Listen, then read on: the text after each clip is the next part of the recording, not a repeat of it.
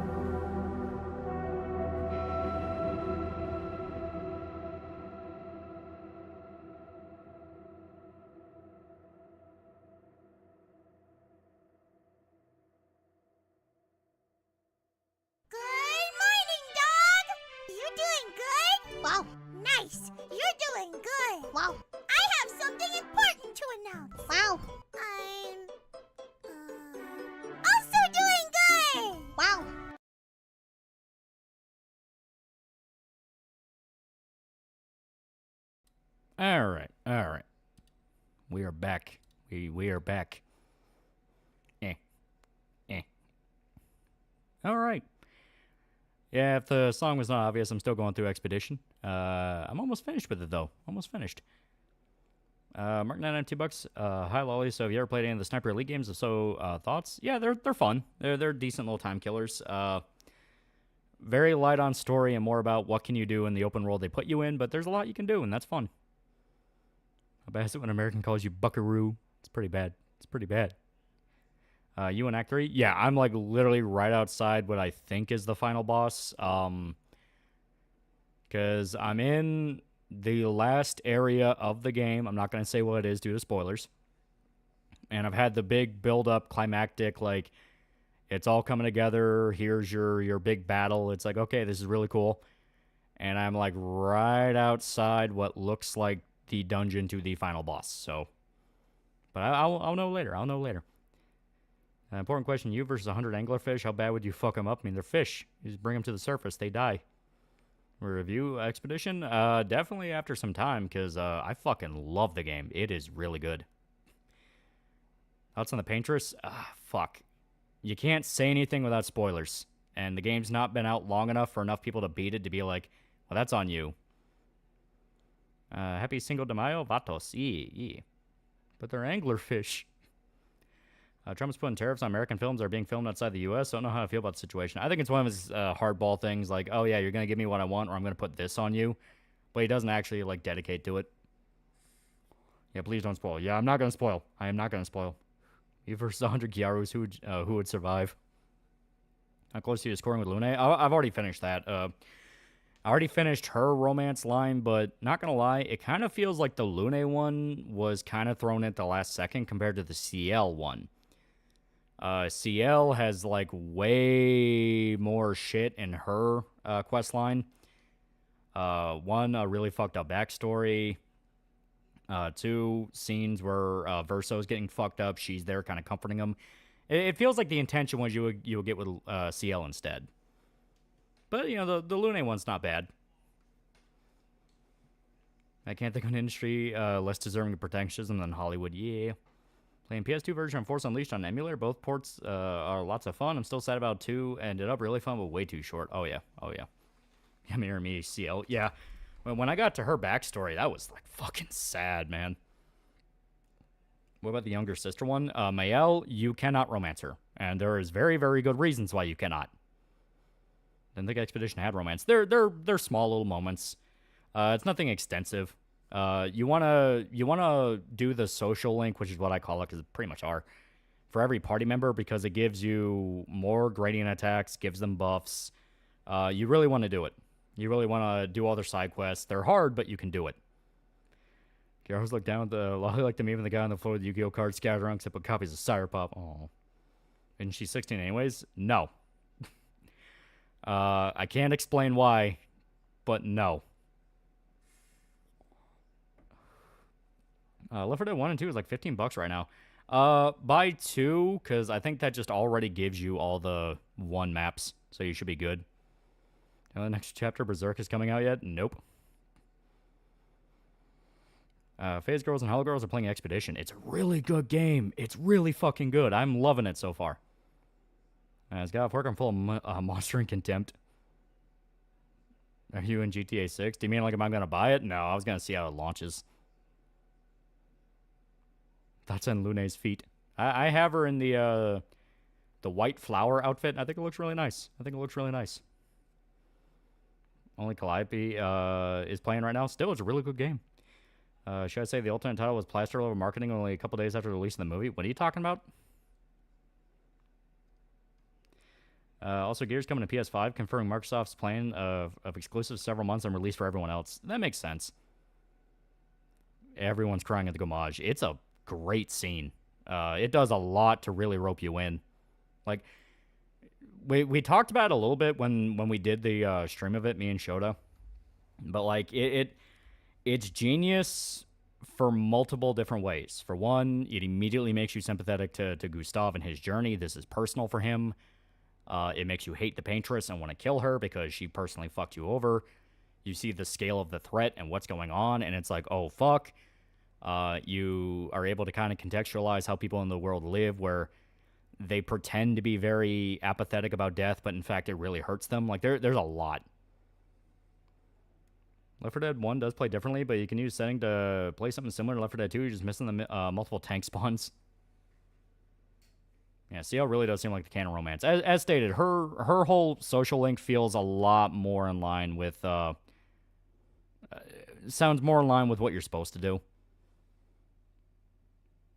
Recently I watched one of Russian Comic Geeks Berserk dubs. Holy shit, Gut sounds sick as a Cockney. He has a good ear for voice actors. Classic Hero's Journey with a bit of spice, yeah. Are people acting surprised GTA 6 got delayed? Rockstar can't release the game without delays. Part of the process, yeah. I'm pissed I had to move my Gears Lancer. Found a Nintendo DS Lite for $55. Gonna pick it up soon. Hell yeah. I say play both Left 4 Dead 1 and 2 so you can love the changes 2 made. Not a bad way. Yeah, not a bad mindset. Excited for Doom and Dark Ages? I bought the Collector's Edition. I'm really hyped for it. Would you rather play Force Unleashed 2 or the Order 1886? Both games are infamous as being stupidly short. Force Unleashed 2 is at least fun to play. Order 1886 is just... It was a cutscene. Seeing the Banneker stream? I did. Yeah, it was pretty good. Yeah, I love Russian comic book geeks. Old Man Logan dub. Yeah. Video right now about a guy getting mauled by a pit bull who is protecting his owner because the guy was being a creep to her, but people are already gaslighting themselves, say it's fake staged. Speaking of Xbox, a lot of their stuff got price rise again, and boy, if people want Series X now, they need to start to save up, otherwise, oof. Yeah. I think we're right at the cusp before the bubble pops in regards to the AAA industry, because they're jacking up prices a lot, and everyone's saying the same thing of, why would we do that? Like, why would we drop money on this knowing we're not going to get the best investment? Zim Despot for $10. My mom was not feeling well at work, nearly passing out in the post office. Turns out she has RSV, strep throat, and the flu. Glad my dad asked to go help her. Jesus. Yeah, that's not great. I busted so I can consistently get quad 9 damage. When in the fuck do I get my limit break and expedition? At the end of Act 2. At the end of Act 2, you get a Picto, and it's a story one. You can't miss it. That allows you to break quad 9s and do more damage, and you need it going forward. My opinions on Gundam? I like Gundam a lot. Yeah, next video game Crash on the horizon. Definitely feels like it. Just due to the sense of, like, it's one of those things where people could tolerate a lot so long it was drip-fed to them. If you drip-fed it to them, people would accept fucking anything. People were willing to buy $70 games because it was dripped out at a slow enough pace to where acclamation was involved. Now, just as everyone is fine with $70 games, they're jumping it up to like 80, then 90, then 100. Like, they're jacking it up way too quick, way too fast at a time when everyone's starting to get this feeling of, this shit's not even worth it. So we're going to have to see. I think everyone got confident after Nintendo announced their prices and what they plan to do, and now they're all trying to follow along with it, not realizing that Nintendo can get away with that because Nintendo fans are fucking crazy. And people are being smug and say, oh, I own Steam, so this doesn't have any effect on me, even though I feel like Steam might join them. Steam's eventually going to join them. Yeah, most of the shit that's 70 isn't even worth it, yeah. What's with the game journals and normies hate JRPGs? Progressives are just holding themselves back from going full-on racist. Yeah, well, we've talked about it before, where in the 2000s or so, and still kind of, it was all the way until like the mid-2010s, and it's still ongoing to this day if you look in the right places, but there was an open and proud contempt for Japanese games. One of the reasons we can never get a decently translated fucking Fire Emblem game or Trails of game or anything like that is because the people that work on them genuinely despise the genre. So they want to fuck with them. They want to fuck with them and tear out pieces and do all this fucked up shit and then go, well, can you blame us? These games suck otherwise.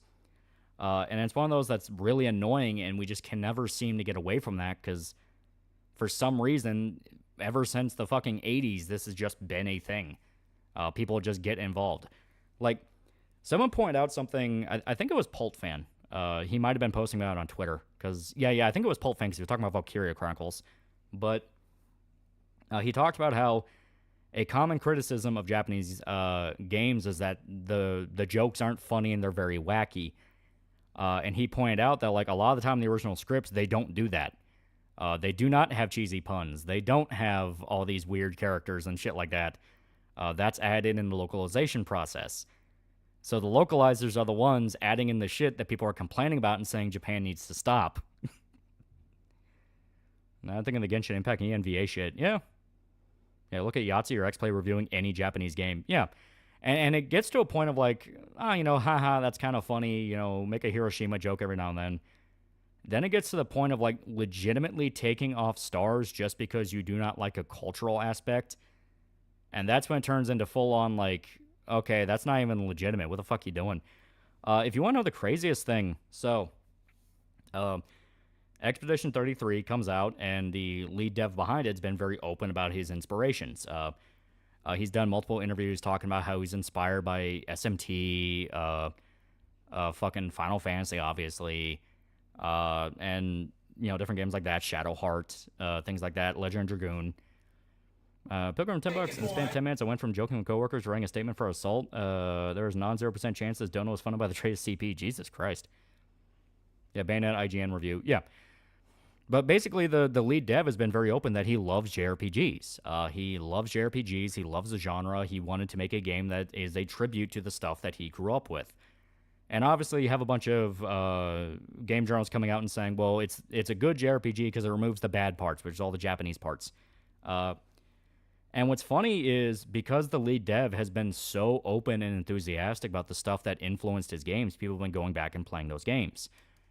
One of which, in particular, is Lost Odyssey. Lost Odyssey, for those that don't remember, came out in like the 360 PS3 era, and it was kind of a swan song for JRPGs of that time. And Lost Odyssey, for those that never played it, is really fucking good. Very in line with like Final Fantasy X. It's another turn-based, but it has like one of the best stories of a JRPG. It has really cool character designs because they're all made by Takahiko Inoue. Really good combat system. Lost Odyssey is a fucking gem. But it got buried when it came out because reviews were going like, oh, are we still doing turn-based JRPGs? It's 2006. You need to be playing the Gears of War and shit like that. So it just kind of got buried and never really went anywhere because of that. And that was one of the big kind of reasons / ingredients behind why a lot of JRPG franchises and companies started drifting away from what they were. They were chasing the Western audience. They wanted to be more action-focused. They didn't want to be so niche anymore, despite the fact that their niche nature is what got people to latch on in the first place. So people have been playing Lost Odyssey because the lead dev of Expedition, a massively popular RPG, said, this is one of my favorite games. I love it. And people are going, holy fuck, this is really good. What happened? And then people dug into how it was received at the time and how it was killed because my turn-based and all this shit. And people are like, fucking really? So thankfully, that is one of the best things I can hand Expedition is they're getting people to realize, oh, all the talking points that these studios go off of are just fed to them by game journals that get in their ear. That get in their ear and go, no, people don't want this, they don't want this. When the truth is, the game journals just don't want it. They don't want something that challenges them. They don't want something that actually takes time to get into and get good at. They don't want to do any of that. Because infamously, game journalists and game reviewers have to speed through a game as fast as humanly possible to get a deadline for a review. So they don't want something that you have to put hundreds of hours into just to get to the middle of the game. Director of Expedition, he recommended Kodaka's new game, which was Butcher and Localization, which sucks because most of the game is good, yeah. Covered a bad myth about journalists being smug and arrogant, yeah. Yakuza finally getting a chance in the West helped too. I feel those games became beloved because they're aggressively Japanese, yeah. And everyone's kind of seeing the same thing of like, no, it's okay because we like it this time. And everyone's like, well, what is this one doing differently than all the other shit you like? And there's never really an answer. I hope Donkey's shitty little publisher company has to publish a JRPG. That's not great argument because game journalists live Yakuza and they have just as much grinding. Only as much grinding if you want 100% it, and game journalists do not 100% it. They speed through the story. And Yakuza stories are pretty simple. Like, they're pretty simple to get through. Also, there's a ton of different ways to cheese them. BioWare changed the RPG mechanics in Mass Effect 2 because the journal couldn't figure out how to level up. Yeah. So basically, game journalists complained about Japan being weird with one part because of localization that my people were aligned with game journals themselves. Funny that. Yeah. I understood the thought process about turn-based RPGs being considered outdated. It was just a talking point. It was just a talking point to make it go away so the Western scene could come in with more action games and, first-person shooters. This is when COD was really taking off. You gotta remember, companies will quite literally pay off the competition to self-sabotage. Did you catch the new Phase debut streams? I like Cleo. Yeah. Wasn't Lost Odyssey the Journey to the West adaptation? You might be thinking of a different one, because I don't remember Lost Odyssey being Journey to the West influenced. It was a lot more, like, samurai influenced. Apparently JDA compared him getting called out for his grift to the Holocaust. It was so bad his butt buddy Yorch thought he went too far. Saw a bad bug where if you fast travel to a certain area, the background music still plays. Happened in the end of Act 1. Ruined the guy's experience of that scene. Oh, that sucks. I always hate Yahtzee's review of Breath of the Wild because he rushed through the game and called it charmless when it was some of the most personality in the series. Yeah. Like, that happens a lot where... And that's kind of why the old-style games journalist as we knew it has been dying out, specifically because they rush through these things, they don't actually take the time to enjoy them, and because of that, they miss out on a lot of the stuff. So when they complain about them, there is an answer, and it's like, hey, you can just do this. Ox also reuses a lot of assets between games, so you already played aspects of it. Yeah. So trying to 100% zero, and damn, it takes a lot out of you. Yeah. My fan queen's not part of Phase Connect, and Tenma liked my tweet on Twitter. I can die happy. Turn-based is one thing. What's their excuse? The action RPGs like Kingdom Hearts and Ys. Too Japanese and weird. You just think that Japanese thing in the West was so stupid to play games like Fire Emblem and other tactics was stupid. Now I see it was kind of true. Synthetic Man people on Kiwi have turned on because he apologized to Kirsch. Yeah, I saw that. It's been a year, but went to replay Ys 8. It's one of my favorite games. It's really good. I'll talk if you see how Indians threaten to boycott Twitter and Elon kneecap money they get for engagement farming. Mark $9.95. Yeah, this reminds me of when Yahtzee called Doom Eternal bloated when that game's combat's super straightforward. It's very straightforward. If anything, people complained it was too straightforward with how you do things, where every enemy has an answer to instantly kill it. Or at the very least do massive amount of damage. Guarantee these game journalists have been 100% hypocrites. You look at this female's outfit. Oh my god, look at this cute guy. Don't worry, I have the new mod installed. Oh yeah, no, they've been egregious about that for a while. Egregious. Much as it pains me to say it, the ironic rise of Chinese made games bring back what players wanted and angering Western assholes is ironically satisfying. Oh, they don't bring back what people want. They bring back what gotcha whales want, and that's not what people want. People don't want a game that will rape your wallet. They want a fun-to-play game. Personal opinion, I think we should be at GTA 8 or 9 by now. I think Rockstar really dropped the ball making new GTA games. People complain about Doom Eternal because play like we intended or die. Yeah. I like Doom Eternal a lot. To me, it's really good. As fans rewatching Black Lagoon, oh geez, the Vamp twins still hit me where it hurts. Oh yeah, it's great. The idea of needing to rush through a game to make deadlines goes to show how flawed game reviewing is in the olden days. Thank God for Let's Plays and streams. Yeah. Speaking of game to rape your wallet, new marathon's probably going to flop. People saying the alpha, people playing the alpha say it sucks. Yeah, not shocked. What do you think Yorch is actually trying to do? Is backpedaling bullshit? He probably smells that the winds are changing. You got to remember these are rats.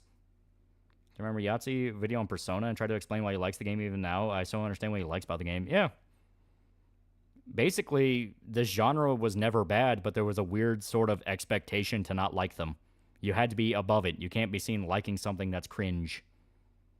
Remember Yahtzee complaining that games have become a single win button, but how he complains about having to actually do stuff in games that might be perfect for him. Yeah.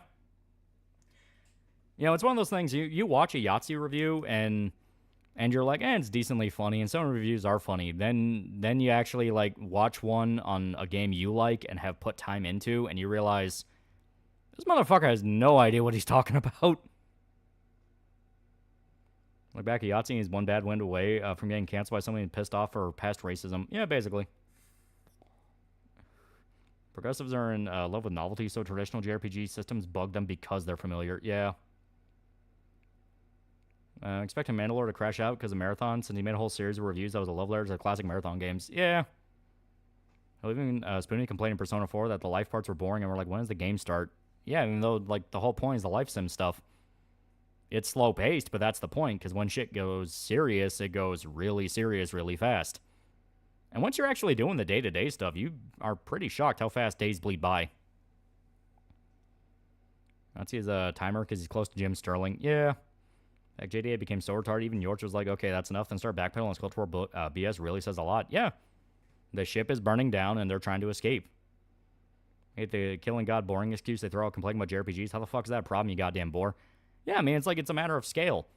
You know, what? Do you want them to just fight a guy in an alleyway and that's the ending? Even Yakuza, where you do just fight dudes in alleyways. Usually the last boss is in some, like, big tower or, like, on a big boat or some kind of spectacle setting because that's what makes that fun. Life parts make P4 worth playing, yeah. Thanks to Yahtzee and the Zoke that caused perception of Sonic to go down the drain 2010s. And once you get into a pattern, day-to-day stuff flies by. Yeah. I think that that's what game journalists did with dude brochures and comparing Halo to Thief. Yeah. We had ribs yesterday for the first time. They came off the bone. That's how you know you did them well. They're supposed to fall off the bone. Can't wait till Jim drops the Troon shit. That guy absolutely has no morals and goes whichever way is popular. Yeah. Hoping Expedition is a sign of smaller Western teams making good games. I'm hoping Exodus from Bioware guys and Last Dawnwalker from Project Red guys are good. Same. Is what people complain about in P5. The complaint ends with fighting God, and it didn't feel personal anymore, even though the game is escalation. That never makes sense to me. Of like, well, it doesn't feel personal. Like, the ending of P5 is you and your friends are almost murdered by a god, and the only thing that stops it is the main guy persevering through, and him and his friends all able to come together to fight it. You know, it's that classic thing of, oh, but, you know, the fucking, what was it? The fucking power of friendship. The power of friendship is le bad. It's like, no. For a story like Persona, it works perfectly. The tariffs affect the Chinese switched up. You mix the Sire Pop Dockies. As far as I'm aware, no. It should be fine. Those slaves know better. I think I'm finally sitting down playing Final Fantasy VII or just continuing MechWarrior 4 Mercenaries. Final Fantasy VII is really good. Bungie could have rebooted Marathon, Doom 2016 style, but instead we got a live service slop, yeah. Honestly, wild SMT Nocturne was praised by LG Ford and constantly mentioned even though it was peak JRPG. Because there was a point where a game was so good or had such anticipation behind it that even trying to shit on it was suicide. Calling it GTA 6 being delayed is a warning, going to have a worse launch than Fallout 76. Plus killing God with Satan and saving Christmas, yeah. Because the 7 was the power of friendship and it was peak, yeah. I mean, look at Phil Fish and platform game Fez, mocking games made in Japan's example. Yeah. You know, it was just a common sentiment that for some reason has never went away. Maoshi Nene started Expedition. It's really damn good. I wish we get a sequel with Brutal Legend, one of the most metal games ever. It was a lot of fun. I like that game. A lot of you don't understand, every RPG has to be grimdark and gray like my Game of Thrones. The funny part about that, because that did come up with people doing the whole, no, you're enjoying Expedition wrong thing, is they go like, oh, well, it doesn't have a bunch of dumb teenagers. It's not full of anime shit. And it's like, did you get to the Gastral Village where they're like goofy as fuck and there's a lot of joke scenes like Verso and Monoko's whole bond being that they're best friends, but they fucking hate each other. It's like, it's great. Like, the game is anime as fuck. Hell, the ending of Act 2 goes full anime. Reminds me of that time Yahtzee awkwardly reacted to Jim Sterling saying he was pregnant around his period or something. Yeah. Legend was great. Basically just Jack Black the video game before he turned to shit. Yeah, they don't like the power of friendship because they don't have any real friends. Remember when V hated Razorfist because he hated MGR during the whole MGR versus DMC reboot more than a decade ago? Half his media takes are always awful. Yeah. I really like Brutal Legend, but I do wish it was an adventure game over pseudo RTS. Yeah, the RTS stuff does become more and more... It takes way more of a focus than it really should, considering how the game starts. Speaking of Black Lagoon, do you think Viz will bring the spinoffs to the West? That would be cool. I love finding out what Monoko is, yeah. Expedition doesn't have anime shit, bro. The main guy has a robot arm and fights for the power of friendship. Yeah, right?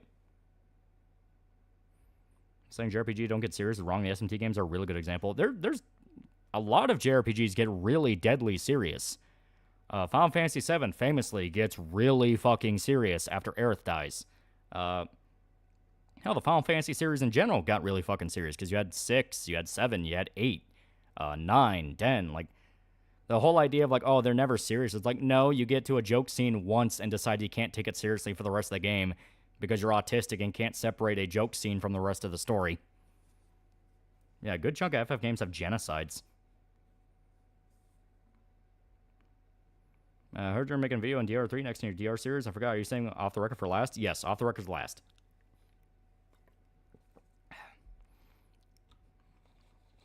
Lost Odyssey was serious the entire time. It's fucking grim, yeah.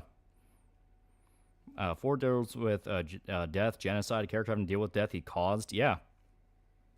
Like, I love the theme of metaphor as stories and fiction can inspire us and help us struggle through the real world and realize what it should be. That's one of my favorite themes, yeah. But yeah, like, the whole idea of, like, oh, JRPGs are never serious, like, that's a fucking retarded take. That quite literally comes down to, oh, you're just autistic and can't separate a jokey scene maybe in the beginning of the game with when things get really deadly serious. Yeah, Japanese media is too campy and not serious enough. My nigga in Christ, have you not watched Gundam or Godzilla?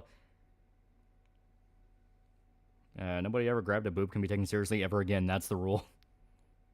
Yeah, Macarena Temple scene broke them into hating all JRPGs. And tells of a spirit as an ANCAP mercenary city that only takes the main character seriously after he kills a guy and leaves his body out to decay in a river. I just got done watching True Grit for free on YouTube, and such a shame it did not win a single Oscar. It was really damn good. Just watch the account, and the protagonist is literally me. Is that mentality to led to games like DMC Reboot? God, the game's pure cancer. Yeah. Lulu for $10 when it comes to how the gaming industry evolved. Gen X was lucky. They got to enjoy things like Pokemon events and E3 as young adults and are old well enough to not care about the industry. The Persona series isn't sunshine and rainbows either. Even 4, despite its image, gets pretty fucked. Yeah. Multiple people die in 4. Multiple people die, and one of the bad endings is a child dies. Seems to be a sentiment among retards that Japanese media is cringe and lame, and a lot of those people love to bitch about it loudly. Yeah, and I think that's what a lot of it amounts to. It's, no, but that's cringe gay anime stuff. I can't like that, even though it's like, dude, fuck off. Beyond Dororo? It's a classic. It is a classic. Reboot anime is not bad, but it has some flaws. Persona 5 deals with sexual assault, abuse, suicide. Yeah. Call Persona $2. Turns out G4 racism was the egg, not the chicken. Yeah, Chrono Cross, yeah. Isn't P4 a murder mystery? Yeah, you're hunting a serial killer. Yeah, really, Japan? Yeah, that talking point, yeah. I always hate that. Anytime I hear that, I just go, fuck off. Yeah, then why are they copying all the tropes with anime and manga and Western media? Yeah, right? Remember game journalists bitching about Sekiro being too hard and one in easy mode. And the funny part is Sekiro is really not that hard. It's just about remembering attack patterns and not throwing yourself into a situation you know you're going to lose. Make Game of Thrones, the books have ruined people's ability to enjoy anything without grimdark. Again, JRPG, so Lolly has a Persona 4 video coming along. As stated, we got 2 more videos to go through, and then P4 is going to be next on the block. The 2 videos are going to be Gondanar. Gondanar. I can never fucking pronounce the title right. I'll just show the cover. Yeah. Yep.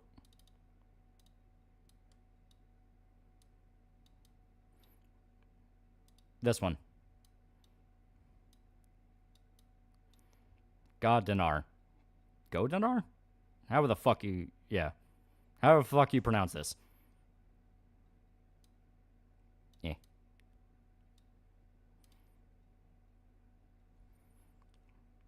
Does mech arc include Gurren Lagann? No, this is going to be the last one for the mech arc. Gurren Lagann I'm going to say for very special. But I have to get through Gondanar, and then Asabi Asabase, and then that will be the lead up to Persona 4. I'm gonna watch Gondanar. Main girl looks cute and has a sweet rack. It's very ecchi. Very, very ecchi. Yeah, the booby mech anime. Yeah. Yeah, big flopping titsy anime. Yeah. JRPGs aren't serious, they say, when Tales of the Abyss dealt with cloning problems, the city basically getting destroyed and traumatizing the MC after his master played him like a fiddle. Gondanar, the anime where most people just remember the pilot with a fat ass. Eh. But this one's been on the list for a while, so that one's finally getting tackled. One of the villains in Octopath Traveler 2 is a serial rapist that forces children to kill each other so one is strong enough to kill him. Yeah. Persona 2 Eternal Punishment is literally about adulthood and deal with the dark side of humanity. Yeah. The whole idea of, like, no, it's cringe and gay always just feels stupid and outdated.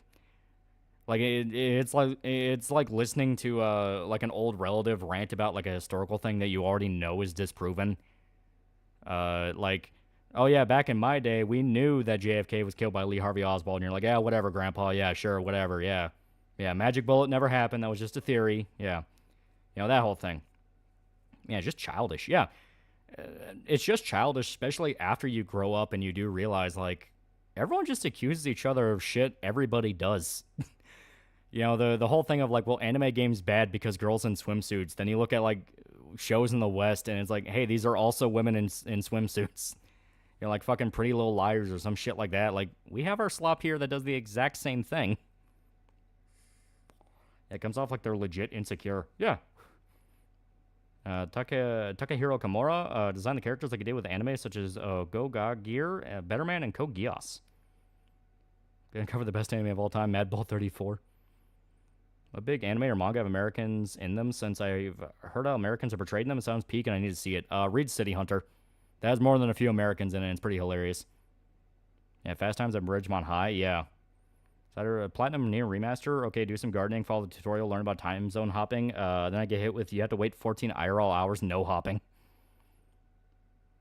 He was hate fun me while they hate us enjoying Japanese media. What's on Eyes of Heaven? That's one of the games, right? It should be. I think that's, what, the 4th game?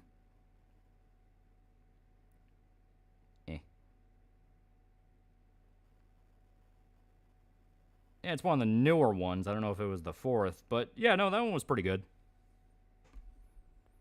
It's same thing in cartoons. They call Dragon Maid pedophilic because of lesbian overtones, but will defend Owl House's lesbian story arc. Yeah, it's just complete lack of self-awareness. Also, the old my teenage sexualization, ignoring that we made shit like Euphoria. Yeah. Well, someone... it was a post on Twitter. I'm trying to remember who made it. It was like one of the big accounts. I don't know if it was Rock Solid or somebody like that. Or it might have been a guy replying to him.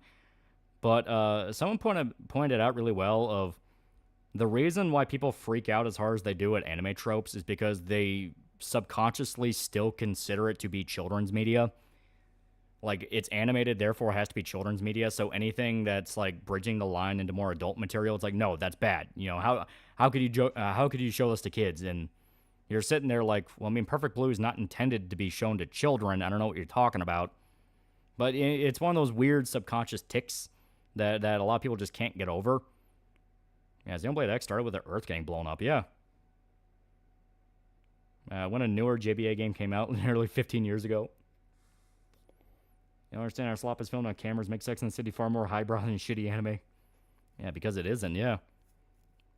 It's also because anime often purposely tries to appeal to straight men, and progs hate that. It's been deeper than that. It's been way deeper than that. It's been going on longer than even that was a talking point. Akira is a quintessential child media. Yeah, Ghost in the Shell. To be fair, I did watch Ghost in the Shell when I was a kid. Or about the accountant, don't get the complaints some advocacy groups have, since a lot of the quirks I've seen in the protagonists are things I've seen in autistic people IRL. I don't know a lot of autistic commandos. Maybe I just don't go out. Maybe I just don't get out high enough. Xenoblade 2 gets shit for being too anime, even though Chapter 5 onwards is really heavy, especially with the religious war and killing the Pope. Yeah. Yeah, the balls of these people to barge in and try to police how the Japanese create their media. Yeah. Well, it's... I think, like, we can speculate on the reason all day, every day, but at the end of the day, even knowing the reason's not really going to fix it. But I think it is just a thing of the old Japan's so weird talking point has never went away.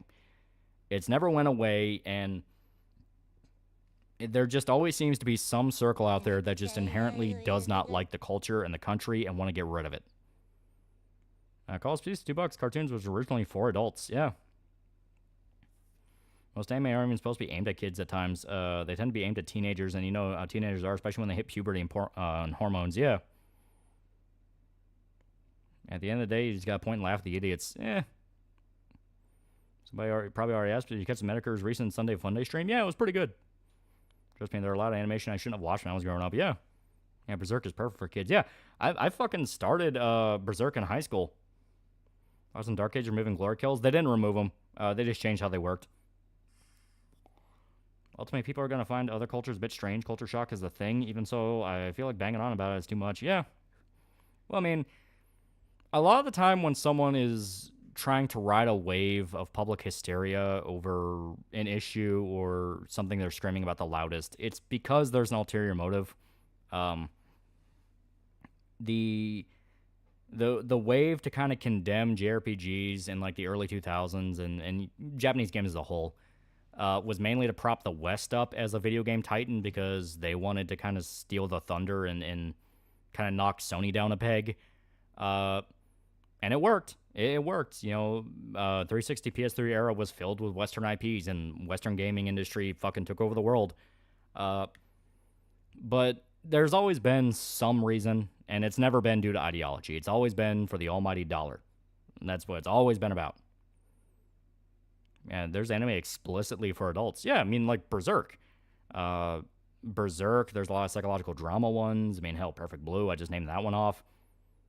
Like, I mean, they're explicitly for adults, for an adult audience.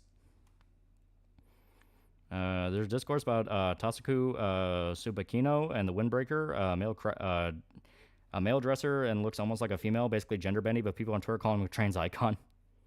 Yeah, Monster's very much for adults, yeah. Under the greenback dollar, yeah. Ritsuko Doji, yeah. Anime and talking media is not made for kids, that when kids do watch them develop puny boyo, yeah. Watching a guy called Sensei, and he's watching Berserk blind, so it's kind of fun. Have you ever introduced Berserk to friends or family? I'd waited for certain parts for a reaction. Oh, yeah. I've sat my friends down to watch the Golden Age movies, and it's great. Weed Bro is still traumatized. Cat marker for $2 and almighty dollar for TheAlmightyLoli. Yee. Yeah, Devilman OVA. Yeah. Watching. Oh, yeah. I've been paying attention, but chat's apparently complaining about people in America finding anime to be weird, which apparently is a new thing. It's not so much that it's a new thing. It's more so much of the fact of, really, we're still dealing with that? we're still dealing with, no, but that's gay and cringe. And it's like, motherfucker, have you seen Western media? It's like, no fucking shit. I'm not going to watch, like, some new thing on Netflix that's dog shit and will only last for a season before it gets canceled anyway. I'll fucking watch, like, Kowloon Generic Romance or something like that. I mean, there's good Western shows that come out. There's a lot of really good stuff, but the whole thing is, like, why choose? Why limit yourself on what you can enjoy? There's so much good stuff out there. Trigun's aimed at adult men. How the manga is published in Young King Hours, porn magazine. Yeah. People clap when they see Majima acting fruity, but God forbid they show off a woman in bikini. Yeah. Lulu 4 for $2. Hell, the OG Japanese Yu-Gi-Oh! Isn't for kids. Yeah. See, Japan having adult topics in their media is wrong as they see it for kids, yet shows like Steven Universe are adult themes and they celebrate that. Yeah. It's just about kneecapping competition. Dealing with why Japan's so weird, though. It's gotten old, and people who try to shame Japan are often worse. Yeah. Wish the West had better respect for animation. Yeah. See, Gagok made a tweet reminding people they want to start off the Fate series, going start whatever the fuck you want. Any thoughts on the claim? It's actually not inherently bad. There's a lot of stuff you can use to jump into Fate. It's not as hard as it seems. And we caught the Mama Max return drama. He's implicating a bunch of other YouTubers in his wrongdoing to soften the blow on himself. I have no idea what the fuck you're talking about. Also, rich people are bitching about Crunchyroll shutting down and not having easy access dubs. Fuck off, learn to read. Yeah. Major Kusanagi's tits were the first cities I ever saw in my life. It was a canon event.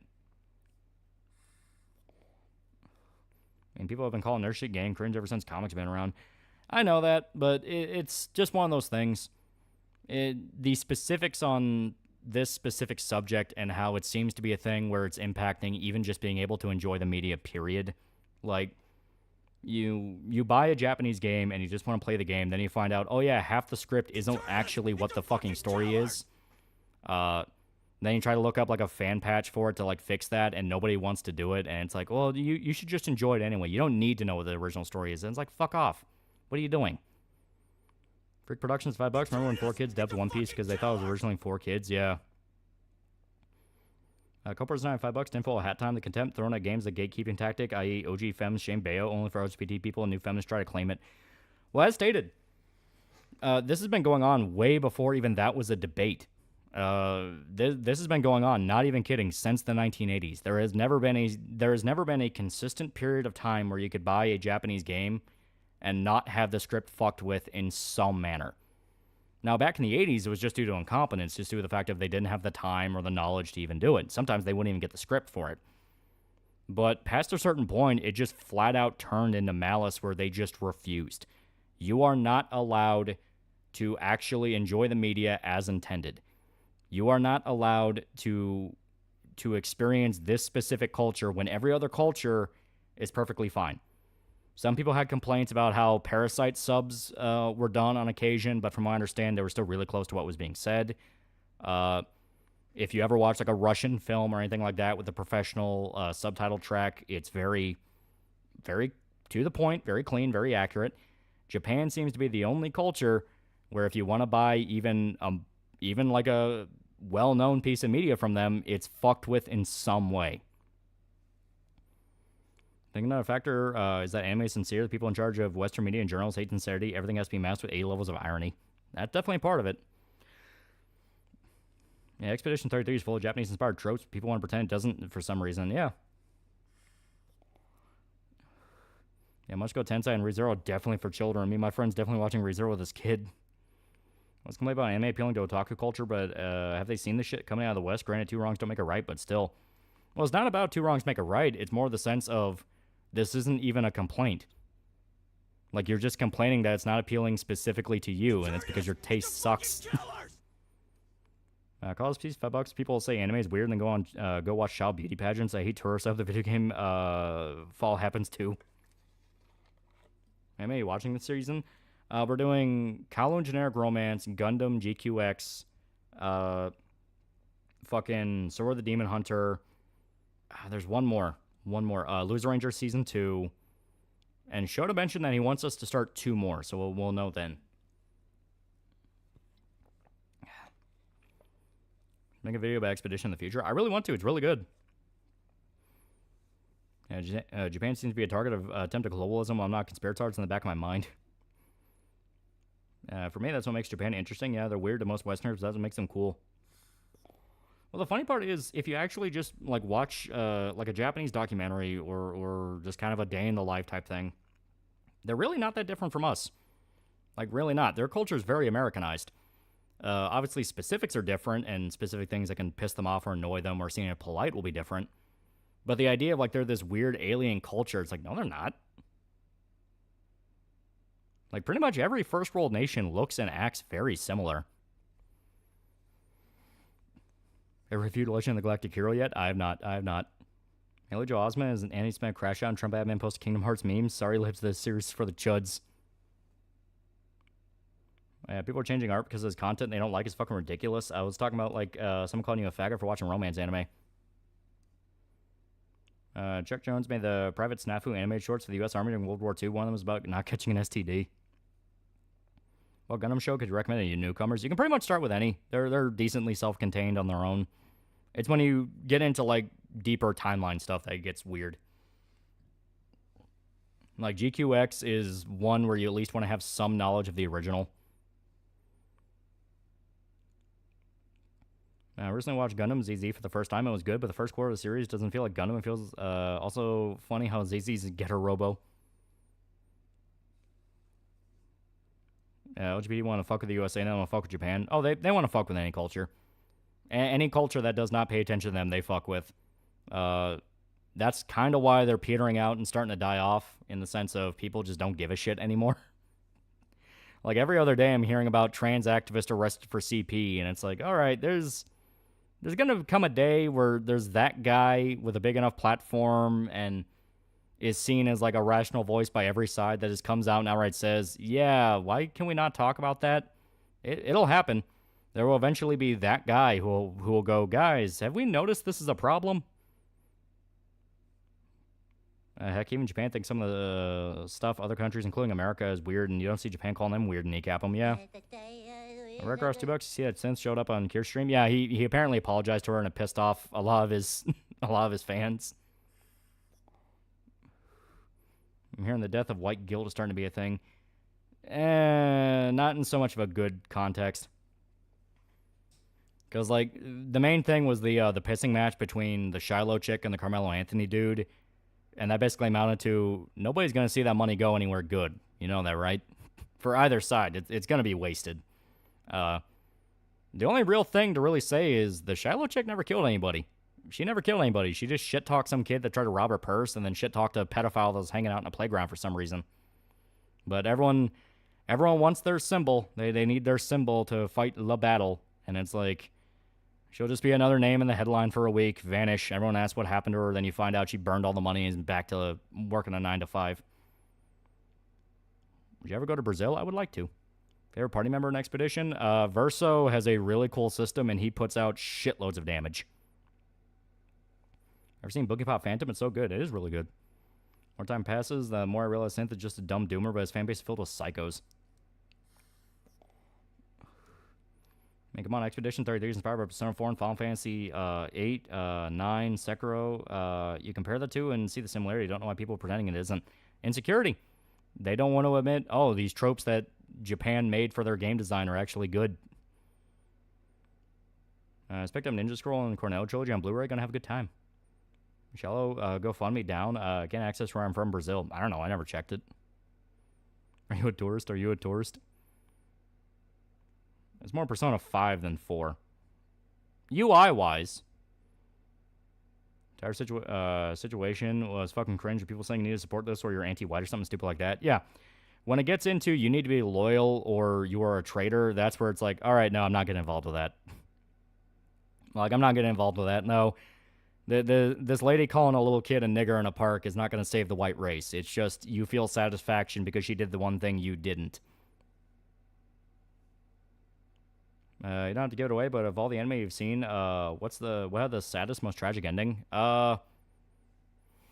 Depends on your definition, because you have some really classic sad ones like Clanad, Plastic Memories, and things like that. Billings worst say Game Awards and previously convicted pedophile hanging out near a playground. Yeah. You insist the tropes are good now because it wasn't done by the creepy Japanese. Yeah. Also, Fate being hard to get into. No, it's not, though. Maybe it's for the best. People think it's hard to get into, you know, for gatekeeping. Gatekeeping isn't a thing. We scream gatekeeping all the time. It doesn't fucking work. It's not a real thing. You can't control it. Cult Person for $2. Fuck, Marry, Kill. New Phase Girls, Cleo, Mari, and Sleepy. I haven't watched any of them, so I don't know. I've seen little bits of Mari and Sleepy, but I haven't watched them. So you know what? Fuck, Marry, Kill, all.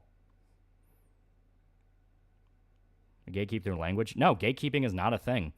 If something pops off, it pops off, and there's nothing you can do to control it. Like, I mean, it's just... You're trying to limit an already publicly published media or franchise or what have you that is trying its best to get as many eyes on it as possible. You can't gatekeep that. The only way you can is if you're directly part of the development team or the team on it, something where you're actually involved with the franchise. And a lot of people that scream gatekeeping are not. Cleo was a mad autist. Oh. That's in Your Lie in April. That one hurts. That one fucking hurts. It's a fucking killer! Some Despot, $5. Yeah, Japan's pretty cool. Their beer tastes great. Their women are so pretty. Even a blind man can see it. Seen V completely flipped on Expedition. Now it's officially popular. Would you pick Lune or CL? I picked Lune. CL's not bad though. I really like her character.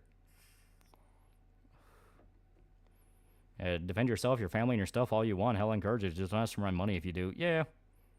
You can't gatekeep. What about filter?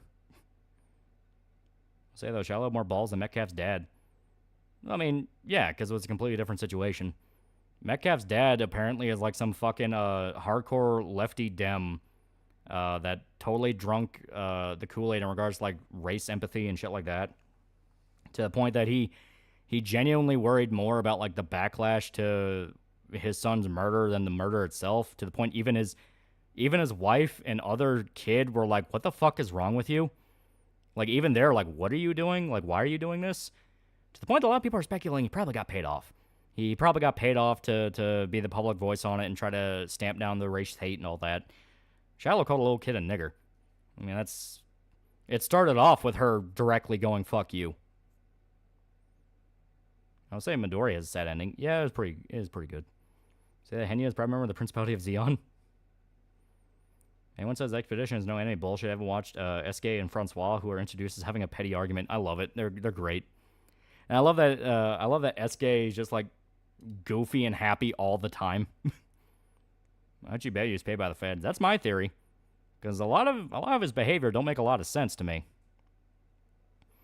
I only care about the white woman who said the N-word. I care more about why a fucking pedophile was in a playground with a camera. Can we focus on that? And that's a good point. Lies about the kid. He's 5 and has autism. No, he's 11 and he's just a little cunt. Yeah. People were telling stories after the story blew up about, like, yeah, in major cities, kids are being taught by their parents to go around robbing people. And if someone confronts you, just scream racism. Like, the whole idea of, like, oh, don't ever talk to a cop, they'll kill you. That has been completely flipped. Because multiple of the story I've read said, I went to go confront them. They immediately called 911 and screamed, a racist is attacking me. And then they cried to the cops. So the whole defund the police, police kill black people en masse, that is completely dead. That talking point is completely dead until another convenient thing happens. When in practice and in truth, they're going to be the first ones calling the police, screaming that you are the one being an aggressor towards them. Low series covers a while ago. I forget the name of the agency. I know Carmelo Anthony was racially motivated, but the campaign behind certainly was. No, I fully believe the Carmelo one was racially motivated. My tinfoil theory on that one was Carmelo went into the tent on purpose, trying to pick a fight. He would get his ass kicked, and the family would sue the school and scream racism. But he, being a dumbass teenager with too much I'm a big man behind him, killed the kid. And suddenly it turned into a massive fucking shit show. That's why the first thing they did was try to spin it as Carmelo's a victim, to the point people were even saying, like, why does it sound like he was the one that got killed? Because that was probably the script they had ready. Necron for $10. Playing Expedition and took out the chromatic sheep with the 2 starting characters. Realized I should have probably gotten the 3rd member first, so I'm going to restart. No, you don't have to. By the time you get the 3rd party member, they're going to be leveled up to be where they're at anyway, so you're not missing out on anything. I was working as a sub-teacher a few years ago, and one time called out this black 6th grader after how he was acting. Nothing came of it, but he said if I report him, he would say it was racist. Yeah. Also came out a bunch of smallers taking advantage of services by claiming to be mentally disabled as well as their children in Minnesota. Yeah. Dad's so weird, so if it came to the guy who killed his son, but to the guys who try to help him and slightly annoy him, he's going crazy, shying with rage. Oh, yeah, no. That white activist dude, what was his name? Jake Lang? He's a piece of shit. He is a piece of shit, and I could smell him from a mile away of like, no, he's a glowy. The way that the dad bucks against him once, and he's like, oh, you're weak. This is going to cause more Austin Metcalfs. Like, fuck off. Fuck off. You are the exact guy that's going to tank the case by turning it into this loud shit show it doesn't need to be ahead of the trial. Remember that black guy who's walked into people's home in England with his thugs? Dude got into fucking Piers Morgan, yeah. And they got what they want. They have money. Just seeing if they care their kid goes to prison, they'll try to bail him out, but will forget about him once he lost his use. Yeah. Chad Jake Lang is not trying to help anyone. Dad's mourning his son. He doesn't need help from Diet Fuentes. Yeah. Is race war possible in the future? Where the Asians and Latinos go? Race war is not going to happen. It's not going to happen. You want to know why? Because everyone's talking about it happening, and that's not how that works. Everyone's just drunk off the dream of a race war because everyone just wants to kill each other, and no, that's never going to work. Have you ever seen Blue Giant? Music manga needs to be animated. Soundtrack's incredible. There are Blue Giant movies, actually. I think there's 2. They are very good. Carmelo could have gotten 20 years and been forgotten, but now with all the shit going on, he's going to get life in prison. Yeah, we're too fat and lazy. Yeah. Yeah, my race war. Yeah. It's the Tim Pool Civil War. Any day now. Any day. It's like, no, people are too comfortable. They're too comfortable. They don't want to break status quo. They refuse to break the status quo. Everything that happens is to ensure the status quo. Yeah, people should be happy not to have a race war. Exactly. Seen the classic Gang Wars? The Latinos will shoot both if that happens. There's 2 Blue Giant movies? I think there's the second one, but there is for sure one. Because I've seen that one. But I thought there was already talk of a sequel.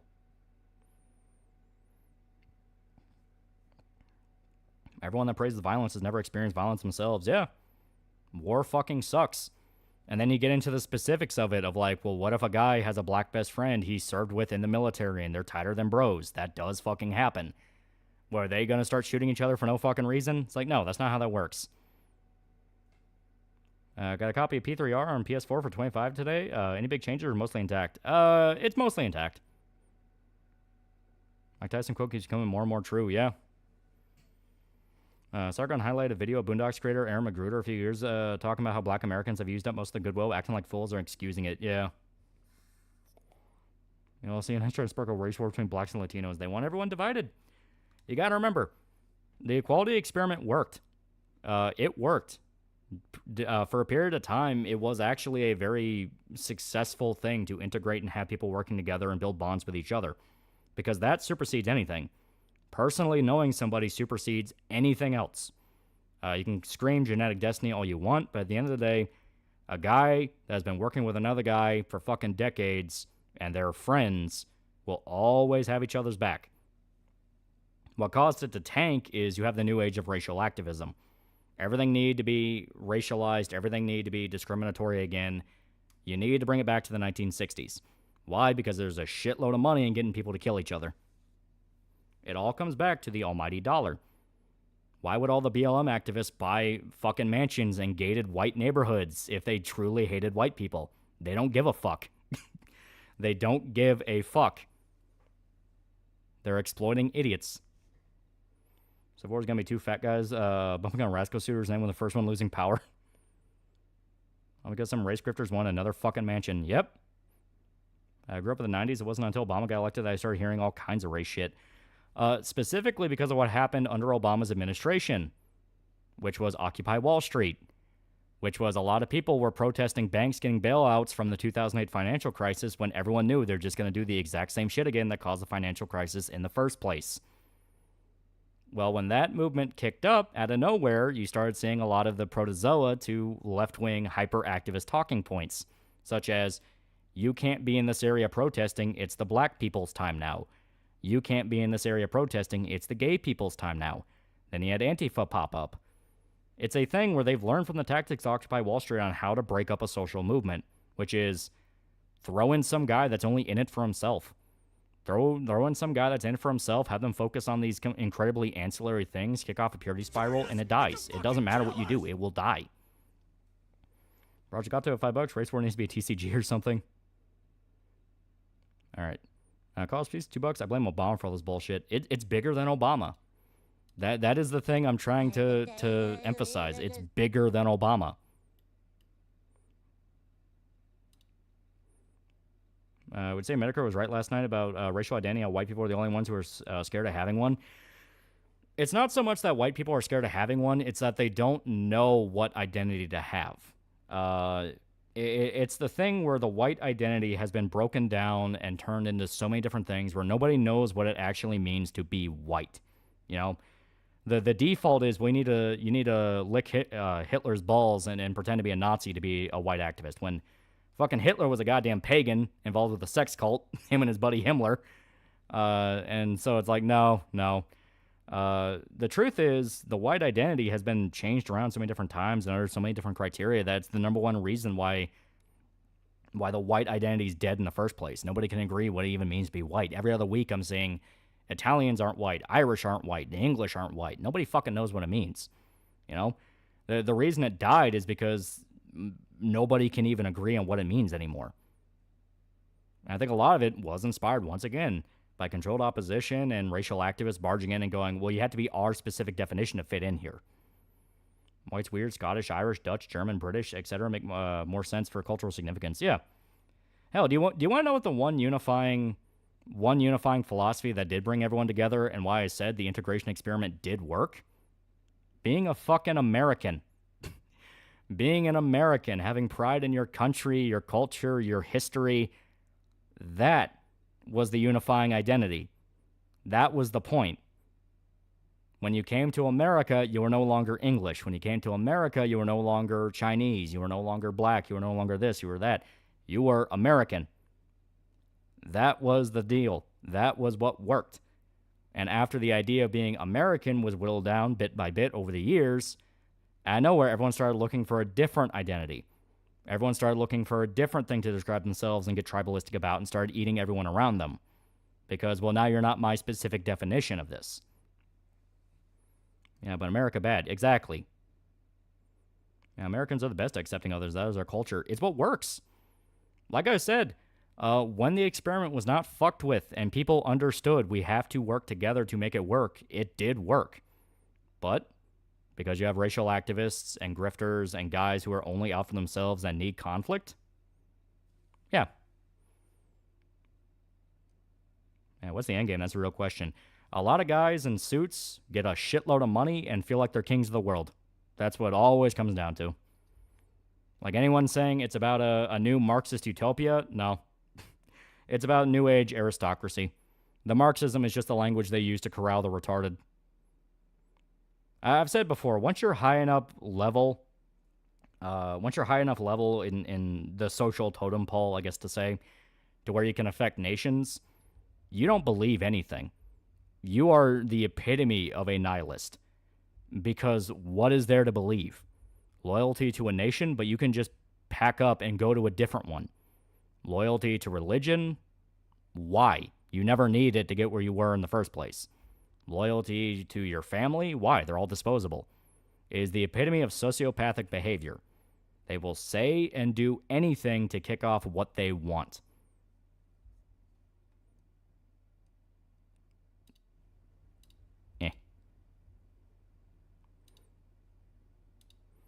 And speaking of which, I'll show you a little game real quick. Just real quick. We're only going to play a little bit of this.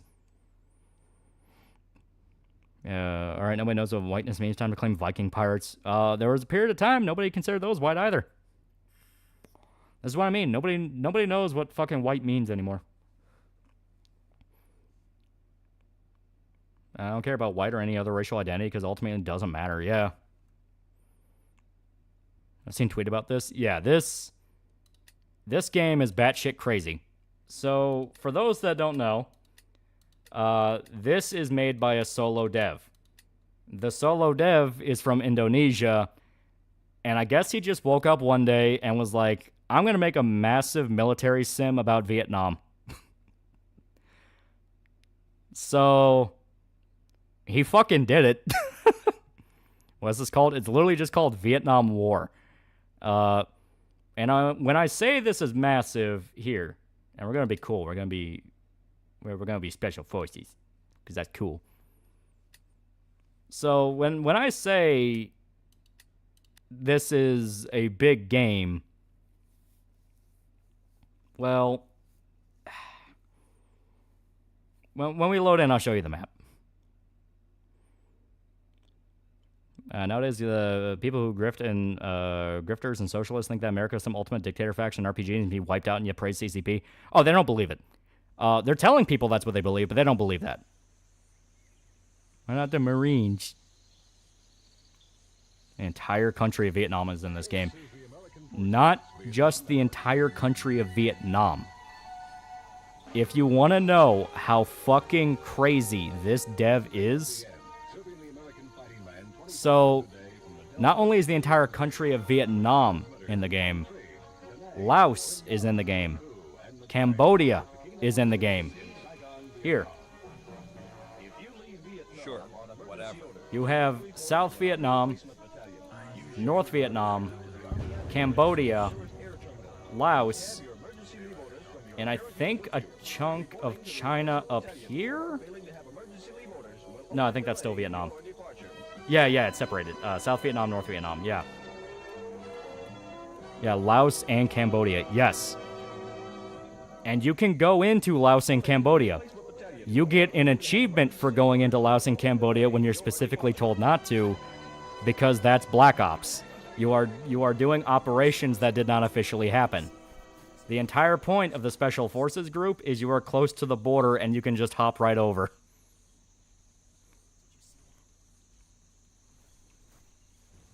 And you want to know what the best part is? This is part 1. So here. This is your character card. It just gives you a little bit of like data on your character, how much money you have, and your XP and things like that. You have tours of service and days left. For those that do not know, a tour of service is a tour of service. How long you're going to be in the military. You know, how long are you going to do this tour and be deployed? When you start off, it's a year. So this timer is not a joke. When you get to the end, when you finish your tour of service, you leave the military and you go back to America. And America is to full scale. There's an entire other map in the game with its own subsystems and life sim elements that you have to spend 60 hours to even get to. Neosping $5. Yo, we're making it out of the Ho Chi Minh Trail. Cost piece $5. Lolly, go kill 50 men. I've killed a lot more people than 50 in this game. But I'm not kidding. Yeah, Rainbow Life Sim. Literally, you can join a gang, you can get a job, you can buy a house. If you want, you can go crazy and just shoot up Woodstock. Yes, Woodstock is in the game, and you can do a mass shooting in it. Freak Productions $2. Where can I get the game? It's on Steam. It's just called Vietnam War. How much time does this fucker have? It's still getting updated. Can we see the killing fields? That's in Cambodia. I think that's... We're supposed to go into Cambodia because there's a base right here. So, all right. Who the fuck is this guy? Just recreate the entire world. And lose your shins and spread children with narrative all over the theater. Yeah, what the actual fuck? Yes. And here's some stats. Stamina, strength, stamina, courage, mental health, reputation, patriotism, leadership, blah, blah, blah. All this. So you can level up your character. There was $2. Show up and take my money. But you can level up your character, and there's even a stat for war crimes. So if you want to just glass a bunch of civilians, you can do that, and you get a stat level up for it. I'm away, dude. Yeah, so I can either attend Woodstock or lose my shit at Woodstock. Yes. All right, we're going to get in a helicopter. Here, we're going to Huey. It's a classic Vietnam one. Is there a prison system? I don't know. I've never actually made it to America. I've mainly been stuck in Vietnam. Here, we're going to Cambodia. Fellow soldiers react to you killing civilians. They cheer you on. It's not a bad thing to do. You get points for it. There's the Brothers Karamazov audiobook on Friday and Roadside Picnic on Saturday. Ooh. It's better than Sergeant Mark's Vietnam Doom Wad. Dude, this game is fucking crazy. What unemployment does to a man. Yeah. You get to a point where if you level up, you get a radio. And with the radio, you can call in airstrikes and fire teams and stuff like that. If you call in napalm, and you're close enough to watch it without it hitting you, your guy will cite a Bible quote and you'll level up faith. So you become more religious by burning people alive with napalm. Yeah, here's a village. Here's a village. Oh, fuck, but it's already hot and heavy. Okay. Gotta steady out. Yep, there they are. Viet Cong. Alright. Alright, got one. Careful when you're in Firebase. An Italian man accidentally mortared all of his comrades. Yeah, you can be a medic. You can be you can be on like a riverboat. The amount of autistic detail in this game is only superseded by the amount of jank the game has. How much is the game? $15. Oh shit, they got RPGs.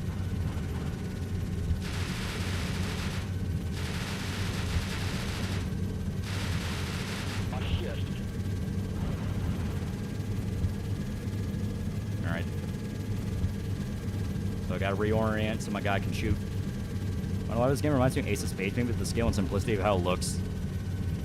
I mean, yeah, obviously this is not exactly beating Expedition in terms of graphics. My gunner dead? He's not shooting. My gunner might be dead. I heard the door gunners canonically lost grandpa. Motherfucker's crazy. Can recreate Operation Bolo? There are events in the game, so like different things can happen because it's trying to base itself off the history of the war. There is a non-0% chance, and I'm not even kidding, you can spawn in, and you'll spawn in when the Tet Offensive kicks off. So you're in the game for 5 minutes, and your bases are getting overrun by Viet Cong.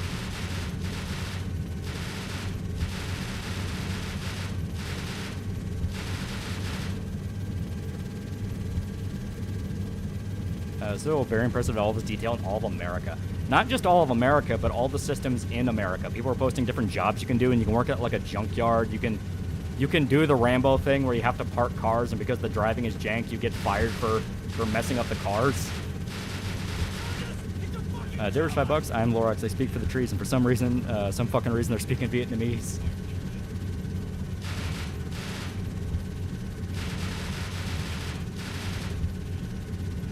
Alexa, really paranoid. Oh, we're not even in Cambodia yet. This is still Vietnam. We gotta get the fuck out of here. We're not supposed to be here. We're supposed to be in the country we're not allowed to be in. Can you recreate the deer hunter? You can... From what I understand, you can be captured and have to break out. I have not had that happen yet. Mostly everybody's just tried to kill me. And you can capture enemies, but you have to wound them and not kill them. I also don't know how to do that. Made by one dude? Jesus, man's dedicated. He was on Twitter poaching for ideas of what to add, and people unironically asked for Vietnam flashbacks, and he's like, alright, I'll see what I can do. Fly an F4 Phantom and drop danger close bombs? Yes. You also get points for dropping danger close. Like, you'll lose a little bit of reputation for killing your own guys, but you also get a leadership perk. No, sound of God's brother. It's not trumpets, it's not choir. It's the explosion of napalm. The burning of a field, a village, a civilian. I found God, and he burns away the enemy. Yeah, now we're in Cambodia. Reminder, the United States was never officially allowed to enter Cambodia.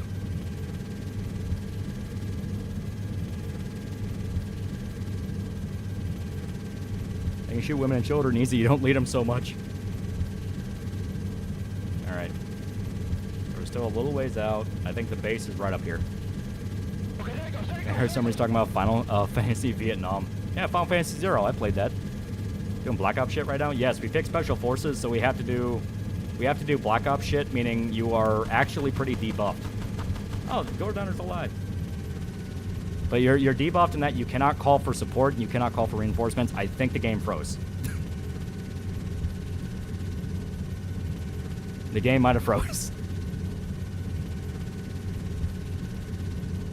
Is this the game with the dedicated kill civilians order? Yes.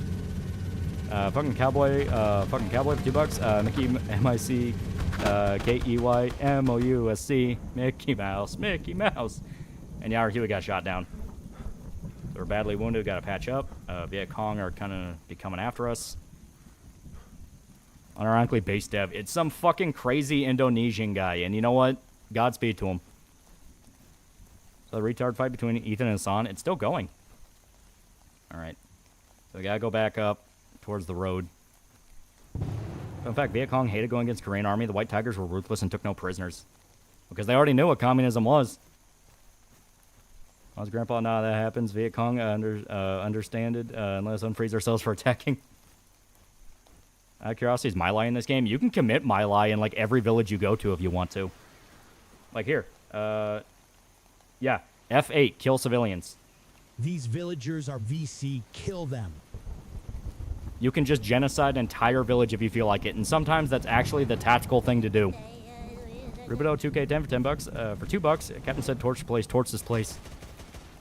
This game's insane. I've been asking, is this multiplayer? As far as I'm aware, it does not have multiplayer. Shit, we're in the middle of a... Shit has popped off.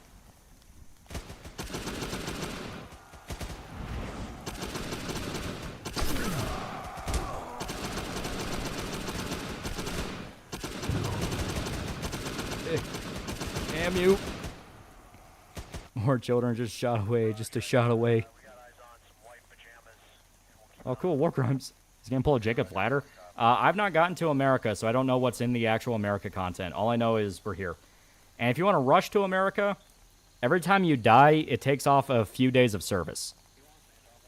I think there's a bug to where if you take off too much, the counter will reset back to the beginning. So you gotta, when you're in the last few days, you want to naturally let them go, which the days are pretty fast, so it's not too bad. But if you want to rush it, you can just keep killing yourself over and over and over again to get to America. I want to spec up the line game in Vietnam. Well, here, we can go back to that village. Gia Nang Nia. I think that's what it's called. That's not a bug, that's a feature. This is single player? Yes. You can win the war by yourself. You can, but it's very hard. Basically, the way it works is you have to capture specific bases in each region. There are small bases, and then there's big bases. When you capture a big base, you get a permanent point. As in, you took that base, and even if the enemy takes it back, it's still counted towards you as getting the base. So you can win the war, technically. Holy shit, he gave Max Dog M63 Stoner, yeah. Marking on a quest for revenge against people he just tried to kill a few hours ago. Infantry unit and battle. That means some of our guys are near here getting shot at. Shit, I'm fucking impossible. This game would be impossible, yeah. Yeah, here, now we're close to a village. Now, there's a reason I say sometimes you actually do want to shoot at civilians, and that's because sometimes Viet Cong are hiding among them. So sometimes you actually do need to kill some people.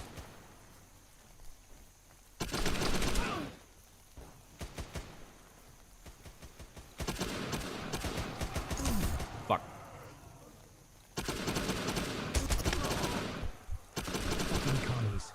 Alright. There's also a health system. BC actually retaliate for wiping out a village? Yes. I'm starving. There was a period of time where I was playing this game, and there was one fire base in particular where every single time I would spawn in, there would be a line of VC coming straight at us because it was directly at the end of one of their routes. And it got to the point where they completely took the base, and we had to be moved to a smaller base nearby. So I said, fuck this, grabbed a shotgun, and took the base back single-handed.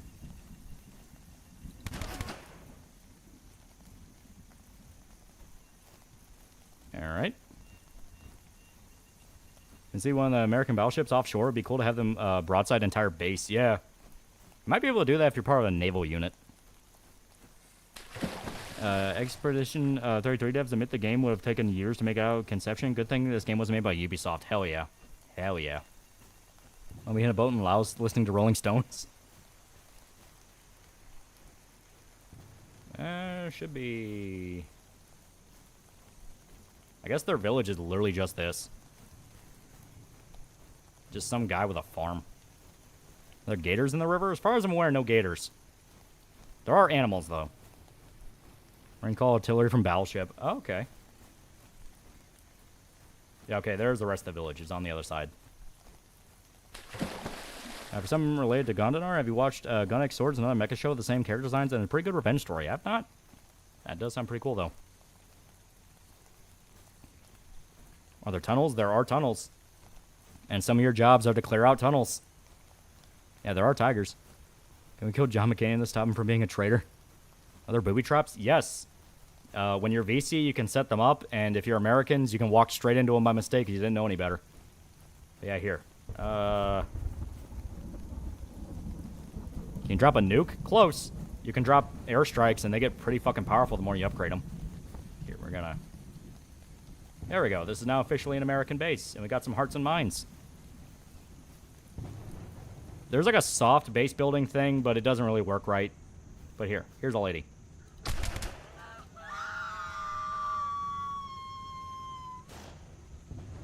So yeah, we just shot her in the back of the head. Moving to the tunnels can be jank. Yeah, a lot of this game can be mounted to it has jank.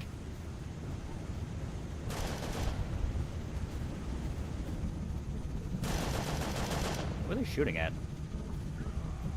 Oh.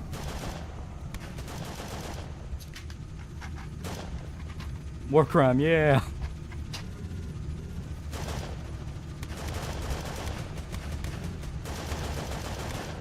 There we go.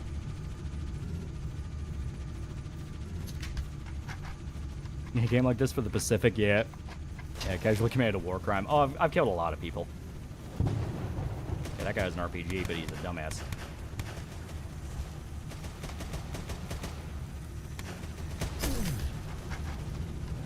Yep.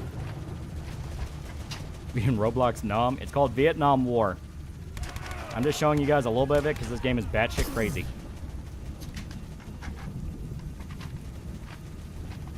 Hear a Vietnam protest song? Myron Give Me Shelter and Painted Black by Rolling Stones. War Pigs and Masters of War are really good.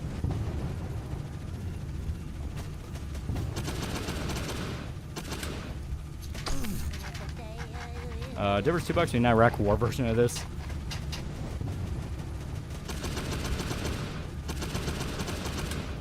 Fuck. Kill more than 10k people and people playground some really slow, brutal ways. That's kind of what you're supposed to in the game. This feels like an entire unit. Jesus. How many of these guys are there?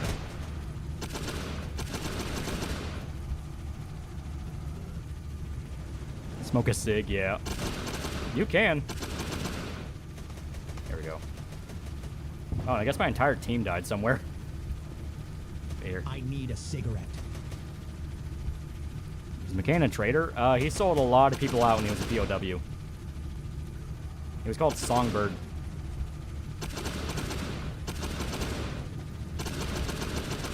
There we go. Is Mick Jagger in the game? Alright. Won't be surprised if you return back to America. The game's a bunch of hippies start throwing shit at you and calling you a baby murderer. As stated, it would be hilarious if you could have like Vietnam flashbacks and like a PTSD debuff. That'd be fun as hell. I think we got everybody. Oh yeah, yeah. The rest of them are over there. A couple more people. McCann or Jane Fonda. Also, can we drag Fonda? As far as I'm aware, Fonda's not in the game. Look up Tokyo Rose audio tapes. Yeah. Think Black Lagoon would be great in live action with a really good action director? I don't think so, but it could work. Do you want it, though, is the question. Oh, they're straight up attacking a base. Holy fuck. Alright. Please execute McCain in this so we'll never have to deal with him in this timeline. Fuck you, McCain. Hope you're burning in hell with Wilson and Reagan. Oh, no wonder my guys were dying. A bunch of them are over here.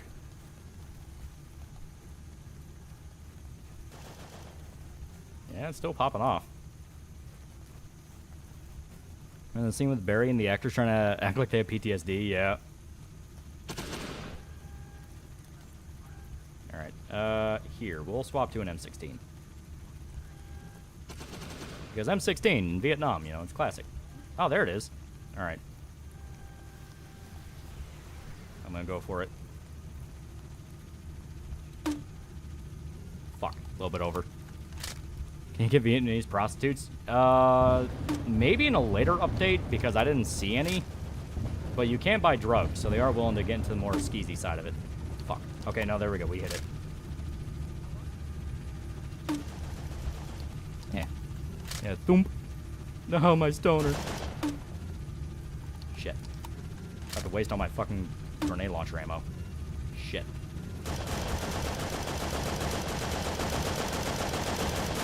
Here, we'll see if this works. I'm reloading. Cover me. It's possible a defect? There is a patriotism stat that does go down the more you do shit, so I guess on paper you could. I don't know.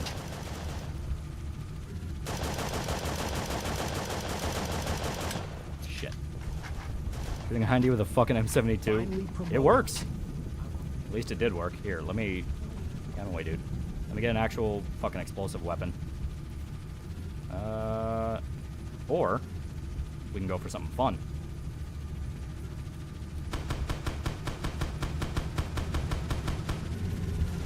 There we go.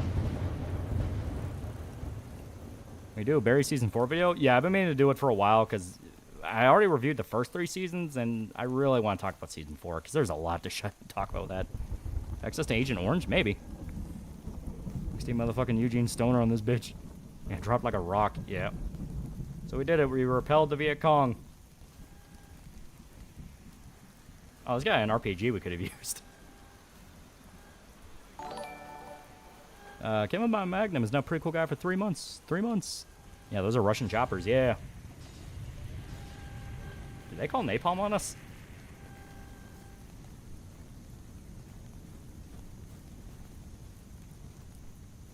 Drive the tank. We will drive the tank. Live action Black Lagoon be fun, but you and I both know when you throw a Western in the works, adaptations get messed up. It's best if it stays animated. Yeah. All right, we're driving the tank. All right, where are we? The map. 1 second. All right. Is this a mobile game? Oh, the Russians involved in Nam. They sold guns to the Viet Cong and the Chinese. Well, guns and supplies. Then to America, take family on picnic in Central Park. They get killed in crossfire and mob shot out the face when you're Frank Castle all along. I love the smell of napalm in the morning. This guy made another game about the Winter War of 1939. So this is some fucking autistic Indonesian dude that just must make war sims. Your stats is Viet Cong. Pretty much the same as American, but you're able to level up different stuff easier. When you're American, it's almost impossible to upgrade guerrilla war. But when you're Viet Cong, that's like 90% of what you do. See, the only way to change status quo and keep government entities along with selfish pieces of crap from derailing it. See Trump political outsider doing it? Fuck no. Okay, water instantly kills the tank. For this game, you make love to a Vietnamese woman, get her pregnant, return to America, and tell your son that he has an older sibling back in Vietnam. This is one of those games that's been cumulative development for like 20 years. No, an Indonesian dude literally just said, I did this. Trying to get the Zipperhead achievement. I don't know what fucking achievements there are for this. I've mainly been stumbling into them. Plays Viet Cong, all enemy soldiers are Robin Williams. Somehow we got even further than where we're supposed to go.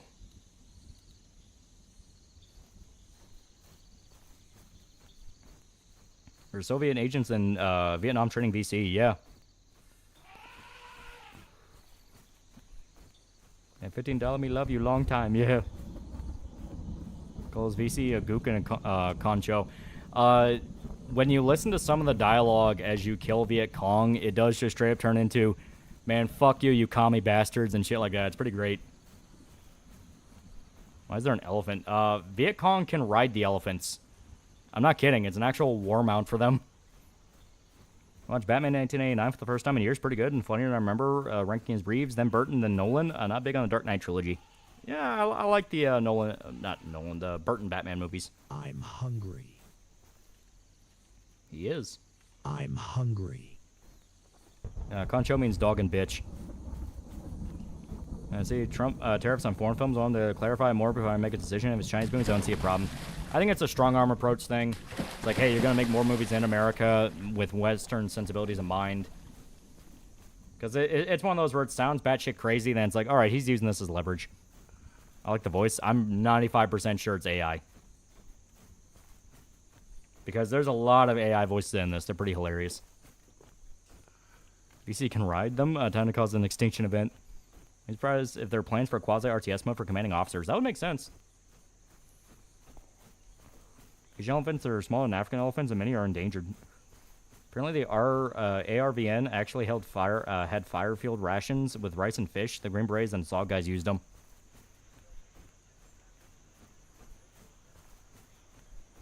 Were there also Soviet soldiers unofficially serving for the NBA? Yeah. They did the same thing America did, which is technically they weren't supposed to be in the country, but they were there. Chicken Lip, Zipperhead. That's an idea Valve had during the production of TF2. Which slurs are needed in games to make it more realistic. Soldiers, especially Marines, always use racial slurs. Yeah. Alright, U.S. attack begins, meaning all the U.S. guys are going to go out and try to, yeah, they're going to try and attack. They had volunteer pilots, yeah. Of course, only America got punished for it. Yeah, because the Soviets were in bed with the rest of Europe, and that's who made up the UN. Remember Cowboy Bebop Netflix? God forbid they do that to my precious Kino. Well, then stop giving the idea power. I'm going to take a lovely hike along the Ho Chi Minh Trail, and immediately we're getting a shot at.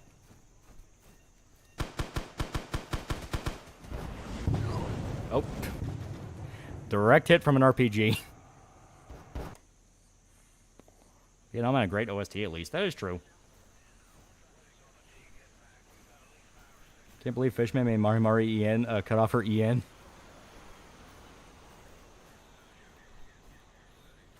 I'm gonna facepalm and induce concussion. I'm gonna forget Netflix Bebop. Alright.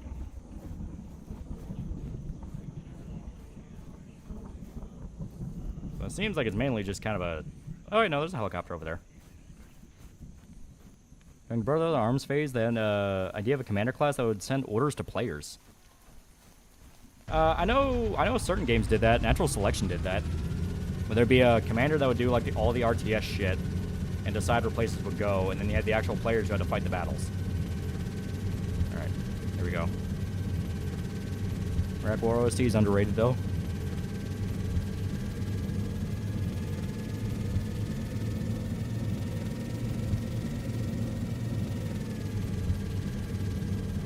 Here we go. The hell have I tuned into? This is called Vietnam War. I'm showing everybody a little bit of it. Well, I can use my Viet to curse and pronounce slurs. Now we're stuck in a tree.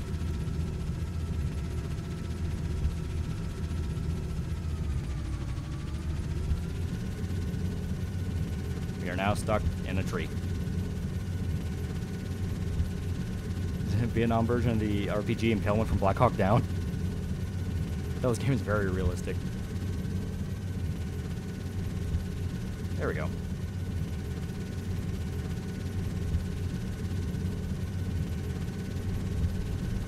No, they're in the trees yet. Okay, so the base that we need to attack is right there. Okay. Oh fuck! Tree speak helicopter. It's got you good, pilot boy. Yeah, so they're right up there, meaning.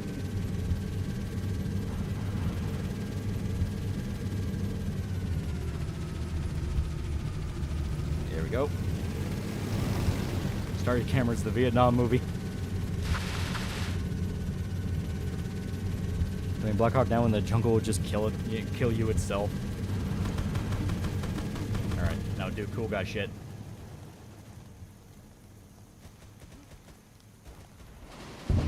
Yeah.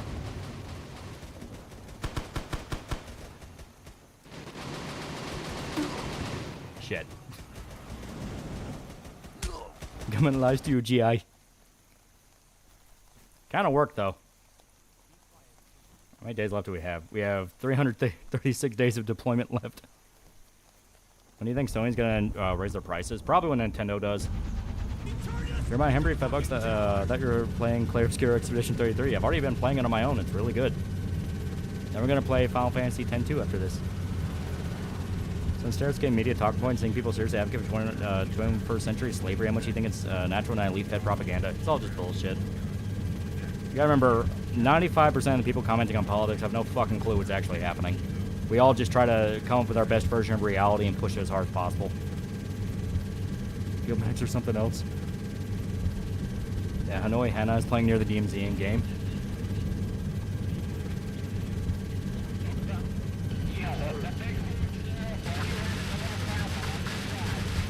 Alright.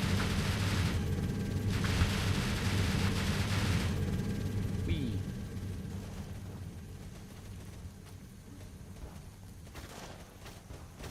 Alright. Stealth mission.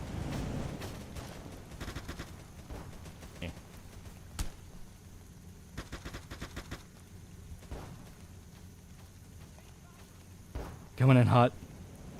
I know what should I add next. Vietnam wildlife. There's a little bit of that. Like, there are snakes you can run into and stuff like that. But, yeah, there's still a lot of jank in the game that he needs to fix. Like that. Remember seeing one piece of D&D artwork, which is simply just wholesome townfolk of every race, and kind of hate how boring it is. Yeah. Everyone agrees. Like, why are we allowing coffee shop fancy to be the thing? Like, are we not allowed to have any bite or grit anymore?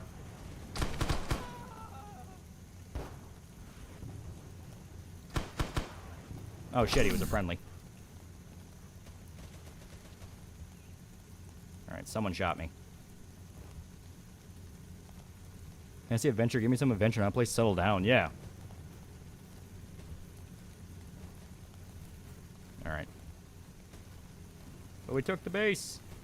We did it. Yay, America. Oh, wait, no. We haven't taken it yet. Oh, fuck. Might be a sniper. Fuck Final Fantasy, stream this. M79 can use shotgun shells if you press V. Yeah. Fantasy is where you're supposed to have your race wars, not real life. Coffee shop AU and its consequence have been disaster. I allow everything to make me feel safe. Fucking hate coffee shop fancy. One big, strong, half-naked man beating up dragging a metal sword. Okay, there we go. Face paint stick found. And yeah, since we're... For some reason, since we're not in South Vietnam, it won't let me actually see my objectives here. Oh yeah, here. Factory point total, 1 to 60. Napalm or white phosphorus kind of guy. White phosphorus is nasty, so I like that. And here, just to make sure. One point fantasy is to live something you can't have in real life. Yeah. It makes sense why they fantasize about that. They don't have a safe, comfortable neighborhood they can live in. It's all hell. Ooh. We will test out the sniper rifle. Sniper rifle is broken. Sniper rifle is kind of broken right now. Fuck is coffee shop fantasy? Why does it sound so gay? Coffee shop fantasy is the colloquial term for a fantasy story focusing on anything but the adventure. So like mundane, day-to-day life stuff. The stuff that's supposed to be the either taking a breather moment or is supposed to be the setup for the adventure is now the whole point.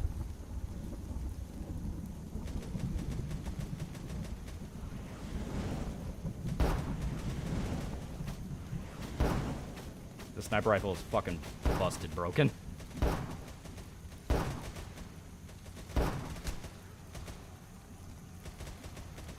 Sounds pretty gay. Very, very gay. Very gay.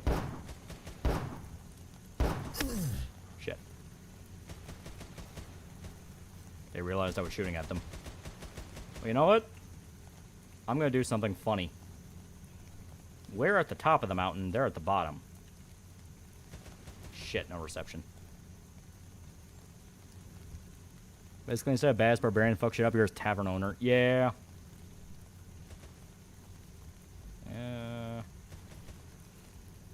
Coffee shop AUs have big Yowie followings. I'm not shocked.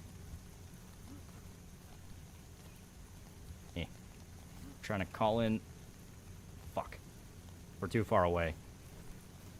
Yep, that means only one thing.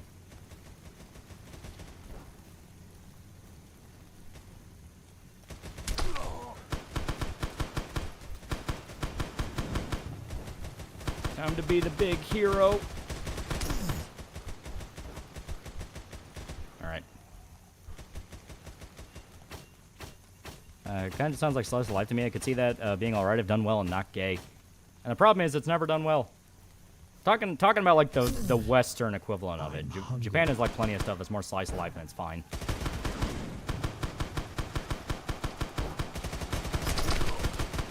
Ow. Last time I thought a barbarian running a bar was interesting was when it was a retired old barbarian. People are saying Trump will get a third term. No, he fucking won't. Middle schooler could explain why its basic civics amendment won't be repealed so Orange Man can reign eternal. Yeah, nobody wants that. Even people that like Trump are like, yeah, we don't need that because that means that the minute a guy we don't like is in charge, he's in there forever. All right. Yeah, slice of life without call to adventure. Yeah. I mean, like, those can be okay on occasion. But to me, there's got to be some kind of stakes. Some kind of like, oh fuck, somebody could die. Stop getting shot at the hospital. No, I'm only 300 days left in my service. M16A1's beautiful rifle. Classic. It was dog shit, but it was classic. Alright, here. Bunch of Viet Cong are going over there. We gotta head north.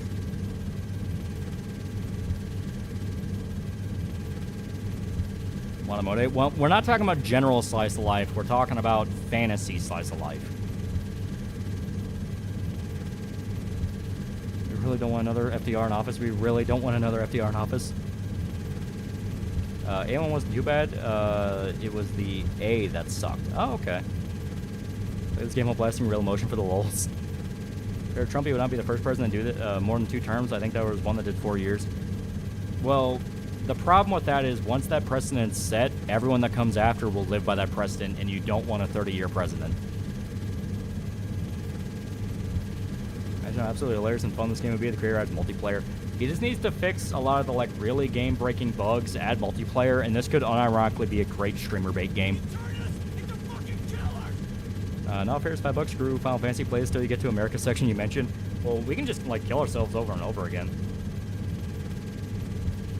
These dinosaurs gonna have 30-year presidencies. Hey, you want Obama again? That's how you get Obama again. Yeah. All right, Viet Cong should be around here. Should be coming up right in there. It says they're in the village. Yep, they're right here. Okay. All right, we'll land in the village.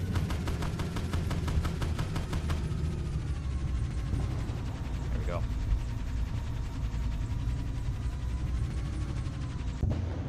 Ow. Look at Russia. Putin's been in office since the 90s. Look how fucked Russia is, yeah. Is there a rainbow Easter egg? Oh, there has to be. So now we're at 290 days of service. Well, he landed, yeah.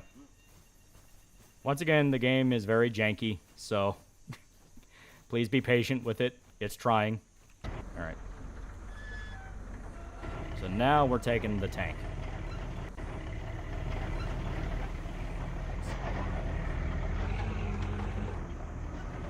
Okay. I'll check the map. 1 second. So over here, towards the village.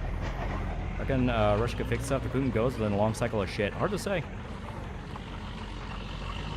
22nd Amendment was created so we won't have another FDR. We'll just freeze private the whole of Vietnam War. We can do whatever we want. Oh. Someone killed a whole bunch of BC. When did that game 83 ever be finished? I don't know. I don't think so.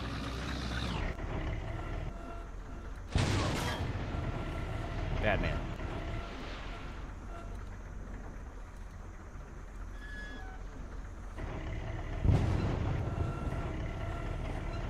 Literally, we must run him over with the tank. God, Russia sucks. There's hot chicks there, yeah. Coffee shop fancy, but the war is seeping in, slowly seeping into it, and thus everyone's now being rationed and conscripted, and there's just thick fog of war. That's a normal fantasy story. Alright. Looks like there's VC. Alright, load the white phosphorus. And deployed. Okay. Oh, we can start a hamlet. I'm in a vehicle. I don't think it'll let me. Did you ever get bad intel from the missions and attack peaceful villages? Oh, there has to be some kind of system for that. Alright, VC.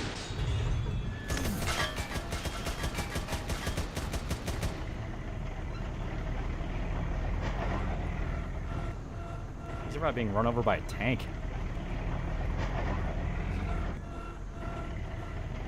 Oh no, there we go, he's dead.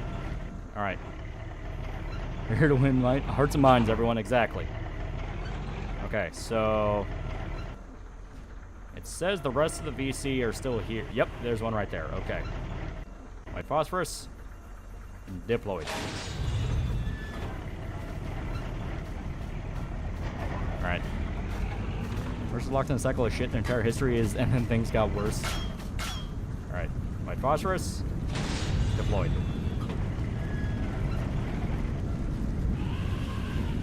Alright. White phosphorus. Deployed.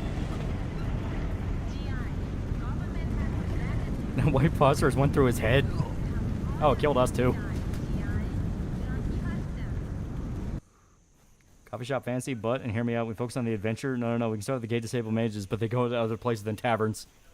I just don't see how they'll sell, man. I just don't get it. Why would anyone want to watch something that's not about coffee shops? This guy's a big anti-aircraft gun. Ooh. Alright. Let's go. Alright, niggas, follow me.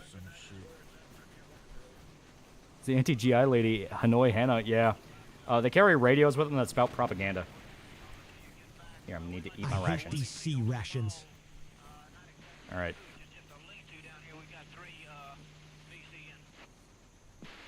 Alright. I'm assembling a team, and you're my best men. Thought you were joking about using Willie Pete. I was not kidding. Mouse is not working anymore. Why is it not working? We need to keep moving. Why is my mouse not working? Eh. Oh, like, my mouse just flat out died. Alright, give me a second. I gotta unplug my mouse real quick. Eh. Eh. Okay. So, good to know. Eh. There we go. So yeah, obviously there's some bugs that they need to fix, such as your mouse not working.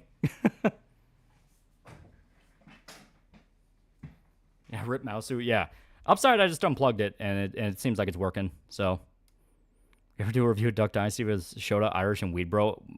I mean, we're not sure what we'd even talk about. I've seen the show like once, and it was okay. It was decent fun for a reality show. Eco for $3 back in Nam. We didn't have all this luscious corn. All we had was good old-fashioned rape.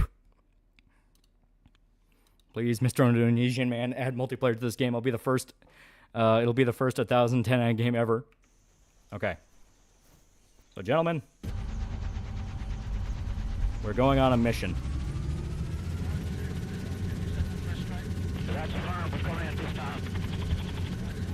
Okay. So we gotta head back to the village because it's under attack.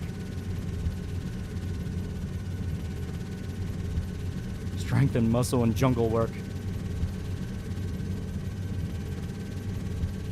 Joel smashed Hanoi Hannah. She didn't look bad. It's fucking commie, but didn't look bad. Your USB driver acting funky too. Just a heads up, be sure to reset those now and then to fix dying slots. You're not wrong. I may need to. I've had this one for a while. Alright. So...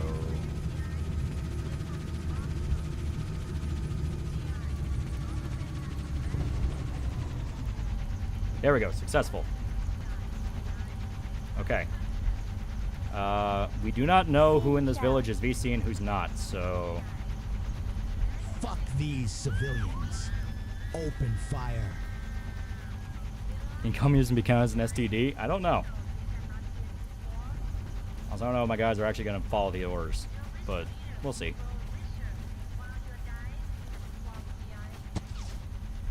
I got shot in the head.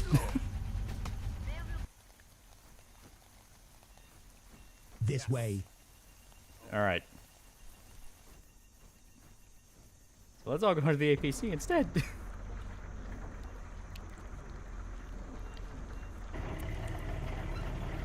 And, oh no, there we go, we're good.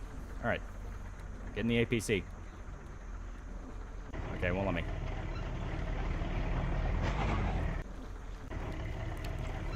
Is the enemy your own troops? Hard to say, there is friendly fire. Is Indonesian man Ed Jane Fonda so we can use white phosphorus? Alright. Now we're gonna save this village. Would you review South Beach? What is that? Alright. Viet Cong spotted. Beautiful, beautiful.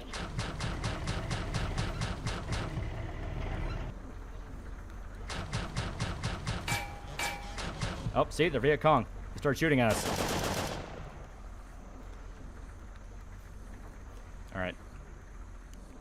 These villagers are VC. Kill them. Did Grandpa really hate Jane Fonda? A lot of Vietnam guys do.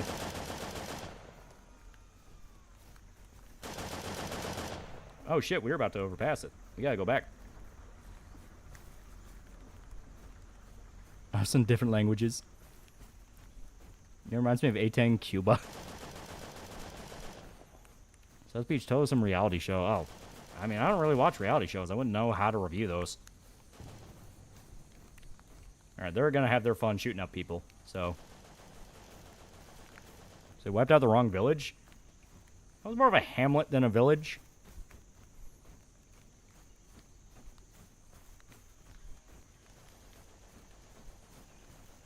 VC spotted hurts a child. Did I stutter? Unironically, they used child soldiers. Okay. Oh, he killed somebody. That's cool. Can you recreate that I love the smell of napalm in the morning scene? Here. If this works right. Shit. Had to get on top of the hill. Damn it. It really doesn't want me to do any fucking airstrikes. Child soldiers are in the game? They're not in the game, but that is a thing that happened. We walked right past the village. And they killed all of our friends. They're reviewing Platoon. I have such fond memories of watching your Apocalypse Now video in the humid chambers of an unventilated NYC basement. Discovered a game called Cheese the Reason. It's a point-and-click noir game with rats. It's a weird Final Fantasy. Yeah, I'm only playing it for a little bit, and then we're swapping over to 10-2. I wanted to show this game because it is goofy as fuck. I'll check the map. 1 sec. Damn it. We may have to fly to a different base. We're not getting any reception here. I know up towards Kontum, I usually dropped a bunch of airstrikes. That or Quang Nai. For a second there, you said, Nero said Viet Cong, we hate Jane Fonda. She never shut up. We shoot her. She not human. She not human. Yeah, they're broadcasting. They're broadcast propaganda, so they're here. Okay. So theoretically, we might be able to sneak around and shoot them in the back. To a detour on the lesbian road trip. Exactly. What's a lesbian road trip without Vietnam? Okay. Damn it. It really does not want us to use this fucking... Here. Yankees be like south is so stupid, then proceed to not ventilate buildings or dig ditches to irrigate rainwater. Okay. So, should be right up here. As soon as we cross to this section of the village. Yep, they're right there. I fucking see them. Okay. Picture this Wayne from Letterkenny, but he's guts from Berserk. Direct hit. Direct hit.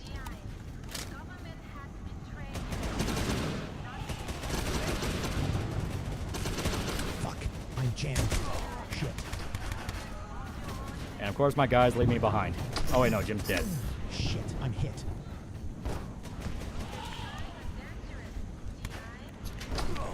Fuck. That was a lesbian relationship without horrific domestic abuse and guns. Shit, okay, he's right there.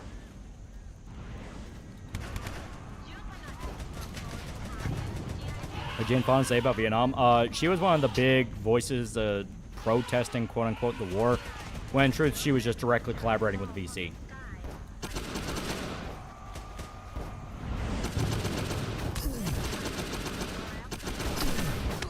Fuck. We're switching to sidearms faster and reloading.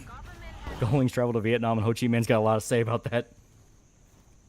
Alright, so... Our attempts to take back the town have ended in disaster. Is the map 49 in the game? I think so. I think I saw it. Fuck, they're here.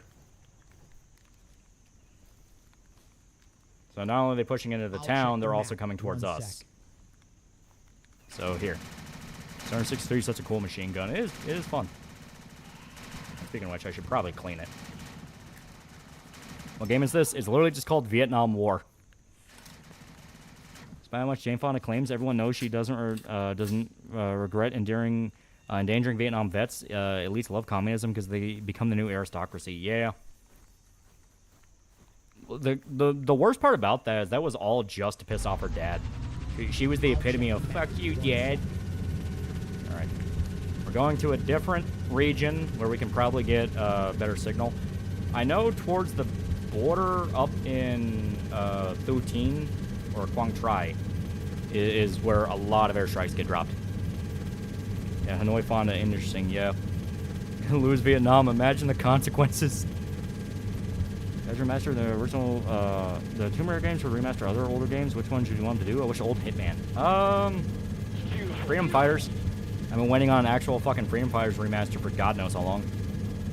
They use text-to-speech. I think it's like text-to-speech and straight-up AI.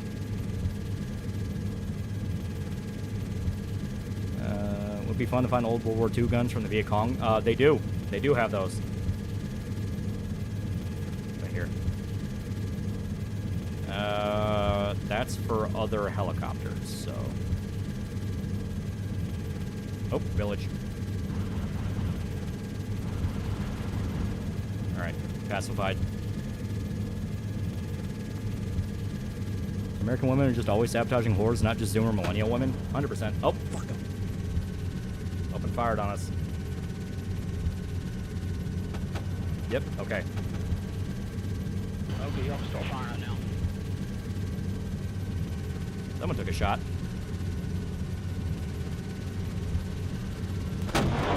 Shit. I'm hit. Who would win, Viet Cong or Nazi Germany? Little bit of historic precedent for that. All you have to know is the Nazis won. Yeah, it looked like flak. Yeah, it looked like there was anti-air. Alright. So where are we now? Okay, we're in Fubon. Fubon allows us to do airstrikes. Fuck yeah. Okay. So... Wait, what? Yeah, the Nazis had a little bit of a presence in Vietnam during World War II. And... Because you gotta remember, Vietnam for a while was colonized by the French. There's a lot of French influence in Vietnam to this day because of it. So when the Nazis took over France, they also had positions in Vietnam. It wasn't very much, but they were there. And they would send in death squads to kill Vietnamese resistance fighters. And they killed so many of them that the Nazis had to be removed from Vietnam because they were killing so many people.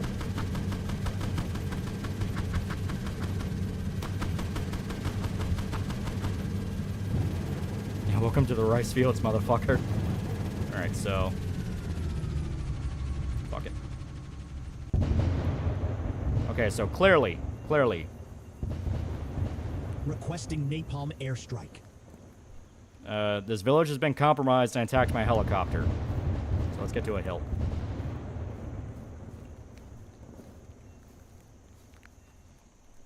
I expected Nam to be Japanese turf. I don't think they made it that far. They were mainly in China.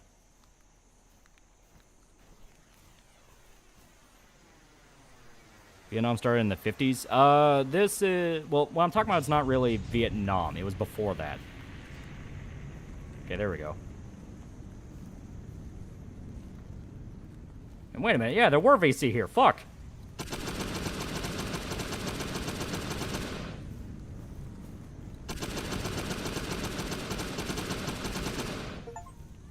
Okay. The enemies hate the Japanese even back then. Yeah. Okay. So... One down. Fuck. Okay. And fuck, someone gonna Fed post Jane Fonda. Yeah, I took over most of Southeast Asia. Yeah.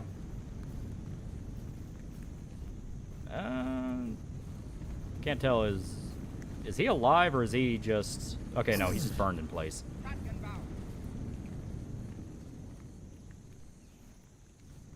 I deal with a person crashing out or going postal. Going postal means they're killing people. That is a tough motherfucker. Reminds me of the Nazi official in Nanjing who saved civilians from the Japs with the power of his armband. But okay, so we burned out this village. It's cleared. 270 days left of our service. I think this guy make a game about the Balkan War. That would be funny.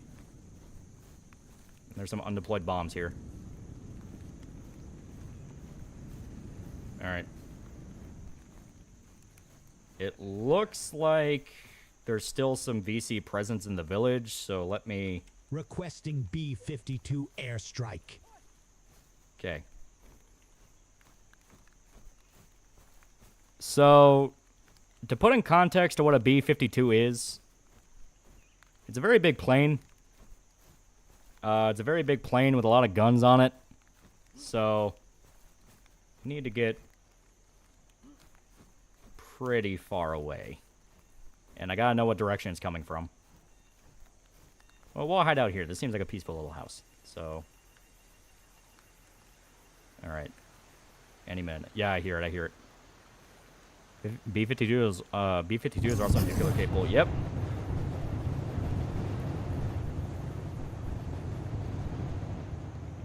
Alright, so kind of tagged us a little bit.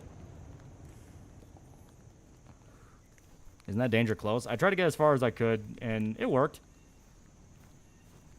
Yeah, they call it the big, ugly, fat fuck. Yeah. Okay.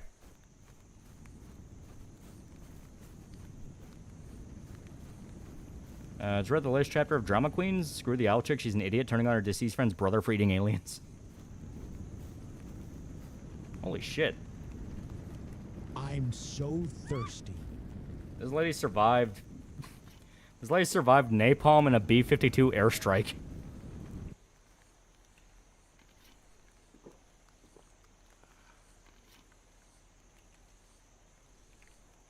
Hey. BC are built different. We got the cheater pick though yet? I don't have cheater, but I have the bomb build, which is you blow yourself up and do like insta-kill damage.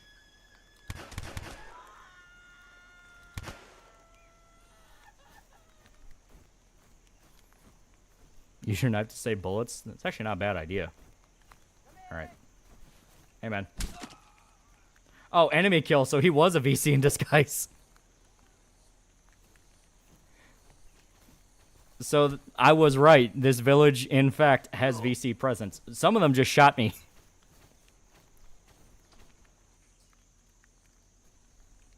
Okay, good to know.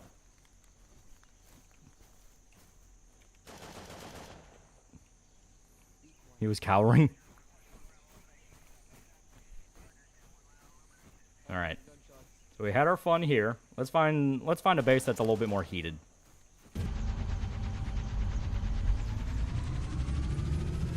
This guy make a game about the Yugoslav war. Okay. Where is a good? Okay, here. Polakrong. That's one that usually has a lot of heat to it because it's right by a VC base. I cowered too if a B-52 flew over me. Man, holy shit, how'd you know there were VC in the village? There were? Okay, yeah, we gotta go a little bit more to the north. No Vietnamese waifu. I'm saying you survive, but it's possible to straight up die in this game. It may not be a feature yet. Maybe if he adds multiplayer, it'll be a feature, because then, like, someone can die and they can just pop in with a new character. But so far, no. Even in situations where it's like, no, I 100% should be dead. Like, no, I survived. It just takes time off your service. This guy gonna go a game in the war in Chechnya. If you put rape in the game, the moral fact can be unbearable. Yeah, there's VC everywhere. It's almost like it's Vietnam.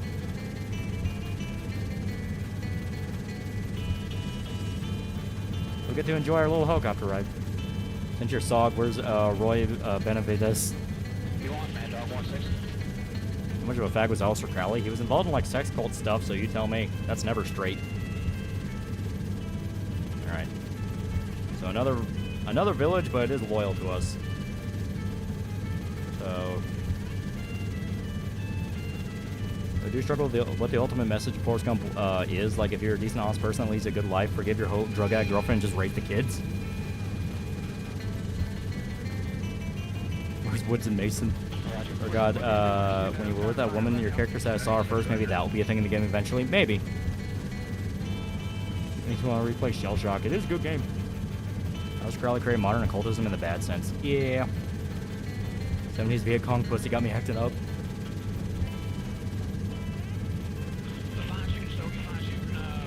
We outbreak VC were the good guys, but the VC were evil. Now I'm talking about treatment to U.S. troops. Oh yeah, no, they were straight up monsters. It says a lot when Cambodia somehow ended up being worse. Dibs on being the Vietnamese translator on this op.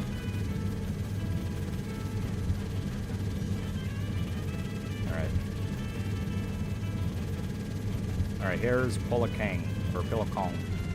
This is the one that I was at, that it got hit almost every single day.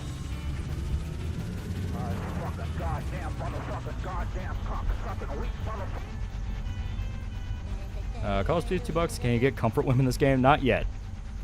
I believe Crowley traveled to a different plane of existence. Oh, fuck. I ran straight into barbed wire. Cambodia didn't discriminate who they killed, yeah. Okay, here we go. But yeah, when you're close to a base, you automatically spawn at this base. It's Final Fantasy. We're going to swap to Final Fantasy not too much longer. I just want to show off this game because it's fucking crazy.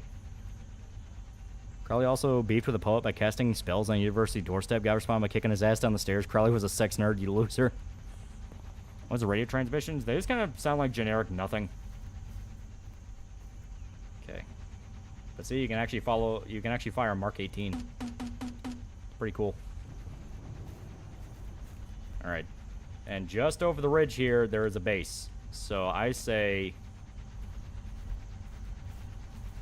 because we have this set as our spawn point now, try getting back home. Stop trying to get back home, jackass. Okay. Here we go. It's been fun. I'm gonna call for night. See you tomorrow. Yeah. Info media you think was objectively right. My pick is Pagan Min. Well, Pagan Min, like a twist in the game is that he wasn't even the main bad guy. Yep. See. Like I said, barely a stone's throw away from base and already getting shot at. There's already a convoy.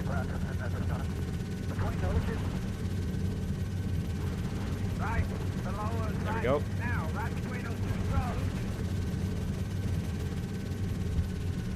Here we go. Fuck. It's not my Japanese anime game.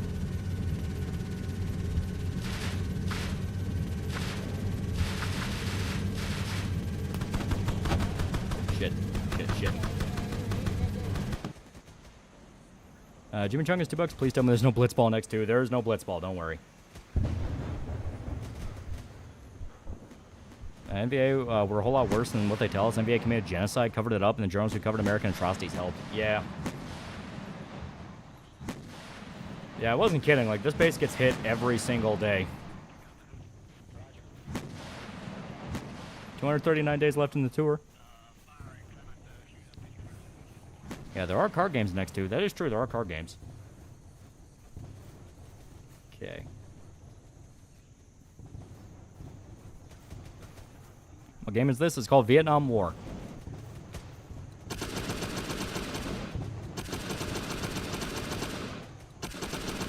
There we go.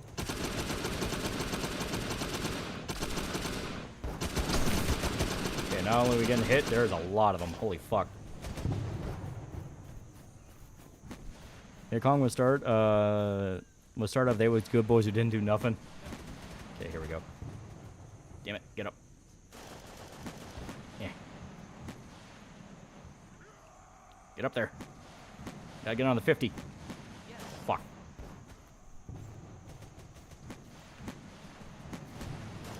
Eh. Oh, nice, you're an E4.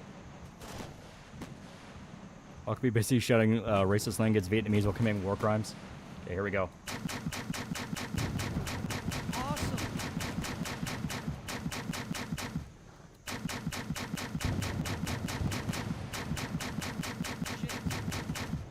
All right.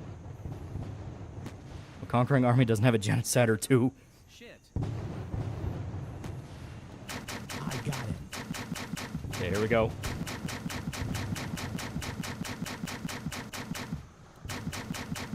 It's not fair. I need Blitzkino in my FF.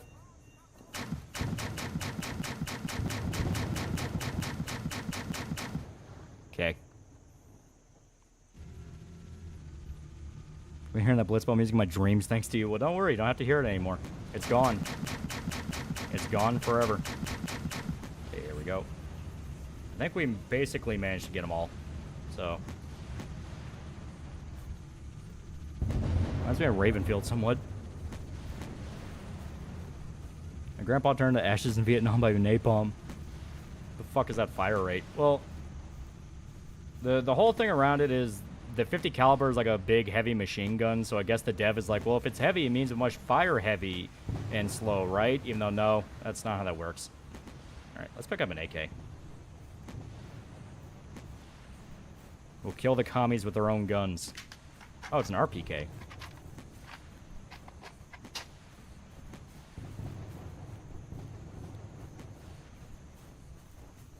My dad dropped a napalm on VC. Born to Quay. Oh, they've been calling in airstrikes left and right.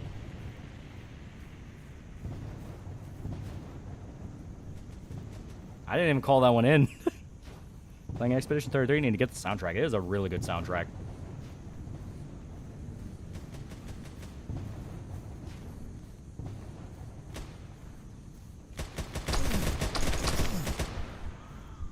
Motherfucker shot me.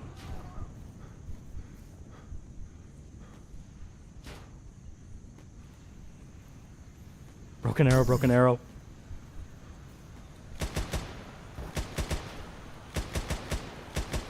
Okay, there we go.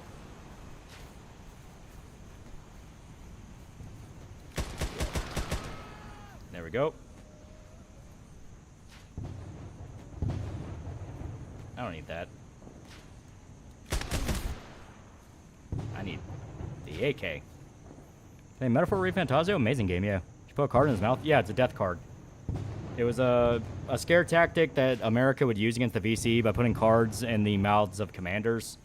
Or guys they assumed were commanders, because it was basically, haha, we got your guy.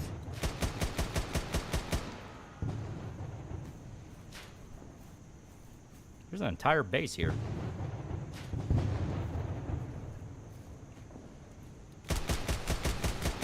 Try to see if that would do anything. Capture one of them, gonna practice my Viet on them. I don't know how you can capture. You may not be able to. They have a whole system for it, which is weird. Alright. I mean, I just shot him in the head. Yeah, war trophy's a flag. I guess we took part in this. I guess we took part in that. I didn't even realize we were. Chinese knock off the AK, the Ray-K. The death card's effective? Yes and no. It was like any other psychological tactic in war. Some guys broke, other guys didn't even want to humor the idea. Alright. Fuck. Kept saying there's no changing the status quo. If that's the case, then what needs to happen to make it stick and have positive impact on society with the government meddling? There's nothing. There is nothing you can do to change the status quo because that's above anything a singular person can do. That amounts to you gotta wait for the times. I think we got nuked by our own guys. Death cards were a waste of money, got it. I mean, they were little playing cards. It was just something soldiers did to fuck with people. Let me check the map. It wasn't like an official operation. It was just, this is how you say fuck you to the enemy. How long you lasting? You sent back time in Vietnam? Not very long. It was hell.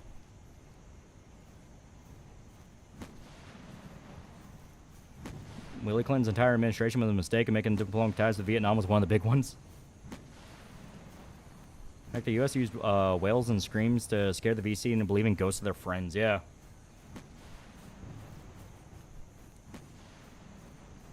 Hell, the entire plot of Apocalypse Now is Kurtz trying different scare tactics against the Vietnamese by becoming as brutal as them. Remember this Vietnam treated a U.S. delegation in 2019-2020 more hospitality than China. They gave the dudes who bombed them flowers, while China just jackbooted in the streets. Yeah.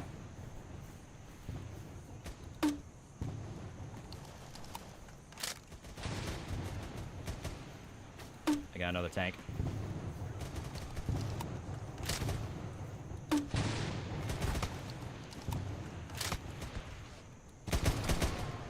Alright. I think one more What could the U.S. have possibly done to win if a possibility? It was very possible because the U.S., after the Tet Offensive, did win. By all means and purposes, the VC were destroyed and it was over. But America was under a lot of political pressure to just leave, and the South Vietnamese government wasn't ready by the time they left. Because honestly, the South Vietnamese government was just kind of a joke. They were very corrupt, very inefficient, and just kind of wanted the U.S. to handle everything for them. Who won Vietnam in the long term? America. Because Vietnam ended up getting really tight with America and becoming kind of capitalist themselves. Hell, they broke off from China, who was one of the main influences for them becoming communists in the first place. Okay, mainland Vietnam commies are friendly to us. Hate them for denying sending my friend's family to Ho Chi Minh's gulags and was the only one to escape and survive. Yeah. Wrong. That Tet invasion was the thing that turned the American public against Vietnam War when it was unmitigated success. Yeah. Kind of like Afghanistan in that regard. Turn into a Song Adventure 2 fandom segment. Here's the kicker, though. Christian appeared in the live chat of the hit piece smear and said essay was bad. What are you talking about? Vietnam was basically the Middle East. In some ways. Like communism in name only. Oh, they officially dropped off from communism a little bit ago. They heavily rely on tourism now.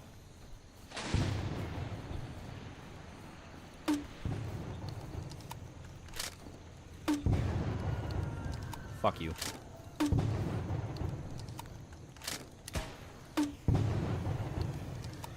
Didn't China invade Vietnam at some point in the 80s and lost? It gaslit everyone thinking they won? Yeah.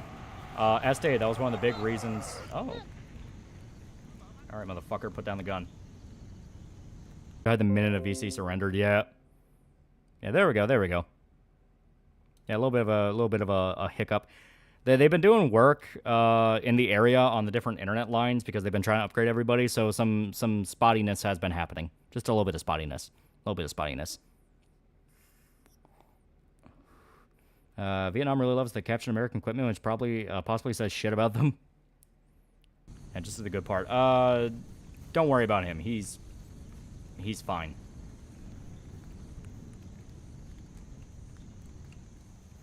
How's the weather? Oh, weather's not bad. It's not the weather. It's they've been doing work on the lines around here, so that's why the internet's been a little weird. Fortunately, the college hippies who avoid the draft on the communist college professors. Yeah. Yeah, Vietnam's been fighting China a lot longer than America. Yeah. Well, as stated, the China thing was what kind of started the schism. Because basically, the entire reason Vietnam and Cambodia had their little tism fest was that the two different... Fuck you. The two different flavors of communism. You had Maoism and Stalinism. To me, in practice, they're the same fucking thing, but communists insist there's a difference. There is a massive difference between a Maoist and a Stalinist. That's one of the little commie things they like to argue about and say you just don't get it if you ever shit talk them, but in practice, the same damn thing. Well, Cambodia became Maoist while Vietnam was Stalinist. That was their whole thing. Cambodia was also run by a guy by the name of Pol Pot. Pol Pot was a fucking lunatic. Like, actually thought himself to be God and would refuse to...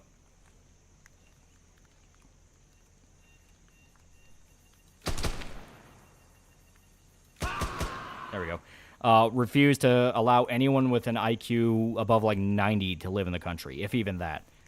He killed everybody with glasses because he thought that that was a sign of intellectualism, and he didn't like that. Well, the violence got so bad that he started taking shots at Vietnam, who just got out of the war with America. Oh, they're under the ground. Yeah. And after the little Tism Fest... After the little Tism Fest, Vietnam invaded Cambodia and basically decimated their military. Tore them to pieces and ended the regime of Pol Pot. Because of that, there was kind of a little bit of a wake-up call where they're like, hey, this could happen to us, and arguably already happened to them if you're reading some of the shit Ho Chi Minh did, where he was intentionally sending as many people as possible of all ages to the front lines to die as basically a morale tactic. You know, If an American's forced to shoot an old grandmother or a pretty woman or a child, it's going to fuck with their head a lot more than just shooting some military-age man. He intentionally weaponized propaganda in that regard. Well,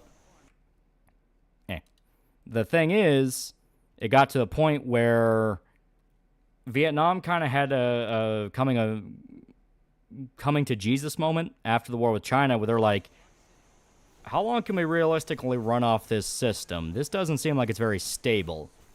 So they had to start pulling back on some of the more communist aspects and allow more capitalism is, to where now it's kind of like a weird soft capitalist, mixed economy, socialist thing.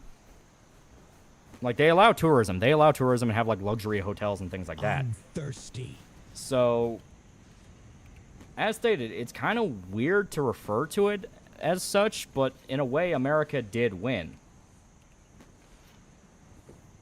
Yeah, modern Vietnam is very semi-capitalist, yeah. Yeah, plus they're grateful they have McDonald's. Yeah, there's actually, like, there's still a bit of pride in the sense of, haha, we beat America and stuff like that, but they are very grateful to America. It's fucking weird. Malcolm Cadwell is an anti-capitalist critic of American foreign policy, a campaigner for Asian communist and socialist movements, and a supporter of the Khmer Rouge. Caldwell was murdered by Pol Pot. Yeah, I think Pol Pot literally just shot him because he was like begging to get a meeting with him, and when we finally talked to him, Pol Pot thought he was annoying, so he just killed him. Shocker, not giving one institution total power is beneficial. Yeah. Between America and China, we choose hamburger, guys. Yeah. Yeah, see, there are entire convoys. Vietnam in general is a weird fucking country with a weird history. Yeah, you're not wrong.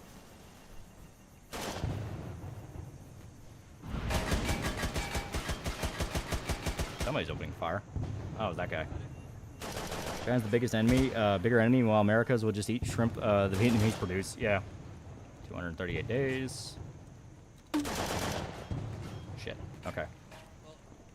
You know what? We're gonna try it. Donald's saying we're opening Alcatraz. I'll believe it when I see it. Hit.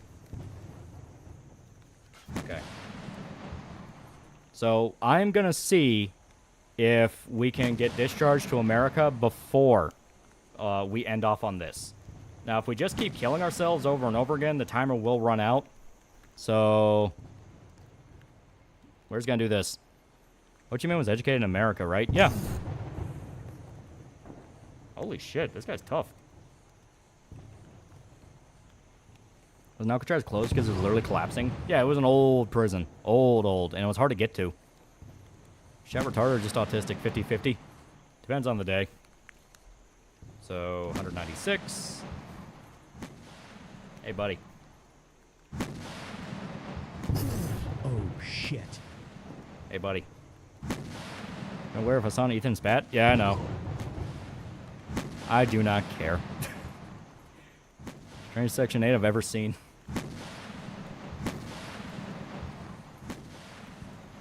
Witness me.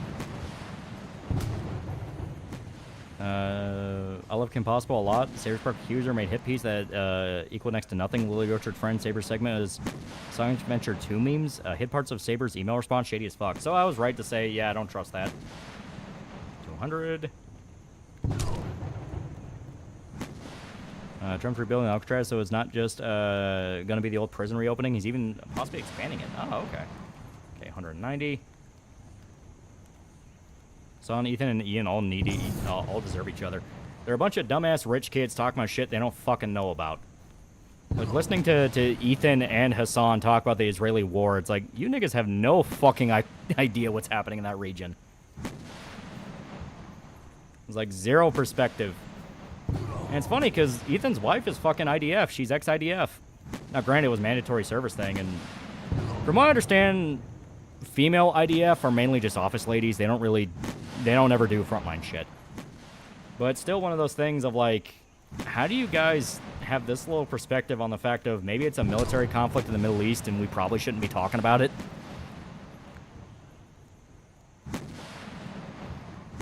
Yeah, Ethan's more informed than Hassan is, but he still misses a lot. Yeah, it's like, these are rich kids that are so far away from the war and conflict that who fucking cares? Shit, I'm hit. They both live in LA. That's all you gotta know.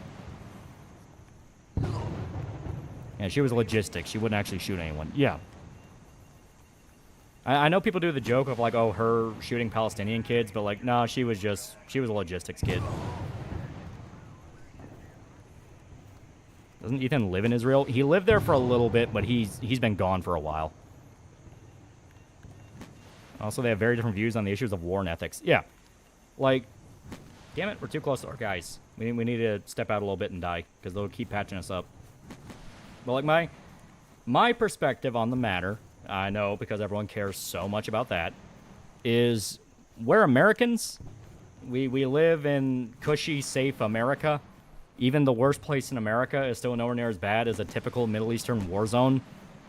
So when the Middle East is having its little spat and killing each other for whatever reason they picked that week, I'm not going to get involved with that for the simple reason of, I mean, what can I say that wouldn't sound absolutely retarded to somebody that actually lives there and knows what's going on? Yeah, Ethan's wife was a secretary. She didn't even have a gun. Yeah, as stated, she was mandatory service. So she wouldn't have gotten involved with all that. Are we killing ourselves again? We're trying to run out the timer to see if we can actually get deployed back to America. Oh, you can be a medic. Oh, that's kind of cool. But now we got to find a way to die. Because I'm out of grenades. And these assholes patched me up. You know what? Here. Good enough. I just want to play this class because I don't like Arabs or Israelis. That's my stance.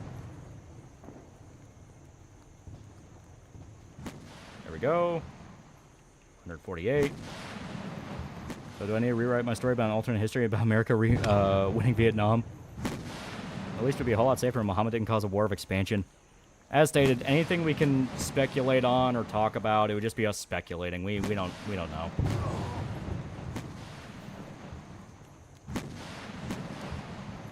Alright. Is the grenade launcher full? It is. Oh, that's all the pin in it. It's not going to blow up. Let's go with you guys who had to return to Israel for mandatory service. Yeah. Israel and Palestine's old world blood feud. Yeah.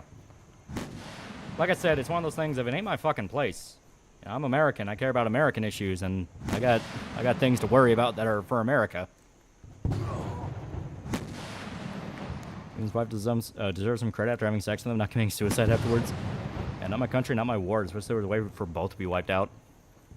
What we do know is that Muhammad has specifically tell his disciples to not eat the meat of animals they raped. Yeah, it's like a thing about the U.S. They actually have time to think about the shitty aspects about your life and don't have to worry about starving. Yeah. Where we're like the one country on Earth, or one of the few countries on Earth, where you're able to actually think about happiness. There we go. I'm worried about the fuckers who are into child marriage and flooding U.S. Fuck those issues, yeah. I'm sorry, what? Like the woman that lived in Africa saying she wants to go back to deal with the racism, yeah.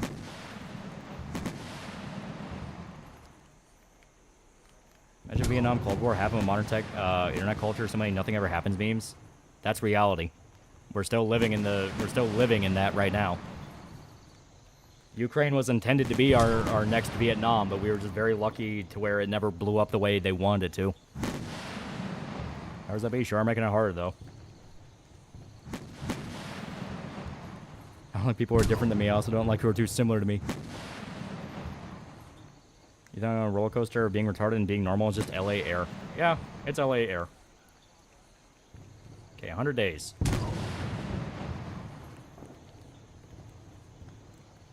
Okay. 102 days. Bullshit. They're catching on to our plan.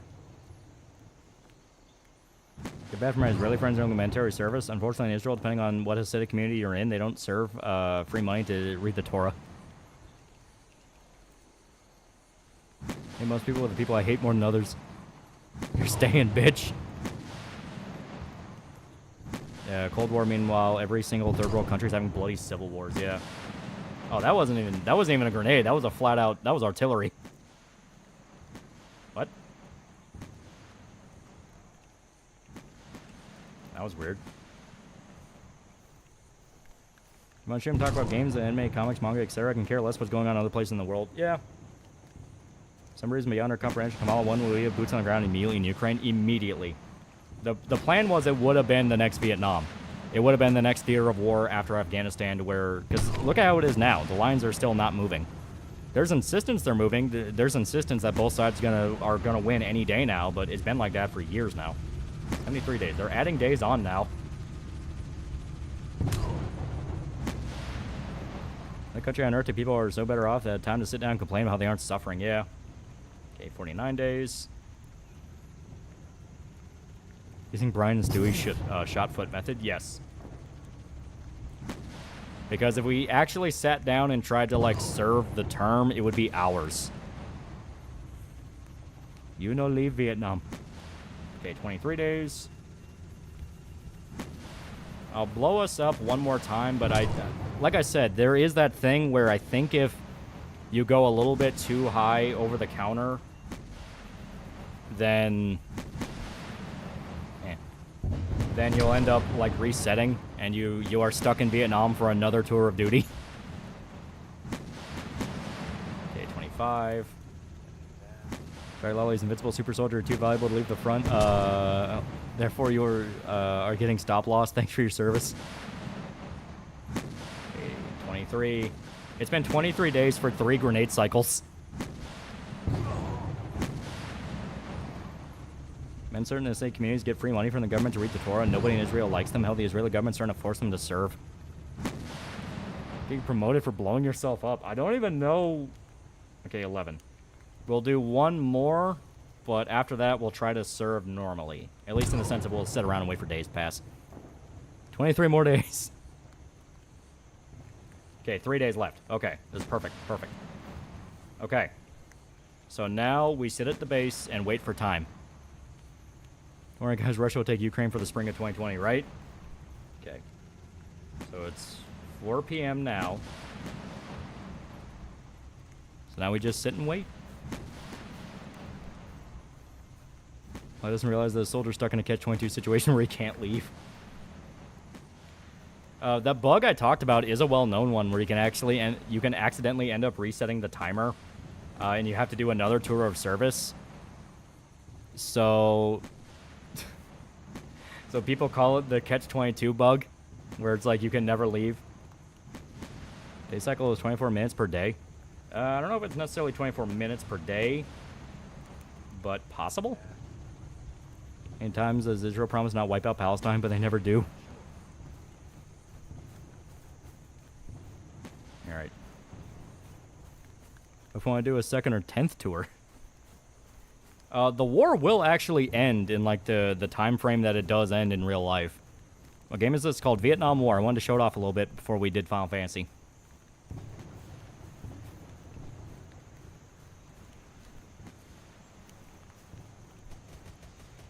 Alright, and we can go back and fuck these people up. Requesting B-52 airstrike. Alright, now we get on top of the hill.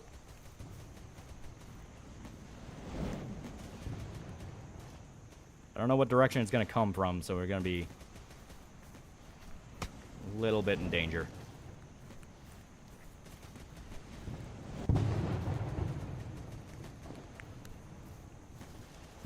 Can you fly to Hanoi and win the war? I think so. I think it's all the way. That's Dong Hoi, Vinh, Tan Hoi, Dim Hoi. Yeah, it's Hanoi. You can, but that is a very long route. You may get shot down way before. Oh my god.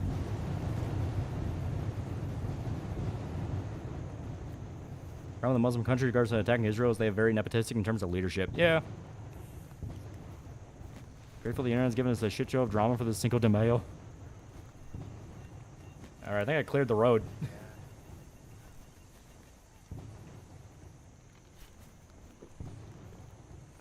Watch out for MiGs on the way there, yeah. The devastation is so heavy, it's fucking the frame rate. Got face fucked by the painters. The timing on our attacks are super fucking weird. Yeah. You gotta pull through it. You gotta pull through it. There's still VC alive. Holy shit.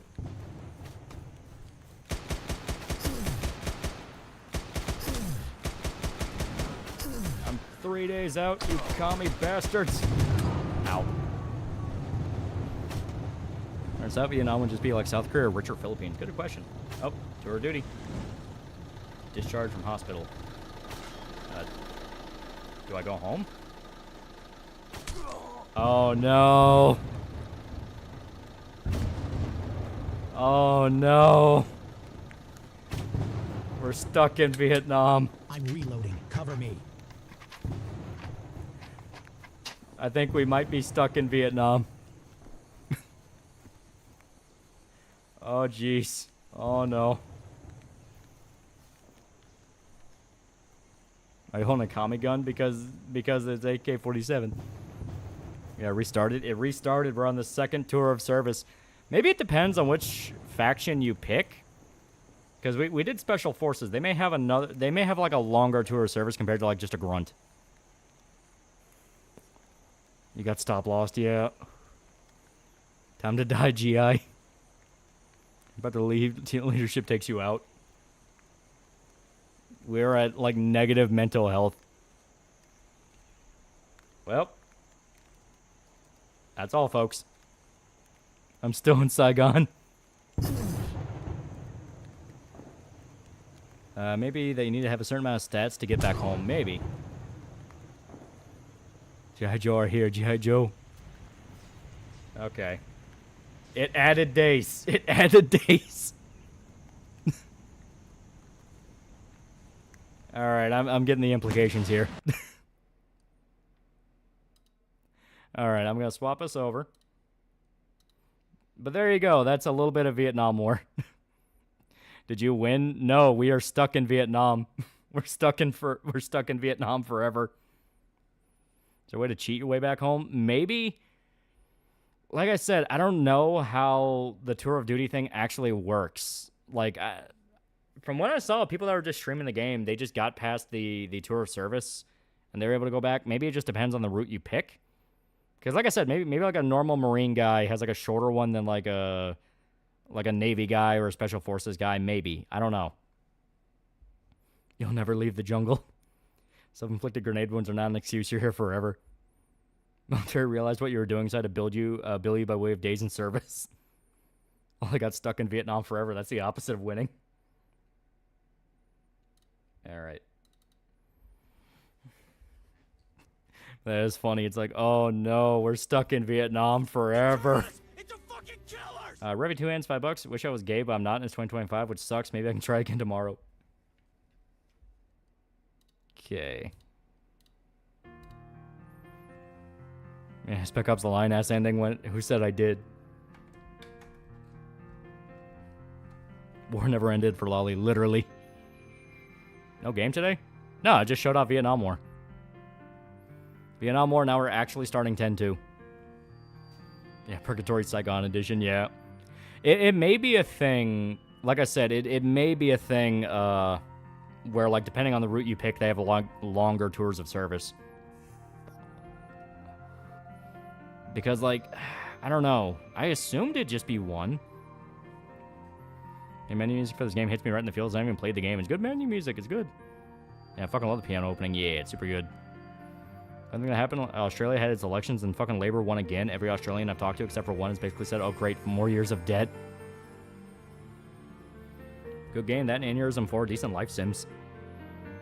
Yeah, chat, look. Main character designer Tetsuya Nomura. You have to accept Vietnam as our family now. When I think about it, I fully understand now. 1 minute later, I started running and I adopted child. I was fucking wrong. That brass accidentally adds more days to your tour, so accurate. After one tour, you have to go to the Saigon and buy a ticket at the airport to go to the U.S. Oh, okay. So you can stay as long as you want, but after one tour, you have to go back to Saigon. Okay, that makes sense. Vietnam to lesbian pipeline.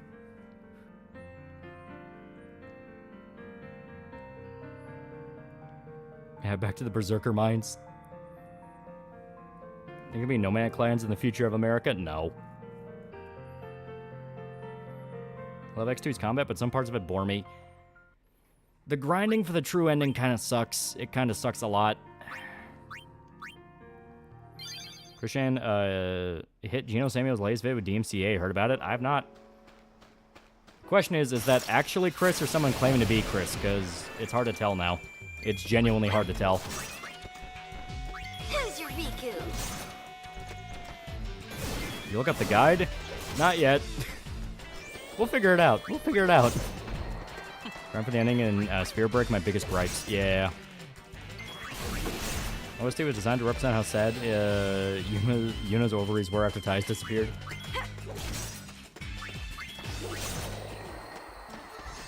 So Yuna, you have to earn your happy ending. Okay, there we go. OST is designed to represent how... Oh, yeah. Now here's doing a regularly scheduled lesbian road trip, yeah.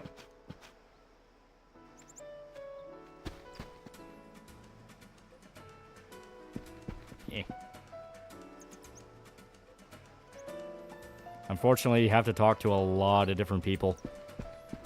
Imagine hearing the CD massage parlor.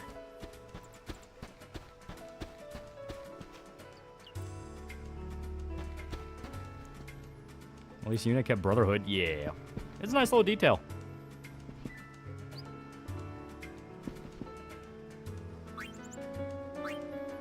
And some stuff we can buy. And we'll buy some antidotes. We don't have a lot of those. And that's kind of important. Okay, there we go. Eye drops. Echo screens.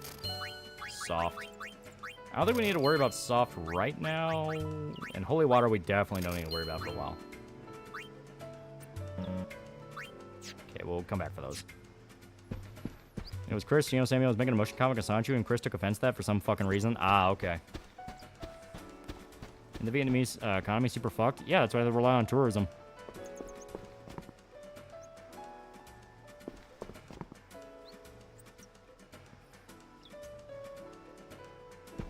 Yeah. It's all the Blitz players. Funniest thing to me is that every single domestic Australian thing has gone up, and yet they still blame tariffs and not just us being fucked over by some guy we didn't put in. This day, Chris still doesn't know how copyright works. That's why I was mainly questioning, like, are we sure it's Chris and not someone claiming to be Chris? Because we are in the, like, new gen of Chris trolls where they are desperate to bring back the old days. Should I go to Vietnam, be an asshole live streamer? I would not recommend that. I really would not recommend that. Yeah. Inside streams, are you more of an introvert or extrovert? I like talking to people.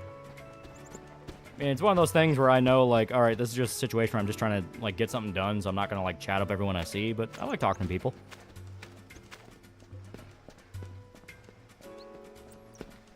Yeah, don't do that. They kill people. Yeah, Vietnam still has the death penalty. Yevon is dead, but Blitzball lives on. Yeah, it varies from moment to moment. Was him that claimed the video because he made the comics? It's ironic because you made a comic off intellectual properties that you think you own them. I know that. I know.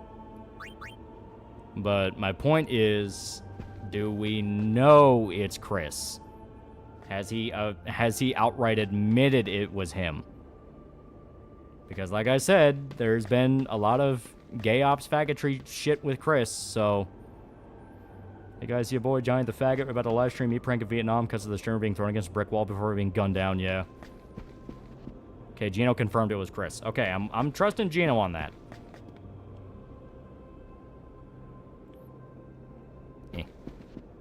Because, like I said, there's a lot of stupid shit still surrounding Chris. Come on, how bad can Vietnam prison be? Monk just died to an intellect devourer and turned on my party for dying. Trying to say it's some sort of liquid Chris. Monk is American. We still live in our communist utopia, Vietnam now. Maybe we should have let America win. Wouldn't be surprised if Asia, as a professional contest, see who can have the highest person sentence for IRL streamers. Yeah, copyright claiming is a lot tamer than what Chris has already done. I know that, but like I said, it's just one of those of... You never know. You never know. The amount of... The amount of, like, crazy shit around Chris and his life, it's like... I don't know.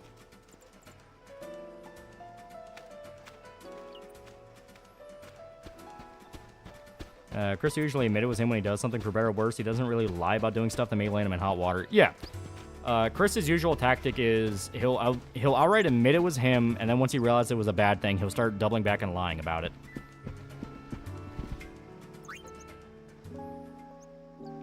Fucking glad other countries are not taking nuisance streamers shit anymore, yeah.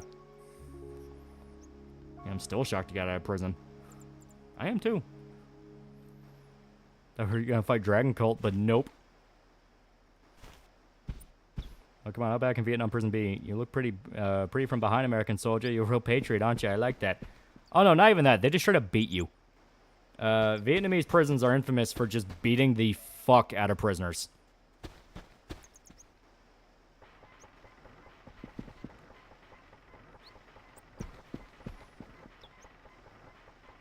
Yeah. I think there's one more step to this. Good morning. Oh, where's Waka? He left. Asian prisons in general, He yeah. said something about a cave. A cave? Big Kingdom Hearts 2.5. Wonder what he's Ooh. up to. Want us to go find out? I'm going to go against the grain and say I support deporting IRL streamers to Thanks. Black Beach Prison. Though I doubt he'd have trouble. Lulu do handling a Yuna in few bed. fiends. Still, I'm a Yeah, little beating slave worried labor, it's forced not like starvation, Waka yeah. to hide things. That's funny. I don't remember there being any cave. Hopefully I sending don't know IRL much streamers to about it literal either. Asian hellhole prisons will start to Would fear you a god in mind them. asking around? And Vietnam looks different. Why is she not leaking milk? They gotta beat Data Boss and Lingering Will, though. Ah, yeah, those suck. Rock only said to me, crush penis with rock, I must.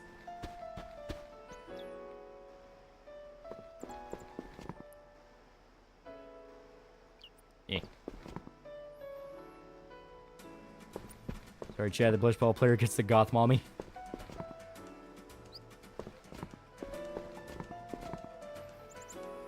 Congratulate to Lulu on her pregnancy, meanwhile I eternally weep.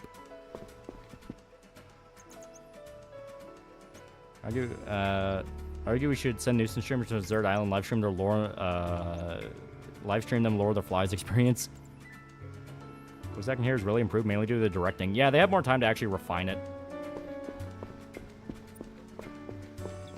Lulu, be honest, you actually preggers because we heard you've been having trouble having a baby in the first place.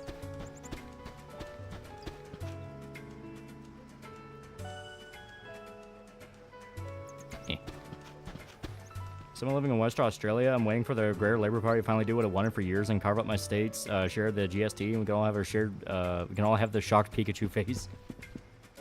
I have no idea how Australian politics work. I assume it's magic.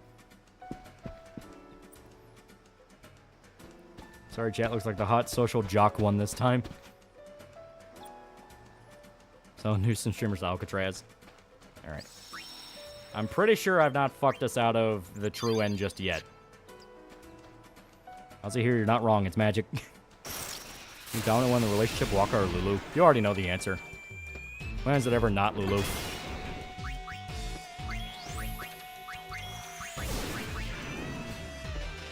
Side back to the Goon Cave chat goes. Who sounds and looks like a pillow princess.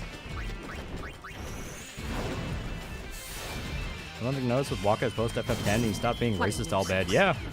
He accepts them now, more or less. Korere, sayonara. Halo's been hurting for 2 weeks now, and it's probably making it worse by using an old fracture splint where he should have been icing it and doing stretches, and I feel stupid. And Lulu, I let her les dom the hell out of me. Not all bad. Internet ruined Lulu for me back in middle school. The porn I ever saw of her back then was her getting railed by dogs. Oh, the bros, they're doing pretty good. They're doing pretty good. We're getting prepped for our vacation. It's going to be really nice. It's going to be really nice. You change VA language? No, that's just one of her combat sayings. For some reason, Yuna just starts speaking Japanese for no reason. Culper's now for $5. Got a rough draft, not yet mixed song for Cyberpop on my channel. We'll update with a mixed mastered version once I finish Expedition. Dope. That's very dope. That is very dope. Yeah, Manio's gonna start on the next batch of pages in about a few days, because he's had to finish a bunch of college exam stuff, which, you know, that's never fun. But only 3 left. Only 3 left. It only takes me to tango. Reason why Lulu does not look preggers is that they didn't change her model. Yeah. Same with why they keep calling Waka fat when he looks literally no different than how he usually does.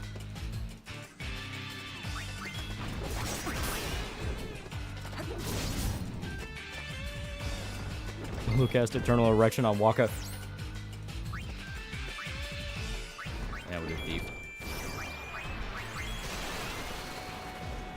What was that? The only thing you saw of Lulu? Why wasn't Waka at least one of them? He's made Waka wide, that's it, and called it fat. Yeah, this game was just meant to be a quick little spin-off. Like I said, main story is like 5 hours-ish. Let me know the cage in your basement. He has to finish college stuff.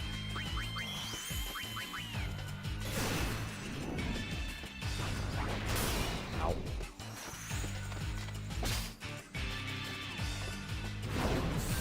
There we go. There we go. What you hiding? Could do with a remake, in my opinion. Yeah, there's a lot of stuff they can tinker with. Here, we'll go back and save real quick just to heal up. Damn it. Ooh, I don't want you to cast magic on me during sex, Waka.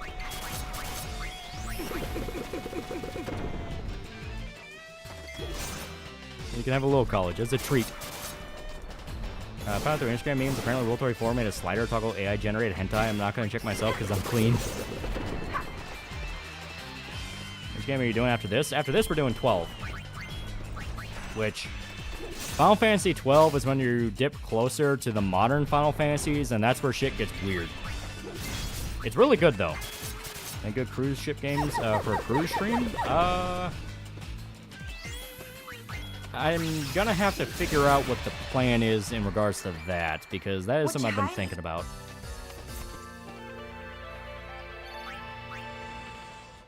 Game so far feels like an extended Kojima comedy segment. It is meant to be a lot more lighthearted than the main game, because now the main danger's over. So, like OG12 or Zodiac? I never actually played OG12 that much. I finished Zodiac, and it's pretty good. I like it. I'm going for Kingdom Hearts to buffer out 11. I thought about that, but then I was like, well, we do literally just have X2, and X2 is meant to be like the epilogue, so we can just do that and go to 12. Kiss me. 12 is shitty Star Wars, changed my mind. I don't really agree. There's a lot of stuff in 12 I like. Is your chat blocking mentions of other YouTubers? What are you talking about? What about 11? 11's an MMO, and the only way to play that's through private servers, so... I'll play 12, but the combat just sounds weird to me. The combat's not that difficult to get.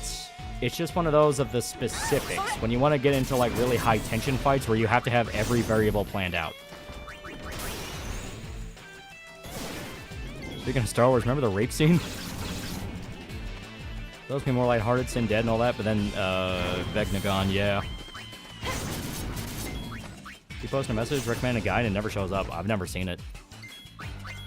Crimson Rising never made a cruise game that would have been perfect. Yeah, that's what I say. We're finding FF12 makes me think of Star Wars prequels a lot. It's like if Star Wars was a JRPG. Also, we're already playing an FF MMO. Yeah. 16 is a killer OSD. I work out to it a lot. It is really good. 11 even can anymore since the MMOs are dead. I don't know, like... Final Fantasy games never really had a strict canon to follow game to game. They've always been pretty self-contained. So I don't know if 11 had anything that was really mentioned in any other fucking thing. Payne's fucking lame. She ruins the group for me. I like Payne. I think she's cool. Our last time I bring it up, a House of Leaves 25th anniversary is on May 7th. Doing anything for it? Am I old? I mean, I like House of Leaves. I wouldn't really know if I'd do anything for it. Yeah, 2... Only Shantato. Yeah, you can't go there. No, except for the 710 connection. You watch the Subscribe podcast update on the Riches investigation? I didn't know they did an update. I assume there's even more bullshit that came out about the schools. Because, I don't know, man. Those schools, they seem like they get themselves in a lot of trouble. It's a little bit weird. Come on. There we go. Weird. 9. So it's 7, 9, or is it 2, 9? No, I think it was 7. So 7, 9. Any trouble? We're fine. And How Samurai Girl about from you 11 guys? is a recurring event in 14. My Oh, okay. heart is aching. Local news has been actively trying to discredit angry cops. Yeah. And it turns out that's a bad fucking idea because he is a detective in an ongoing investigation that is speaking about public details to emphasize that it is an ongoing investigation that needs to be looked into. And now the local media is trying to shit on a cop on an ongoing investigation. No, not a good idea. Not a good idea. Remember that brother is Riku's cousin, which makes him Yuna's first cousin? Oh yeah, brother is Riku's brother, yeah. Revy 2 ends, $5. When will Final Fantasy stop sexualizing the women? I'm trying to be gay, but it's possible I play these games all the time. And the electrician's digging up dirt on Buffalo schools. Yeah. It's one of those things of if they just fucking got rid of the pedophiles, it would have done less damage. You know, it's that endless criminal paradox of, no, we can't let this come out, we'll look really bad, and then it comes out, and now everyone who was trying to discredit it and make it go away look infinitely worse.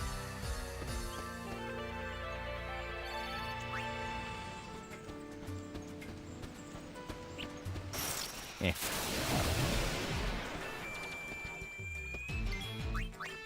FF10 Riku was like 16, but next to like in her 20s. Yeah, it's a few years after the first game. Welcome were just pissed they couldn't reveal it first, but most of their channels got more views because they talked about angry cops revealing all this. I'm gonna get a little conspiratorial. I'm gonna get a little tinfoil hat. I don't think it's because they wanted to get to it first. If all the stories about the Buffalo school system are true, I think it may be more that there's a criminal ring operating with that school. Revy 2 ends, $2. Mind attracted person, you bigot. No, kill yourself. I'm gonna play into the YouTube fake outrage thing. Oh, haha, pedo, kill yourself. But no, like, no.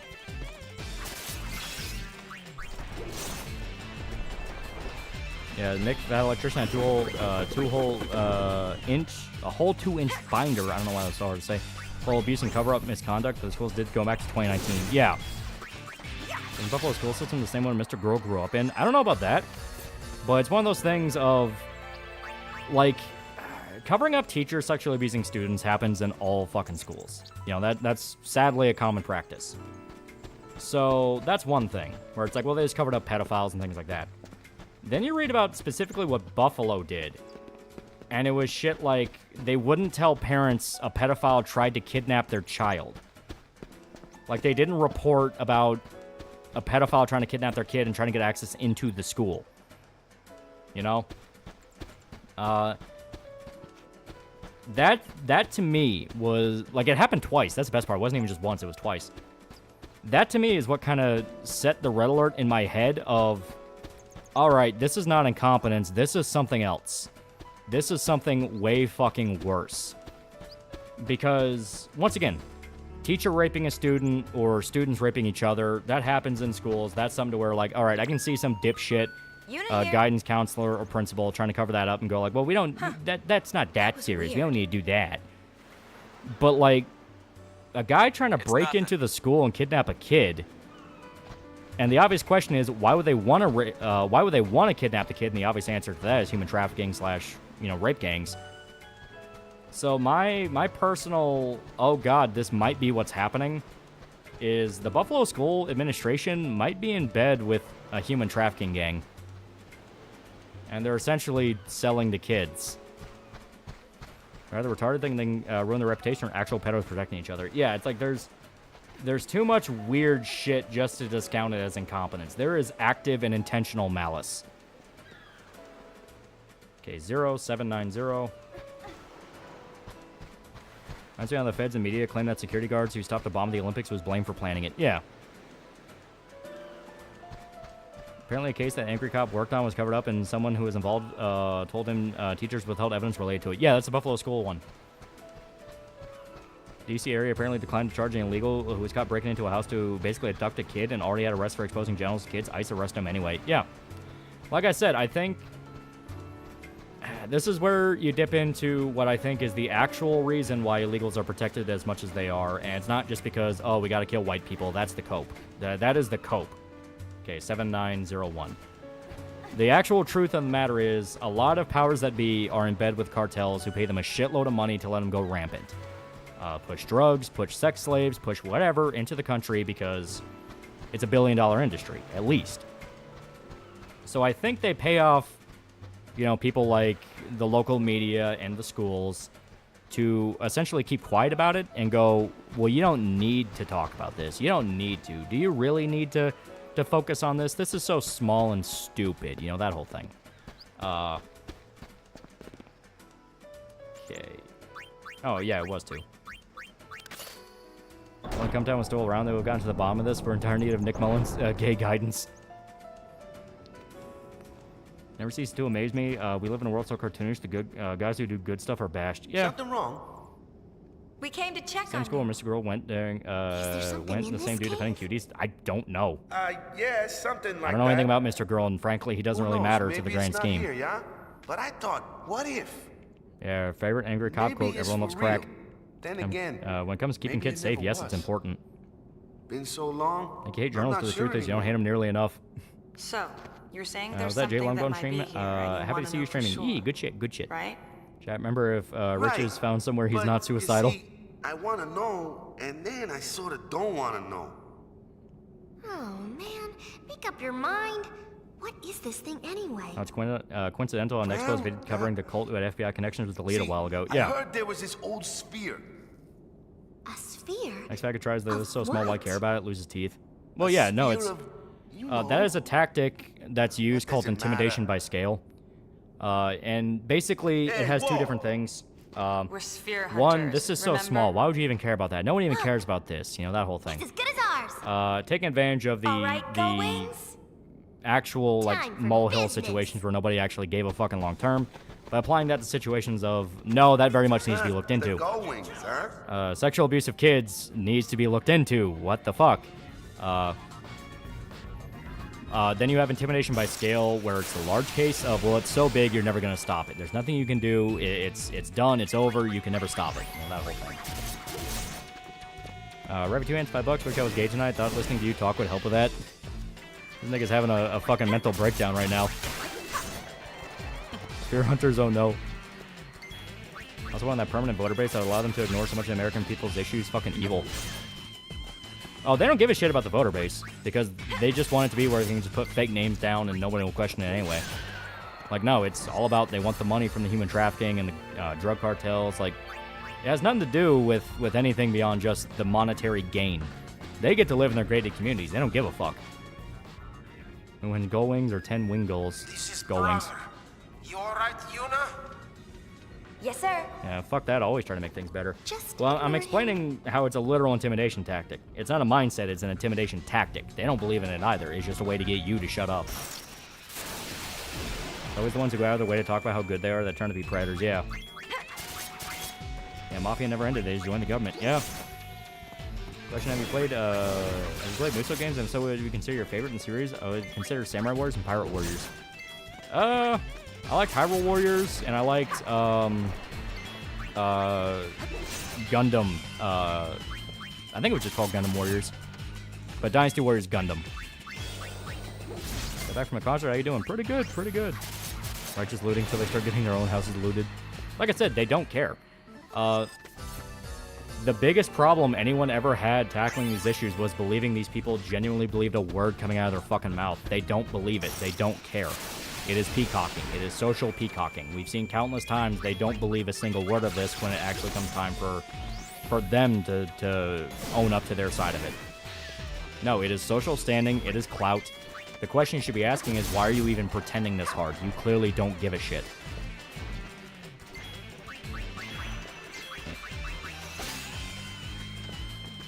And it's about money, except when it's about money, then it's about power. Yeah, good way to put it. Being a Gundam, you ever built Gunpla? No, I still have the one I bought from Japan in the box. I haven't opened it. Roadtrips, $5 for tunes, and that man would get married, then finally I would be gay. Nigga, you're having like a full-on psychotic break, man. Next. And the ones that do believe are just retarded. Look at Seth MacFarlane. Yeah, the true believers are the idiots. They're the ones that get manipulated the fastest. Surprisingly, it does like the Berserk Dynasty Warriors game. It's okay. I never trust the YouTubers who go about his friend. His friends with him publicly, but everyone secretly hate him. I know he's in a controversy, but I'm cool because I shit talked him. Yeah, no, like that's the epitome of what I'm talking about. That's an elixir. Don't want to use that.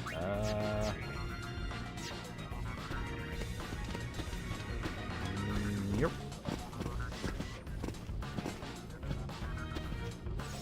Are you fucking good? Yeah, right. His parents is pretty hot for a trans chick? No. No. You know your one true love is Shota. How about Seth MacFarlane? He's one of the true believer idiots. Or worse, he's one of the guys that wants to be a true believer because he believes it gets him a seat at the table.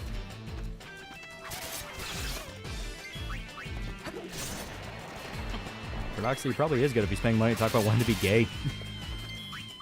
It's actually abusing children is just wrong in so many ways. I mean, yeah. It's an innate human instinct to realize there's something really, really wrong with that. I think every guy's insecure about his gayness wants validation from you. Well, I'm not gay, so... Find a sphere and the fiends appear. Believing what? A trial. The thing I explained is, essentially, when you have somebody trying to kick up a big moral crusade and moral argument and all that, 9 times out of 10, that guy's a fucking scam artist. They're a scam artist just trying to prop themselves up on the social totem pole, and they don't actually believe in any of it. They're just trying to look like they care. And the reason they're trying to look like they care is because they know deep down they don't care, and if they're ever outed for that, their career's over, and it's done. Go we bro, talk to Revy, he's bi, good compromise. Well, no, nigga can just suck a dick. Go outside and offer to suck some dude's dick, he'll probably say yes. This one guy probably defended the conversion song because he has this woke brain melt and believes gay equal good, considering the fact that normal gay people hate this shit. He bought into the idiotic tribalism. He believed there are actual sides, and it's not just, no, there's dudes manipulating you. Yeah. Okay, heal. I'm TheAlmightyLoli to seek validation for my bi-ness. I watch him because he's funny. Taking away a child's innocence should be an automatic life sentence. Well, like I said, it's just an innate human instinct to know there's something really, really wrong with somebody that wants to fuck a kid. Because guess what? A lot of them are fucking lunatics and serial killers and sociopaths. Like, there's no such thing as a redeemable pedophile because that's paradoxical to what a pedophile is. I'm straight. Can you validate me? I can think of several people go, oh, guys, I have autism and mental health problems won't get revealed one day. Yeah. It only takes me to tango. Remember that one movie, Strange Wilderness? The one with the documentary people accidentally kill Bigfoot. I remember it. Yeah, I remember it. A little bit. It was okay. I got offered by some gay dude talking about synth to suck my dick. Fuck you.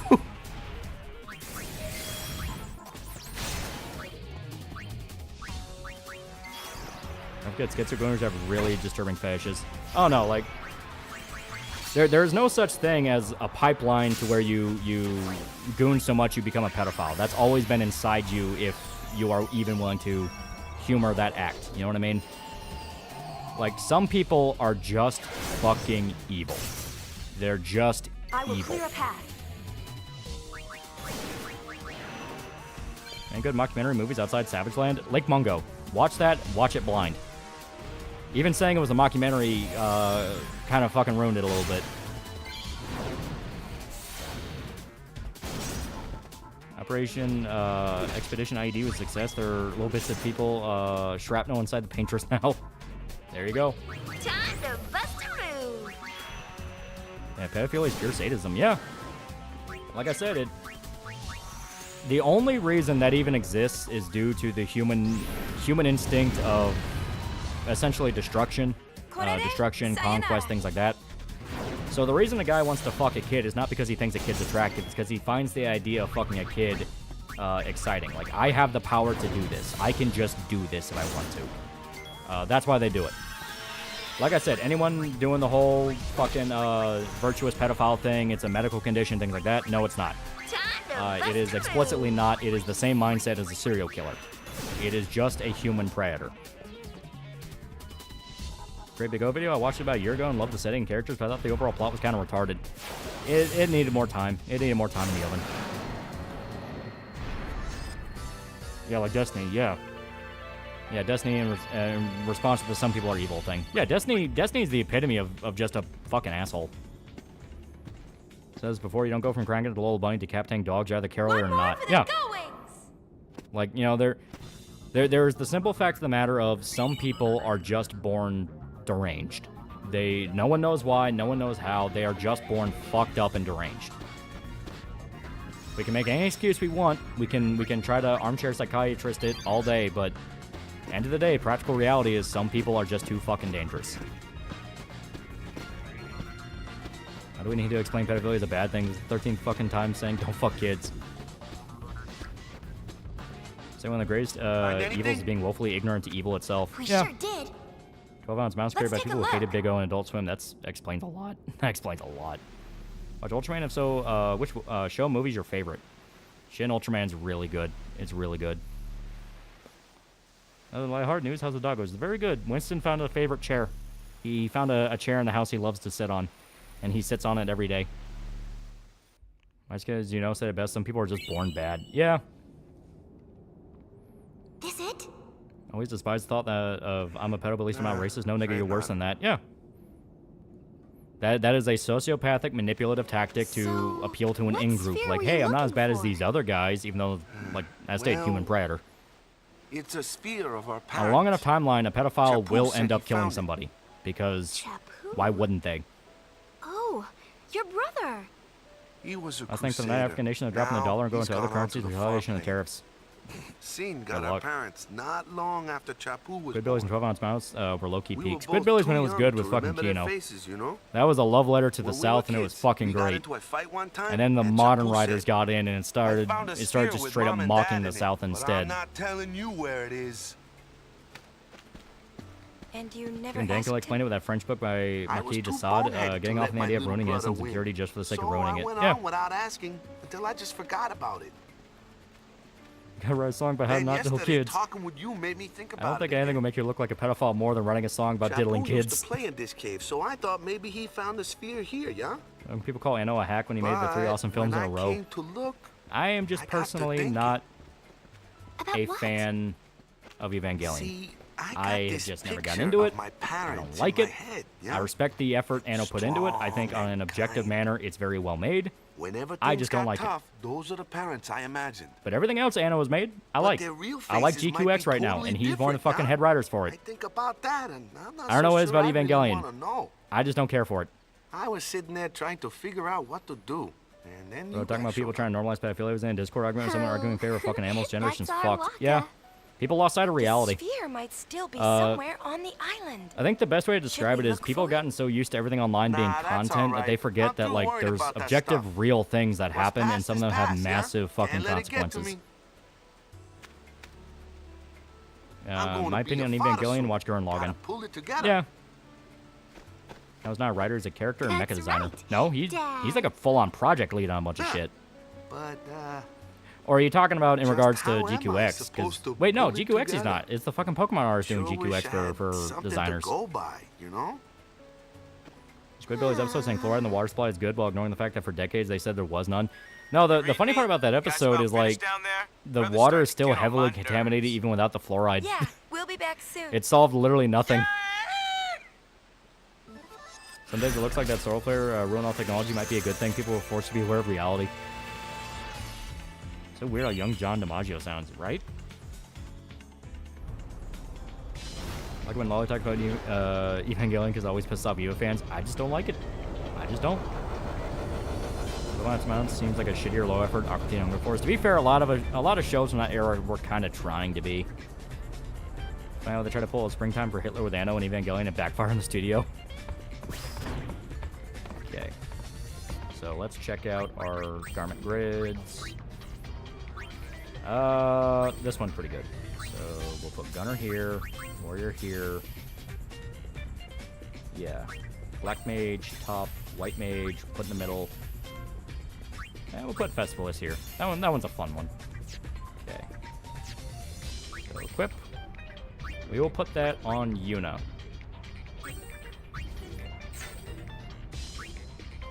And we'll start off as a white mage. There you go.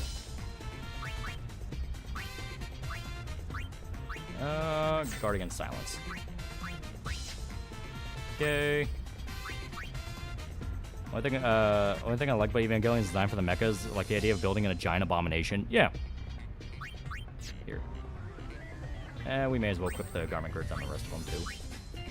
Because first steps is not bad, but it's a default one. You don't really stick with it too long. Her, we'll do black mage. Guard against darkness. Tiara. Actually, we don't need guard against darkness. She's not doing physicals.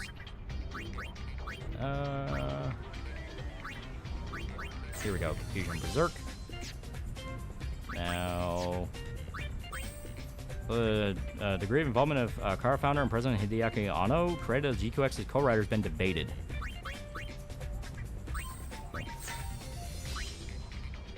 Her will keep as warrior. Guard against darkness. Strength and defense by 10. There we go. Mechanical designer Ikuto Yamashita has clarified that Kazuya Tsurumaki is serving as primary director of the project. Anno's role has been limited to providing production. Okay. Okay. Here we gotta fuck with the creature creator thing. In fact, the South Park was never brought to task for doing Vax propaganda in 2023 and was open secret by then. It's fucking obnoxious. I think it was studio interference. I really do. Because the first part of the post-COVID special was poking fun at a lot of COVID hysteria. Like, the entire town had to get quarantined because one guy didn't get the vaccine. You know, that's one of those things of like, okay, that's obviously a joke and that's obviously very hysterical. But then by part 2, they had to like rush to go like, nope, don't question it. You know, Clyde's just a crazy, you know, Clyde's just crazy. He's just crazy.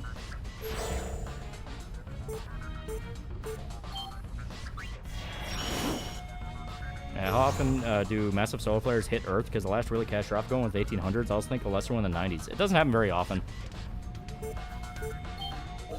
Oh, we got Chocobo.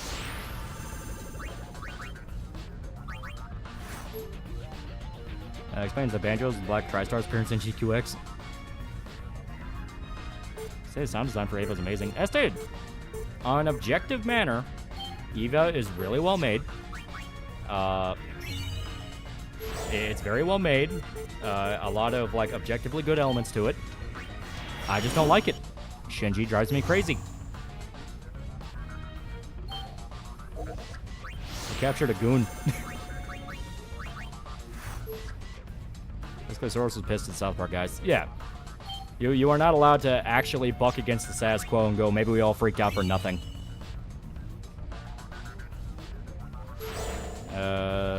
It's like Superman the Coins of Philosophy. Well, I don't agree with the philosophy. It's very doomerish, and I don't like that. Deva burned through all of his budget money mid-season, which is why the last few episodes turned to Our House therapy session. Well, also, Anno himself just had a lot of psychological problems. Like, he outright said, like, if I remember, there was an interview where Anno outright said he thought the world was legitimately going to end in 2000. And that kind of inspired, what was it, End of Eva?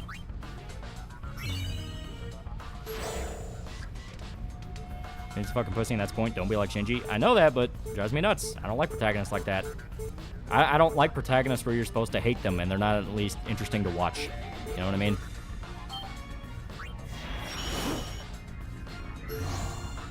Yeah, I have to get to Super Robot Wars to fix Shinji. Also, even Lolo thought he was too much of a pussy. Like I said, I get it. I understand it. I understand the point. People who have a history of depression say that it's a really good,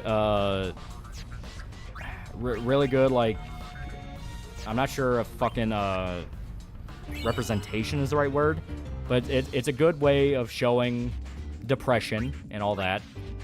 That drives me fucking crazy. I don't like it.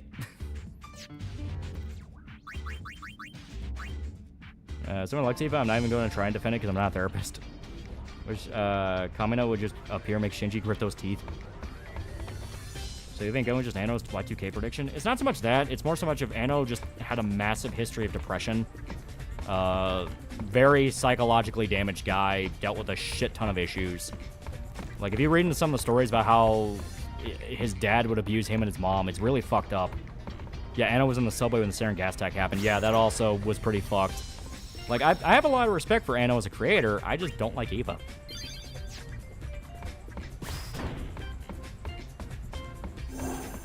First thing the other protagonist doing Super Hot Wars is get Shinji to get his shit together. Shinji's doubts are pretty retarded. He specifically made Shinji live out his worst fears after finally agreeing to get in the mech. I like the symbolism in the Angels, but I really hate the fact that Shinji's just psychologically insane, which makes me think Anno is self-insert.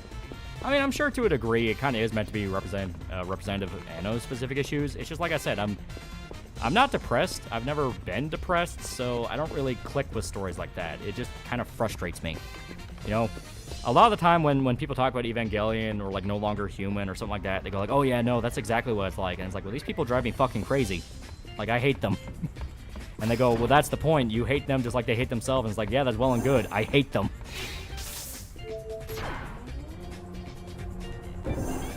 He himself didn't like the original years later. Why the OVA is so different. Anno kind of did base some of the characters off himself after himself and his autism. Like I said, like I understand the whole point around it. It's just the fact of I don't like it. It drives me crazy.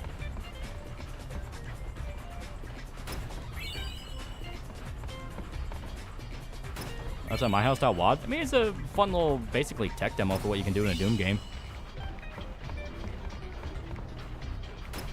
To be fair, I can laugh at the retard insisting symbolism and Eva some complex commentary on religion, not just Anno thought it looked cool. It's Ultraman references. Anno loves Ultraman. I read the Evangelion manga, read a few, and Shinji's more of a backbone to it. Maybe one day. Not depression, even I can say Evangelion's overrated and overhyped. Evangelion will be 100 years from now, along with Batman, Terry Pratchett, and not Pigeons. If you don't find that inspiring, then that's actually fine too. Like I said, objectively, it's well made. Anno's very good as a creator. I just don't like it. Your favorite protagonist aside from Guts? I like a whole bunch of people, you know. I like, obviously I like Mr. In-Between a lot. Ray Smith is a fantastic protagonist. I really like Vagabond, Musashi Miyamoto, great fucking protagonist. Okay. I like Spike from Cowboy Bebop, very good protagonist there. Look at Yeek, yes, I get your protagonist an asshole and grows the person, but then he didn't. Still, shut up, your game sucks.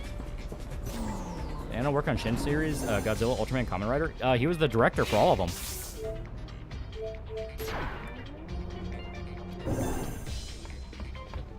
Good depression, I like Evangelion, but I can only tolerate so much. Everything is terrible and the world sucks until I'm like, yeah, whatever, I'm watching Lucky Star. Damn it, I completely forgot where the fucking... And my girlfriend started Mr. In-Between. Very good show. Very good show.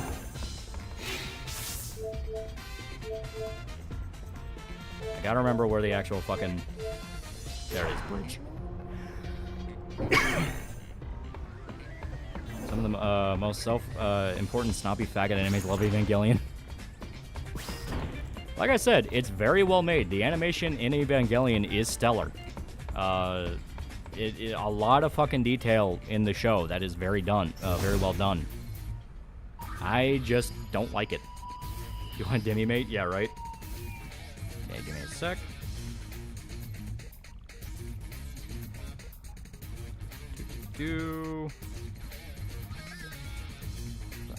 Like when a Doomer character is called out by another depressed one. Okay, prologue, yeah. We're already well past the prologue. Yeah, so we are already in... Yeah, we're already in Act 1. Okay. So, to put it in perspective, Act 1 is the one we're on. So we did the prologue, we're in Act 1. Act 1 only has, yeah, 3 or so main missions to it. So we're already a chunk of the way through it. And there's 5 acts in total. Actually, even. Let me make sure. Yeah, there's 5. 5 in total. You have a hard time understanding, sympathizing with people that suffer from depression or something else. Not trying to call you out, just genuine question. No, the problem I have is usually because there can be a depressed protagonist that I think is interesting. I mean, Guts is pretty fucking depressed multiple times. There's also other characters, like if you watch like any kind of Soviet Slavic movie, a lot of depression in those. And there are characters where they just get the shit kicked out of them and they can't really get up, you know what I mean? Like, it just fucks with them.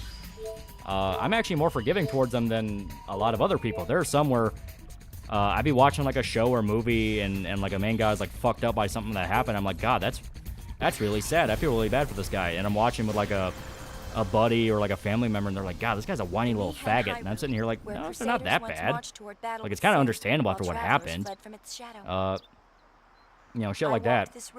My problem is when a story intentionally tries to make a main character hateable, and using the depression as the excuse, where like they're a big coward or something like that. I don't like that at all.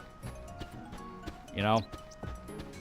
Like, I guess the best way to describe it is, I really like a silent voice. You know, in a silent voice, the main guy in that is fucked up in the head. Story opens on him trying to kill himself, you know what I mean? But that main guy also is desperately trying to fix his life and fix the lives of everyone around him, and is trying his best not to get consumed by what happened. It's just hard. You know, he's doing what he can in spite of it. And that's what I like.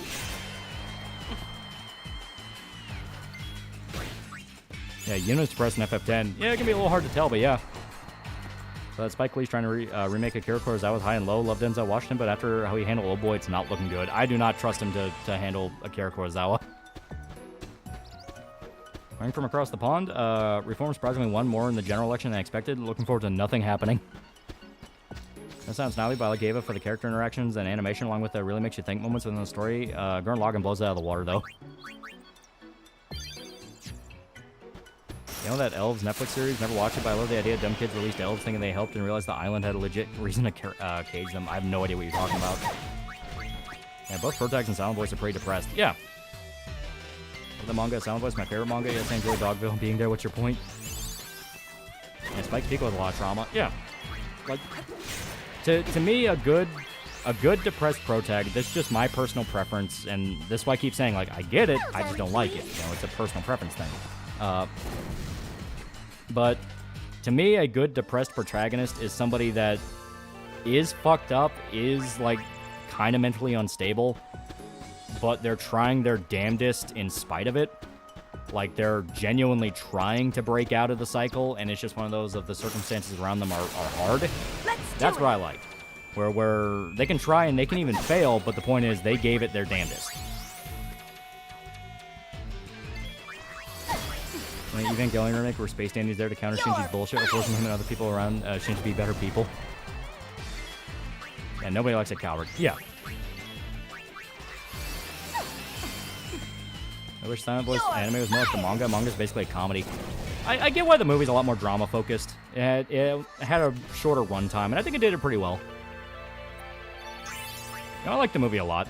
I know some people do not like the movie at all because they kind of view it as a betrayal of a lot of what the manga does, and I won't lie, some characters do get flanderized pretty bad.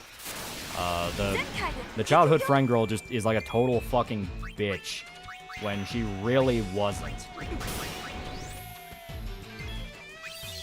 And just that Shinji never really grows the character into the lower end of the story. Even going to me felt like it ended where the story should have been ramping up.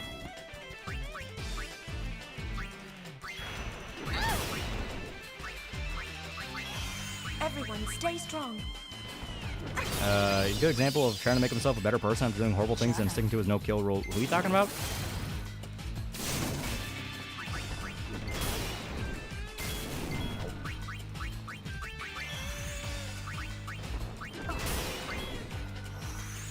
You just fucking speak Vietnamese? Kenshin? Like Rurouni Kenshin? I mean, he's not really depressed. You know, you're thinking like traumatized. That's different. It can be similar, but it's not the same.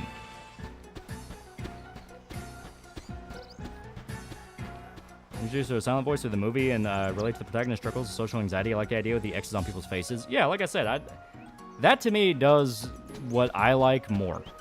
You know, it's willing to show a guy who's pretty fucked up in the head and does genuinely need help, but he's doing his damnedest to be like, nope, I don't need help, I'm fine. You know, I like that. You know, you kind of see, like, okay, this guy's trying to be the pillar of strength when he is not that. I like that. I like Batman. Batman's fucking cool. It was unintentionally funny in Ava how that blonde scientist was betrayed by an AI based on her mother's psyche, specifically be based on her being a woman.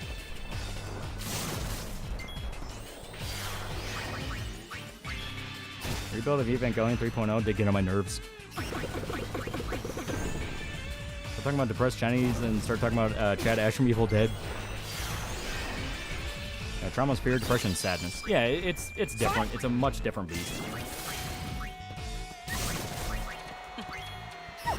People tend to hide their depression to act like they're in control. I mean, yeah.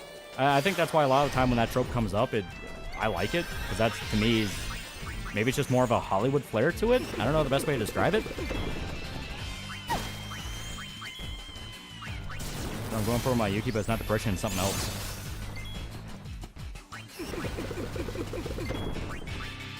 How much money for a review on every Skylanders game? I'm never touching that thing. Isn't it fucking dead anyway? I never gave a single flying fuck about Skylanders. Number 3A, one based on her being a child, one her being a mother, another one being a woman. Guess which one became a problem? Spike Spiegel is another great example of that. Maybe cool and good at fighting, but dude's obviously repressing a lot. Fits with you're gonna carry that weight. Yeah. Devilman just Spider-Man is a horror story. Loser nerd suddenly gains superpowers, becomes a superhero. Yeah.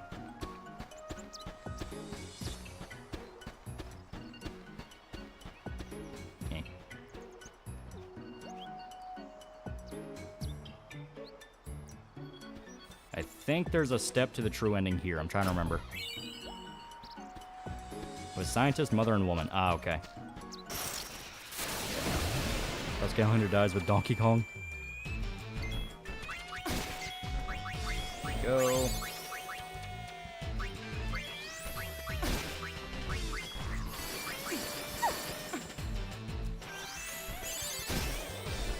Guts being considered depressed protagonist? Yeah, I consider him to be. Because he has a lot of shit he deals with. Convexity or Aether? What do you mean? Darkness voice bellows, look at me, I'm Donkey Kong. Reading Invincible comics, got to the part Debbie starts dating someone else, and why is it always a Paul? Too easy. Like Snow in FF13, he's trying to keep moving, keep his spirits up, while everyone else is depressed, and try to bring him down to their emotional level. Yeah. Yeah, Vash is also extremely depressed. Yeah, and Trigun, yeah, he can be. Watch Evangelion 3.0, so what would be your biggest gripes with it? I never saw 3.0.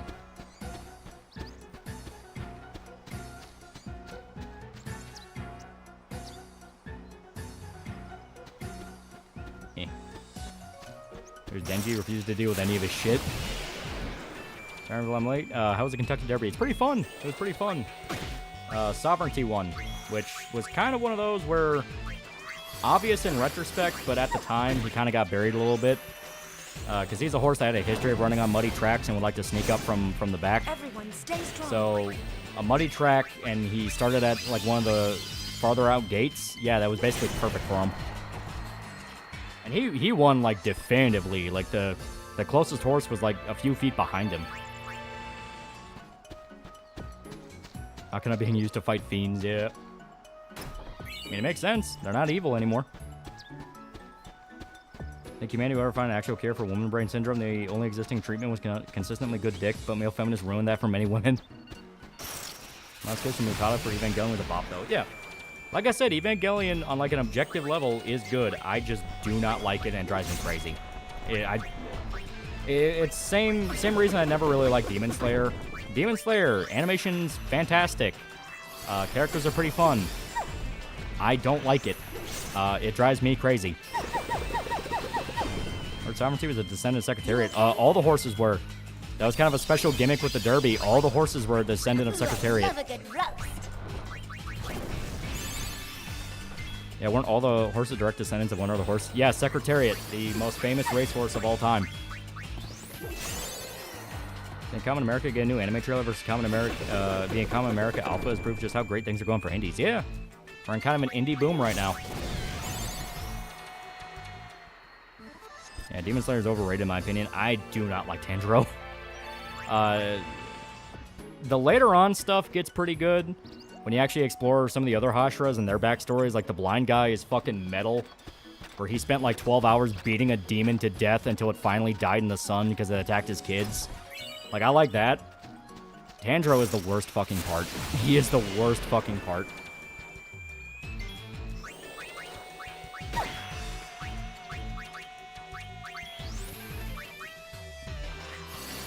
I'm going to put all my money on Jovial Merriment.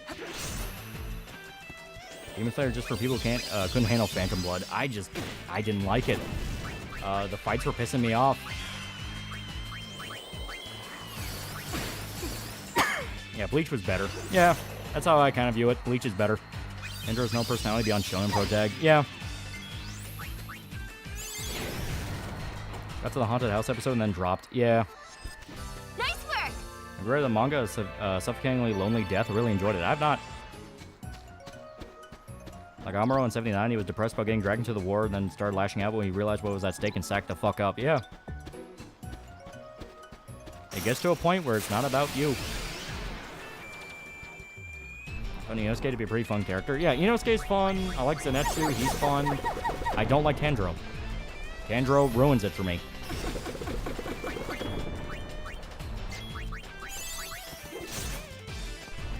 Demon Slayer is the show where all three protagonists suck, only worth watching for side characters.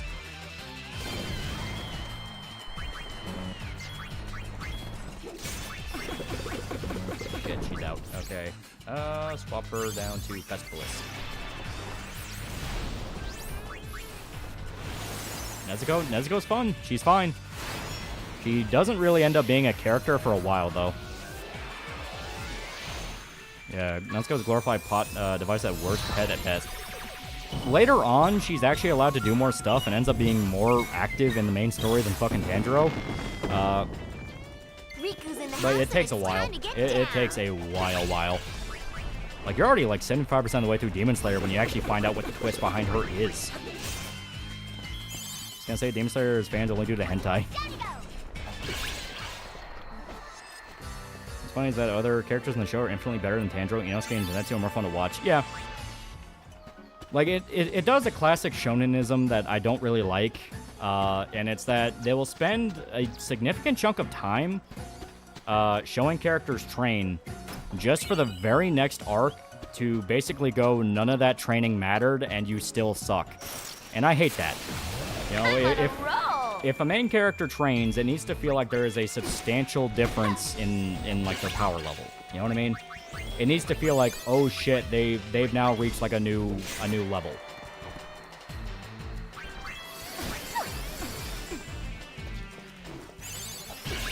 One of the best examples of a meek protagonist. Look at Rock from Black Lagoon. He starts off as meek and timid, but as the story goes on, he goes through an arc and becomes a major player in the underworld. Yeah.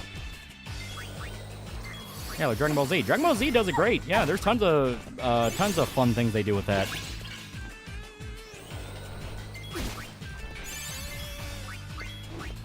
I'm gonna bust my ass training and still be at square one and beat my trainer's ass. They did a shit job. Air Garrett, the same problem. I dropped it once I started saying every other character is better protect compared to Iki. Tanjiro's just a lesser version of Jonathan. Piece of cake. We're gonna be like Jujutsu Kaisen where all the power-ups Yuji should have been getting through the series. He only has in the final fight. Yeah. To me, a good shonen needs a good combat system, and it needs to stick to the rules of that combat system. Like, I really like Bleach. I won't lie, Bleach has the opposite problem, where by the end, Ichigo is so fucking OP, and Orihime is so fucking OP that it's like, is anything actually gonna kill them? And the answer is no. But, you know, all the other character fights, they're fun, and you know, they have distinct personalities, and they play off their personalities in the fights, and they're fun to watch. Even Guts trains with a sword in his downtime. Yeah. Yu Hakusho is a good combat system for the most part. Yeah.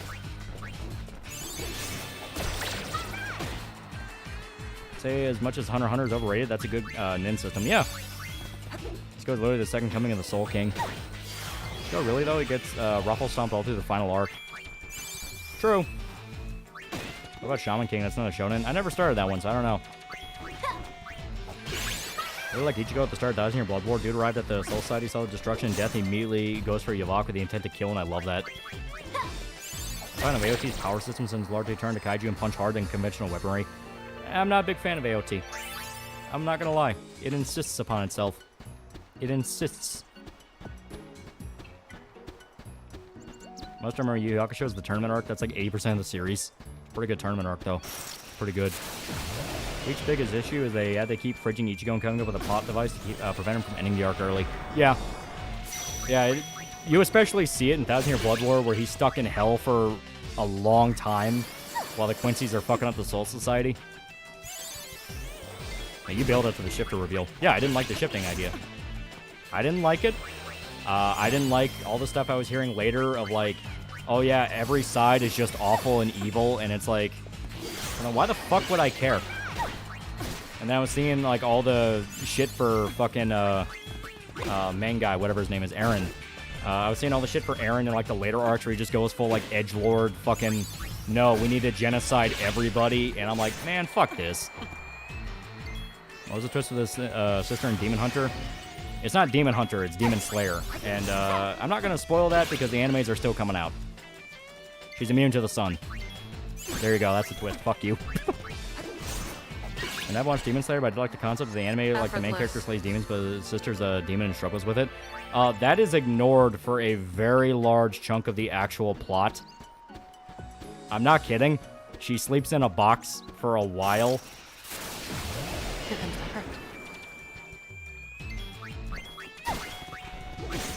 It also leaves the most demon books I've read. Starts as an intimidating monolith to conquer, but as you read it, you realize it's just a book that's uniquely told. Yeah.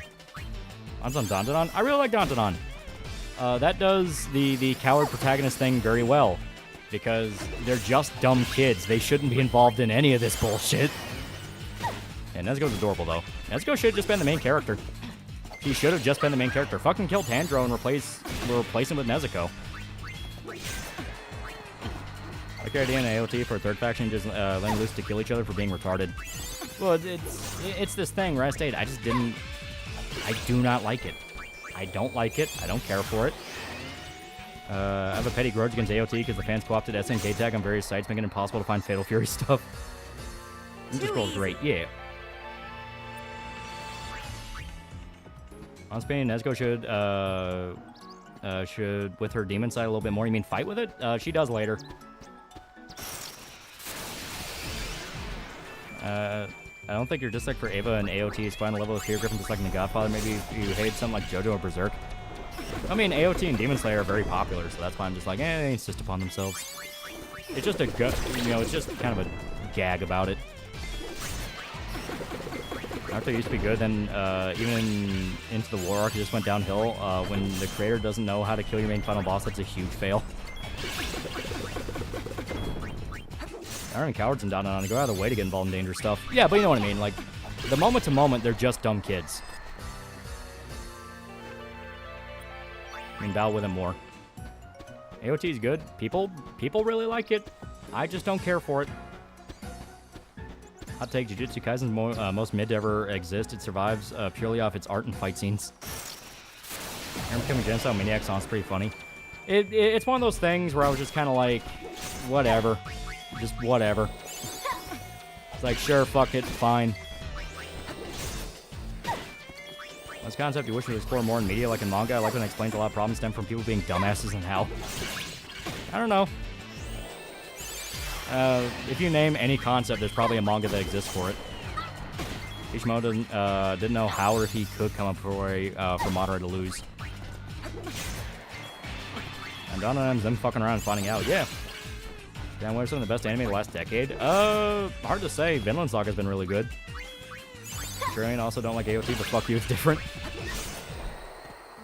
Yu Hakusho is one of my favorite representation of bros being the best ride or die homies around. Owen Button's the perfect female character.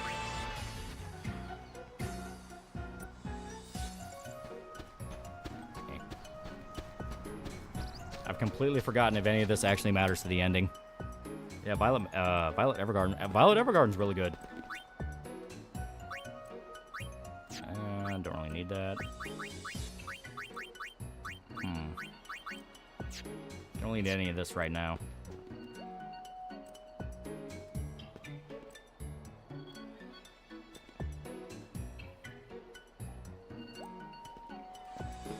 I'd like to see you review Flame of Rekka. It's Yu Yu Hakusho, but better in my opinion. Huh. I think Batandro and Shinji are two examples of Japanese animators who are selling to Americans who want a character to relate to them. Those who have depression never change. It's Peter Pan syndrome. That's not at all what the intention is. Remember Yu Yu Hakusho, a guy had a spell to shrink people, but shrunk himself because he hurt his own spell. How do you fuck up that bad? Tied a ghost or something? What was the deal with him? He was a dream made by Yu Yevon. Basically a spiritual projection of the people of Zanarkand. Goblin Slayer's pretty good. Goblin Slayer's pretty good, but it kind of... Oh, did the game crash? It did. The game crashed.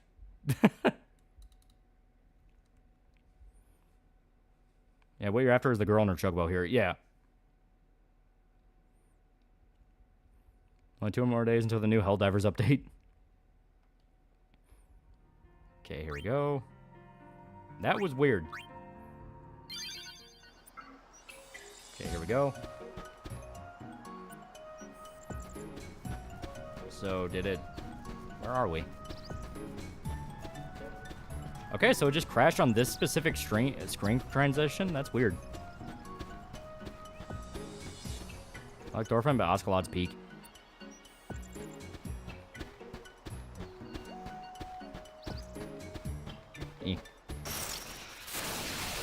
Bring it! She's sure getting into this. She's trying. Are you gonna play Oblivion Remastered? I was gonna wait till it was on sale. I'm not paying fucking like full price for a goddamn Oblivion Remaster. What's up, Fed's monitoring? He's not getting cake. That's a spiritual projection. Then what exactly became of him? Does he no longer exist? Did he go to the afterlife? Did they explain that? That's what 10-2 is all about. It's like, hey, Titus might not be gone.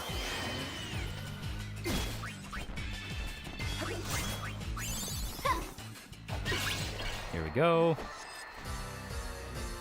No problem. Is it cheating to say the one anime I loved throughout the last decade with JoJo? JoJo's really good. Every season so far has been very emblematic of what JoJo is. Comes to the subscribe star request is really, really dull. I mean, I still try to make it fun. Like, by the way, did you try the Fancy Cake? People like it? It was pretty good. It was pretty good.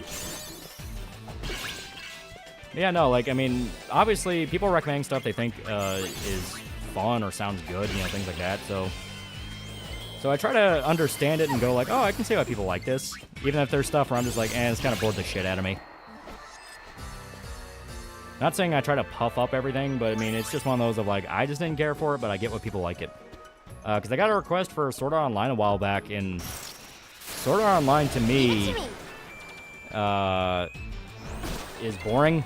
I don't like Sword Art. I think it fucking sucks. And a lot of my video on it was, this is not the worst thing ever. I just don't personally like it.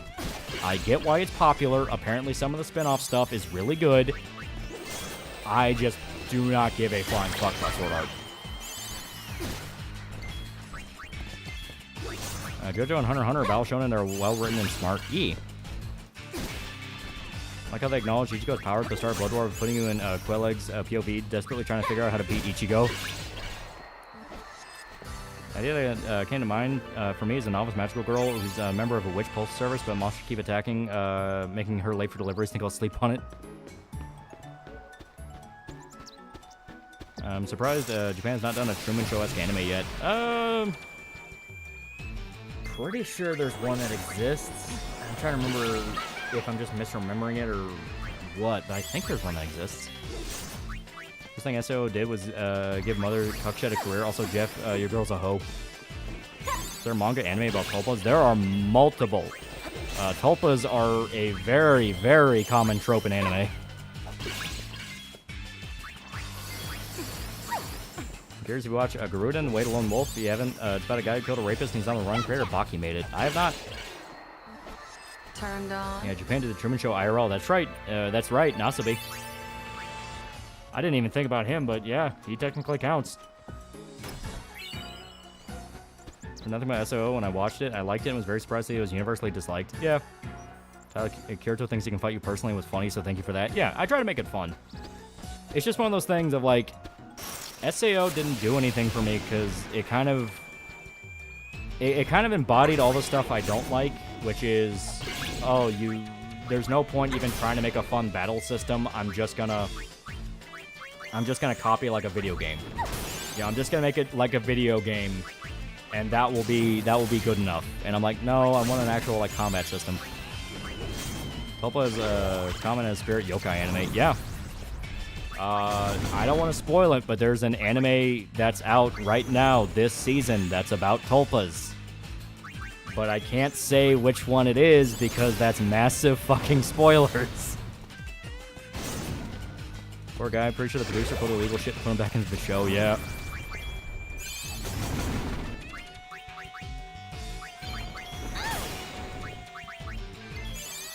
My Hero Academia had a new wholesome epilogue one-shot where Deku and still teacher and pro hero where he ranked up to number 4 in short time with Bakugo at number 5, so inspiring next generation. Yeah, SAO started the JRPG Easy Guy. Yeah, I'm not a fan of it. Empty Man's an interesting horror movie that goes in the directions you won't be expecting. Yeah, Empty Man's good. Empty Man's really good. Watch that blind. No, better. Watch the trailer for Empty Man and go in thinking it's a Slender Man ripoff movie. That is the best possible experience you can have. Gamer system made sense for SAO because it's literally a video game. When they just copy-paste it into fancy things, it gets old. I like the way Konosuba does it, because Konosuba, it's more like the kind of JRPG-ish. It's like JRPG, but they make fun of it a lot, where it's what happens if you get nothing but bad rolls. And that's funny. Roger got to $5. Lolly doesn't like SAO, but I thought your favorite character was a black swordsman. I'm going to spoil it. Lolly anime about Tulpas is Mike and Melissa. Yeah, there you go. It's Mike and Melissa. Yeah. Says something about SAO and the Greek series more entertaining. Yeah. And say it like that, I'm not going to expect to be a Slenderman ripoff. No, just watch the trailer. Just do it. When has his Giants bit, Lolly can have his Tulpas obsession. And how the fuck are you going to check out this anime if you mention it's a spoiler? It's just one of the seasonals. It's just one of the seasonals. Watch one of the seasonals coming out right now. That's all you gotta do.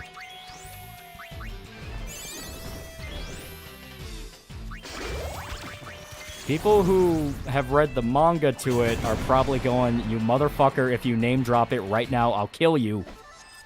It's a wrap. But it's a seasonal right now. That concept was the exception basically every East Guy trope because they deliberately parodied it. Yeah.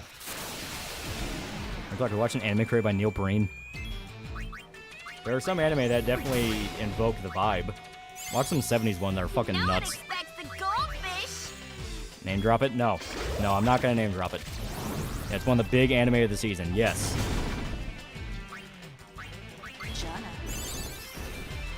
You're watching the Vampire YouTuber anime? It's fun. Vampire YouTuber? What? Which one's that? Is that Call of the Night? I didn't think there was a YouTuber thing in Call of the Night. Many people such shitting on Deku for My Hero. They such rumors to get salty over a fictional kid getting success. Looking forward to Metal Gear Solid 3 remake. Never played the original, so if it's good, I'd like to get it. How about you? Oh, I'm super hyped for it. I think it's gonna be really good. I'm hacking into these government secrets. What's the first letter of the show? I can't say it because some nigga is gonna fucking pull it up and go, oh, it's this one? And it's like, fuck, you're not supposed to know that until you're like halfway through the goddamn series. You're not even supposed to know the concept until you're halfway through the series. Really, My Hero now is the third ending, yeah. Ever check out Sword Art Online Abridged? If so, what are your thoughts? It was okay. Mayako Punch is the vampire YouTuber anime. Oh, okay. Come on, invite all your friends over to this bland-ass jokes and criticize everything about the super cool anime Lolly's talking about.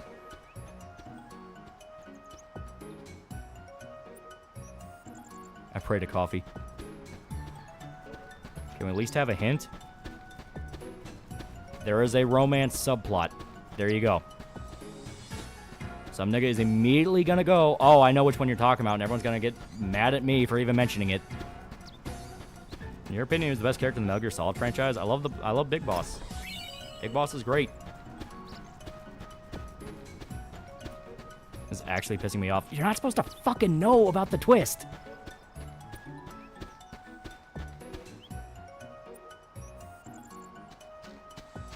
So it's begun a new saga. You're just supposed to watch it and read it. And the slightest idea how low that narrows it down. It's supposed to be vague. The whole point about it is you go, oh, okay, I guess I'll go, watch one of the seasonals coming out right now. Then you watch it and you're like, oh fuck, this was in this? It's like, yeah. I've been keeping up with a manga about a speedrunner getting isekai and everything around him gets mind broken from him doing glitches. Yeah, they don't know, yeah. Like, I'm not trying to be a dick about it, but it's a seasonal right now, and the anime has not gotten to the reveal yet, so I'm trying not to spoil it for anybody that's been keeping up, because I don't want them going like, fuck, why would you say that? And it's like, well, I was trying to be subtle about it. Give me a Y! Give me an R! Yeah, Snake, I love that, man. Snake is pretty cool.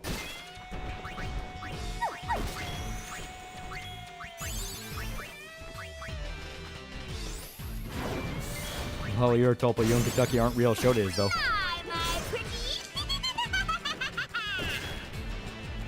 See the trailer for that new show coming to Max called Duster. It's some 70s themed show starring Keith David. And the guy who played Sawyer, best character from Lost. Huh.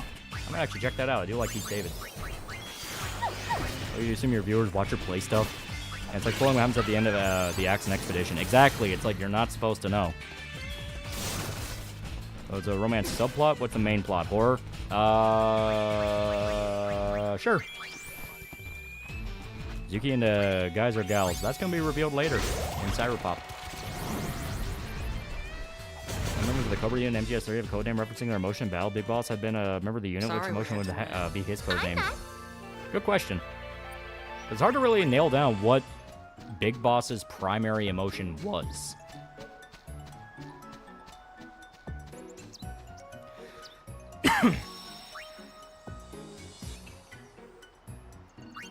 Here we go. Their MGS character is the random Soviet soldier I threw off a building MGS5.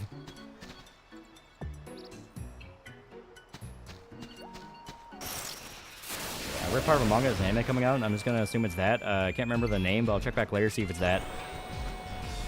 You guys know 40K? You know about Hive Cities? That's your clue.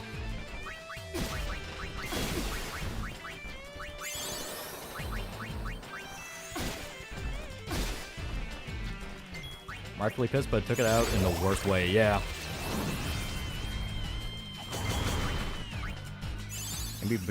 Maybe determination? Maybe? What a nuisance. How often are superheroes in anime manga? Depends on your definition. There's a lot of urban fantasy series that kind of dip into the main characters basically just being superheroes, so if you want to count that.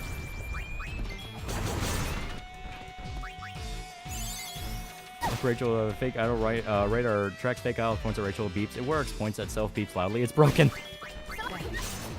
Alright, mean gay is free. God damn it, Snake, I have a girlfriend. That doesn't mean anything.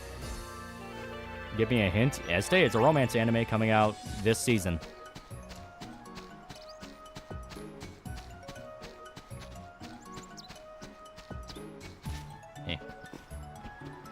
Yeah, Big Boss' primary emotion is gun autism. Goodies up here.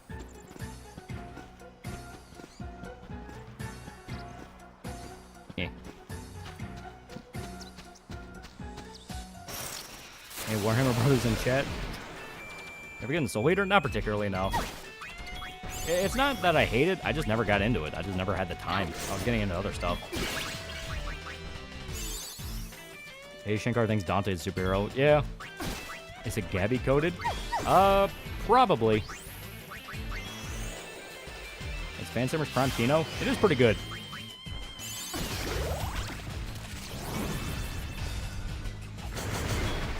People only watch Demon Slayer because they want to get down by Shinobu and Mitsuri, little sex on legs and flaunting it. know it's fun trying to use your hobby to escape hearing of tariffs and too many people inside space becoming experts justify 21st century labor over cheap price on toys. A tulpa's evil? No. It just depends on the circumstances around it. Like, because a tulpa is just a being willed into reality. That's neutral. Yuna, marimas. I hint that is modern day Ursa Yatsura. That's already too much. Alright, if you niggas really, really need to know which one it is, like if you are desperately trying to figure out which one it is. What was I talking about? Alright, yeah. So the anime that I've been hyping up so much, and it has this big reveal that completely changes everything you've known and seen. What a nuisance. Anyway, Final Fantasy X-2 is really good. I like it. No, in all seriousness, it's Kowloon. Kowloon generic romance. Fuck it. People are already saying it before. It's Kowloon. I'm not going to explain the circumstances around the tulpas, but they are a thing. We won! An empty win. Yeah, stop demanding things, you autistic man-children. That's on Valkyria Chronicles. I really like it. I really, really like it. I checked out Tokyo Revengers, the Love Letter Delinquent anime, even embracing the tropes you expect in Delinquent series. I saw a little bit of it. I didn't finish it, but I thought what I saw was pretty good. It's not really a spoiler. The trailer drops a few hints. No, like it gets a lot more blatant later on. You had your chance to run. Yeah, Kowloon's the one with the hot short-haired chick, isn't it? Yeah. But it becomes a lot more blatant later on, and you don't understand the full scale to it until way later.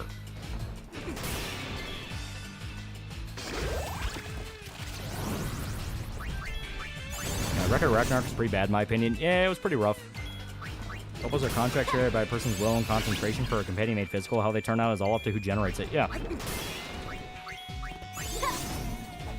And Tokyo Revengers go off the rails with a bad ending? I don't know. I never finished it. The Kowloon's already pretty great as it is for me. The idea gets bigger, only hypes me up. Yeah, it's... Because I read through the manga... yeah, yesterday. I caught up fully yesterday. And it dips into a lot of different shit. A lot. You know, identity, existentialism, and all sorts of crazy shit. I was reading it kind of going like, holy fuck, I'm vibing with this a lot. I like my, it starts off at a low scale, and then by the end, it's like this whole-on fucking what even is reality story, and it's like, I love this. Kind of like Foster Home for Imaginary Friends. Can we have a romantic series, also a thriller? Yeah, that kind of is Kowloon. I'm scared of getting into One Piece. Holy shit, bro, it's so long. I reckon Ragnarok, from what I've seen, was okay as a manga, and they just got butchered as an adaptation in the worst way. What was the game about mutant worms in Kowloon? That was Slitterhead.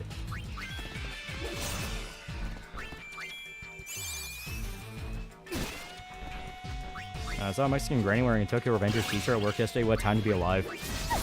Yeah, it's long, but it's good. Yeah, I read through that because we've been watching on anime nights, and I started reading Sword of the Demon Hunter. I actually kind of like Sword of the Demon Hunter. It's a little rough, but I like where it's going. Nice knowing you. Where the concept in that one is basically a full-on like centuries-long tragedy, and there's a lot of different elements in it that I think are pretty fucking cool. Yeah. Because basically, Sword of the Demon Hunter is like, main guy's like an Edo period Japan samurai who's already being trained by his family to hunt demons, because that's how they protect their village and their role in it. They kill demons. And then one day, a really, really fucking bad tragedy happens, and he's forced to basically wander Japan as a samurai. And as a result of the very, very bad thing happening, he ends up becoming immortal. So he's immortal and wandering and seeing Japan change like decade by decade. And there have been teases that he's like alive into the modern era and like is going around in like modern Japanese shit. Is it Ito or Heian? Starts in Ito, then goes to Heian. That's the thing.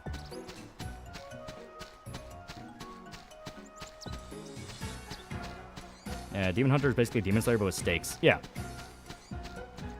Only big problem with Nezuko is that thanks to the mechanics of the world, with nature and swords being one of the only things that can kill demons, she's completely incapable of winning fights. I think this anime doesn't exist because when I type in Kowloon, it shows me Wreck-It Ralph character instead of type in the manga, type in anime, I still can't find it. Kowloon, the Walled City. Kowloon. Kowloon. Longhood's good. Maybe, damn, YouTubers trying to go third world labor bad, but why should we get factories in America to make products? Because Hasbro wants to raise the price on 9. If you're putting your plastic toys above human decency, you're a piece of shit. It's on the girl from Kowloon generic romance be so perfectly gorgeous. Seriously, it's like they solved a mythical equation for me. The manga is written by a woman, so I think it's her self-insert fantasy. Demon Hunter is the name. Sword of the Demon Hunter. That's the name of the other one that I read through and I really liked. And do you have superheroes slowly discovering they themselves with schizophrenia thoughts? That's basically Moon Knight. On the way around, Heian dates all the way back to 794 AD. I thought Heian was after Ito because it was the beginning of them modernizing. Because yeah, no, it starts in Ito. Like it's Ito. They refer to it as Ito. Yeah, Ito goes back to the 1600s. Lawrence didn't realize Kowloon's such a unique and strange place. Okay, this has been a wild goose chase that solved nothing. Here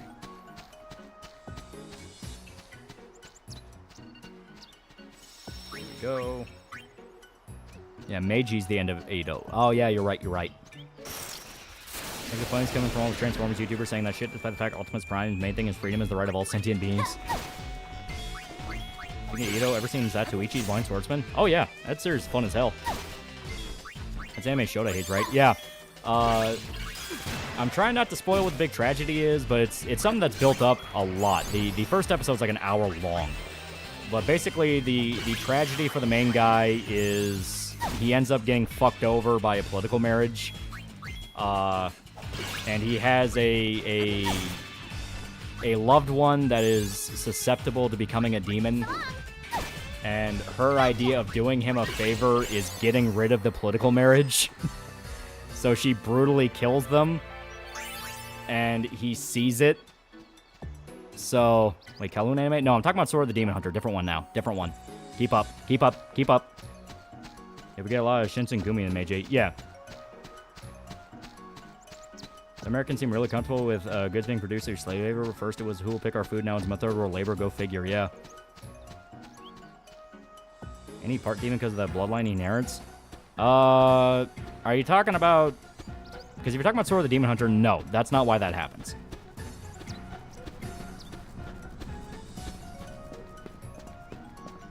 Yeah, Demon Hunter hits you right off the bat. It's not a happy story. Yeah.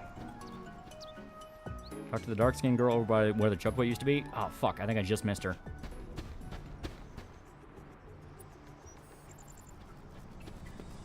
Trump holds strong on tariffs. These companies propped up in slave labor will crumble, and so will China. It's literally just a waiting game. Yeah.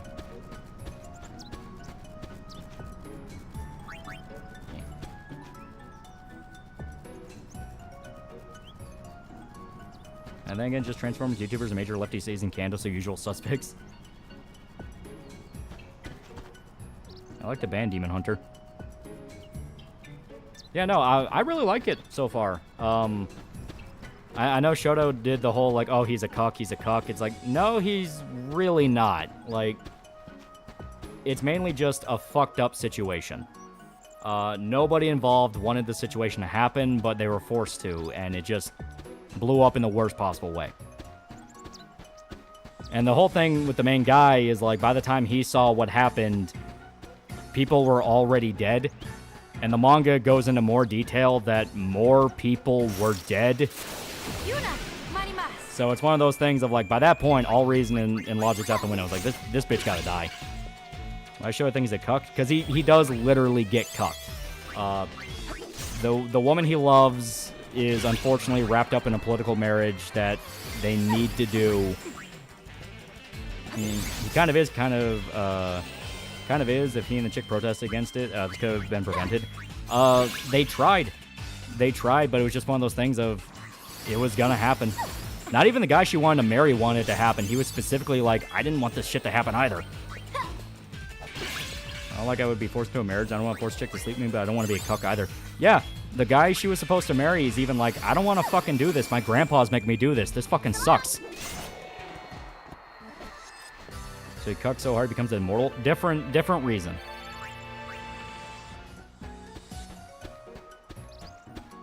That's on Sentry. I hadn't heard him before Thunderbolts, but it's a neat character idea. I'm not going to watch Thunderbolts. I got no interest.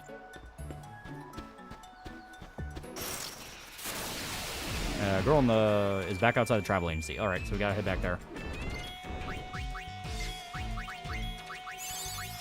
Upside, this is a good chance to grind up our stuff. Political marriage used to be a fact of life. Yeah. And anime is this sort of the demon hunter. When you're dealing with pre-modern society, they don't operate by the same rules. Yeah.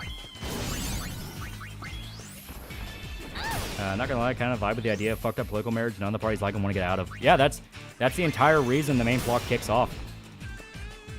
Because, like, he's specifically like, man, this fucking sucks. The girl is like, man, this fucking sucks. The guy she's gonna marry is like, man, this fucking sucks. But all the village elders are like, no, you're gonna do this. And they're like, fucking fine, whatever. And then the demon gets involved and a lot of people die.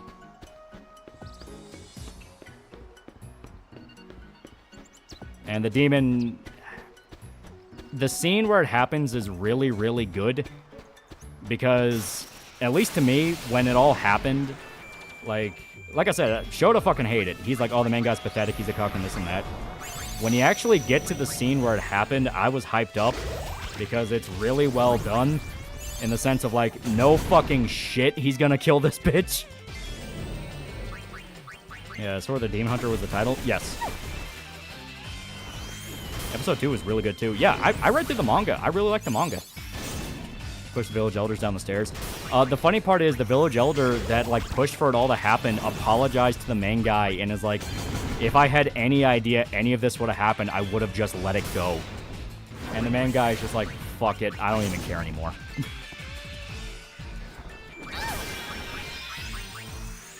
There are activist types using the slave labor argument to boycott companies. Granted, they still do it. Not being beholden to the countries with little slavery sounds best. Heard 2 Hero X was good? I've never heard of it.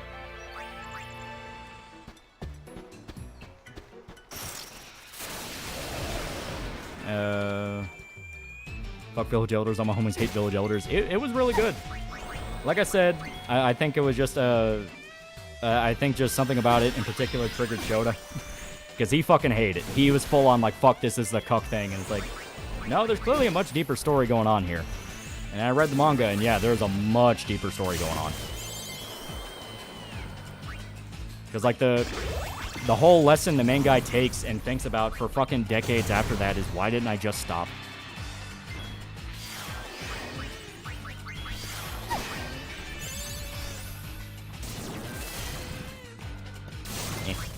When I say party, you party. Come on. Can show us keeping some secret trauma about cucking, interrogate him. Dr. Manino by illustrating second issue of Cyberpop. We're focusing on the first one before we even think about the second one. Something to do with the fact of don't stretch too far and make it seem bigger than it is. Shows savages people can't handle the nuances of being a cuck. Eh.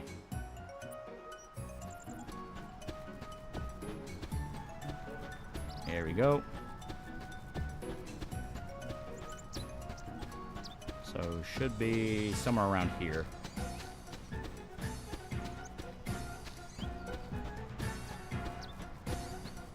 And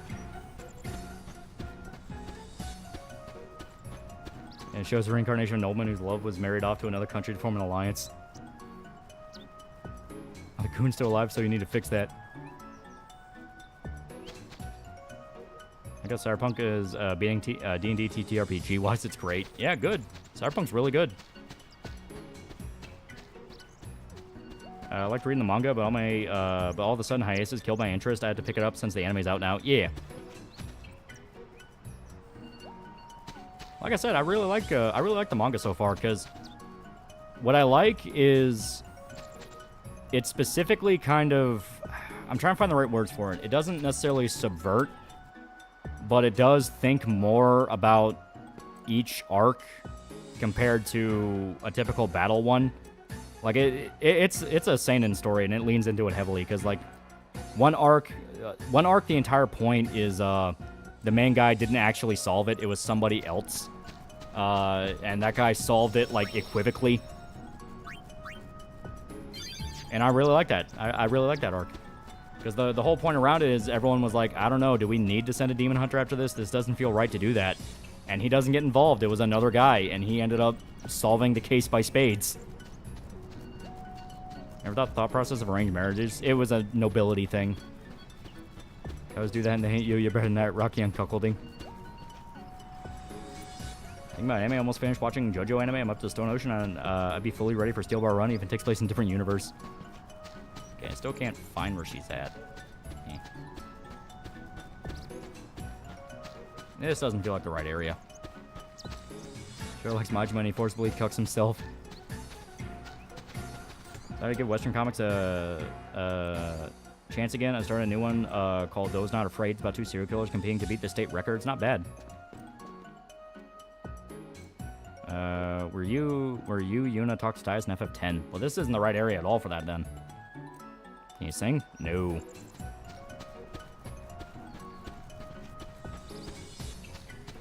Did they have sex? They didn't. It doesn't really count as cucking. No, it was an unrequited love thing. They confessed to each other before everything happened, but it was basically to say, hey, we care about each other, but this can't go anywhere. It's over. Yeah, arranged marriages, just playing Merge's Kingdom. Those little jolters won over 1 billion power in a crappy mobile game. The Mark Miller comic about vampires attacking the Vatican? No. Chad, families and clans used to be the main political unit. Marriage unites families and controls who inherits what. It's something that has gone away in modernity, so it's odd to us. Yeah. Go Seascape back on the left of the agency. So, inside the building? Because this doesn't have a seascape anywhere near it. And it's by definition not cucking. What the hell is Shota about? Well, he did love the girl. It's just the fact of they couldn't be together due to a political marriage. Left side of the cliff. Okay. So over here then.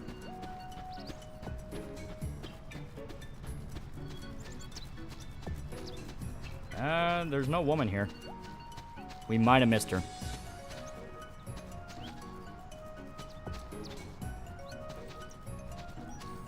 The path right across from the inn. Okay. So, like, right across. Okay.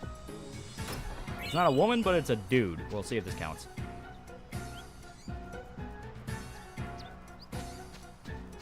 Yeah, it's a tragedy more than full-on NTR. Yeah.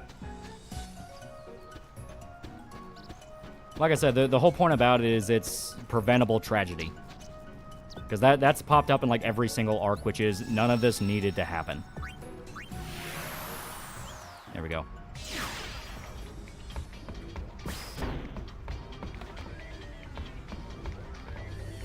Okay.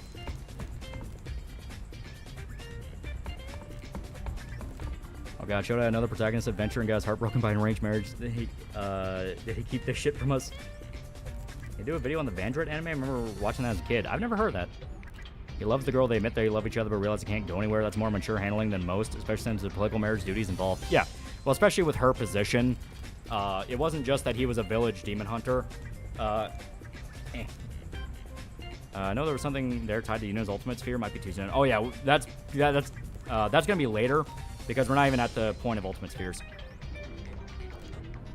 But yeah, no. The whole thing with their role is the chick is basically the princess of the village. So there's a lot of political clout involved with her, and she's in particular supposed to be a guardian of a very, very, very, very, very important sword. And main guy was going to be her bodyguard. So the village elders basically said, no, fuck this guy, get this kid who has more prestige behind him to marry her. Even though the kid himself is like, I don't want to marry her. She's in love with my best friend. I'm not going to fucking do that. And they're like, yeah, but you're going to, though. Look closely, you'll notice how the unit did not cook ties, instead moved heaven and earth to bring back her literal dream boyfriend, because he's technically a dream. Okay. Trying to think of where else we would need to go. Because I'm trying to think of the places we need to go before we tackle Xanarkand Ruins. Does make sense, because Majima also has a reasonable reason for letting go of his girl. It sounds like a similar conflict. Yeah. Well, the big thing that kicks it off is the main guy has basically a little sister that is a demon. Very, very... if you go to location, it says there's a quest there. I know, but usually it'll just flat out have a little hint. But basically, he has a little sister that's a demon. And the little sister has been able to deny demon nature for a while, because the way the demons work in the series is very different. For one, they cannot lie. A demon will only ever tell the truth, except it can hide the truth. So it can lie by omission, but it cannot fully lie. So the little sister essentially gets manipulated by these two other demons that tell her about the political marriage and everything that's happening, and the little sister has really, really wanted the princess and the main guy to get together. Her entire life has been about trying to get them together, because demons just have like one goal they need to accomplish in their life. If they don't accomplish it, they have no meaning and they just die. So the other two demons, it's about kicking off this big plot that we do not know the full extent of, but all we know is it has something to do with fucking up this political marriage in general, in specific. The little sister demon is shown that, oh, at the last second, they swapped out the spouse for this other guy. And she assumes the worst of it and goes full on, you're a whore that's cheating on him, fuck you, you're a monster, and brutally murders her. Brutally murders the princess girl. That night, the seven of us. The best friend lives. The anime might not show it, but he lives in the manga. He gets out alive. I wanted and to he keep blames that himself feeling, fully for what this happened. place, within me forever. And basically, when she goes full demon, main guy shows up right after the massacre, where she doesn't just where not just the princess dies, but like a bunch of other people in the area die. So he's assuming the full-on worst and is like, holy fuck. And he walks in just in time for her to cut off the princess's head. That's all the context he has. He hasn't seen anything else. So he sees that and goes, you're a fucking monster. Why would you do that? And just goes full-on, I'm gonna fucking kill you. But she manages to get away, and now you have like a 100-year rivalry where he's trying to hunt her down to kill her for revenge. Yeah, demons have obsessions, and the sister was resisting her nature because she wants her brother to be happy, and this breaks her. Yeah. Base little sister already love her. It's explicitly not based. What show is this? Sword of the Demon Hunter. I really liked it.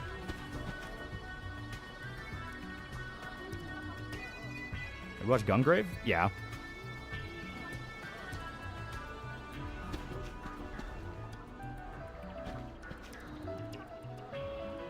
Alright, yeah, this makes you do the weird fucking... Is it an old anime or no one? It's newer. It's coming out this season. One chapter is Chapter 2 quest we're looking for. Also, if you select each location on the map, it gives you a hint if there's a side mission. After returns to demons having obsessions, I like old folklore assault being god for protection because they are stuck counting all the grains. Well, it's not like that. It's not like an obsession in the fact that they're OCD. It's that there's like one goal. Like, there's one big goal and drive that they need to get done.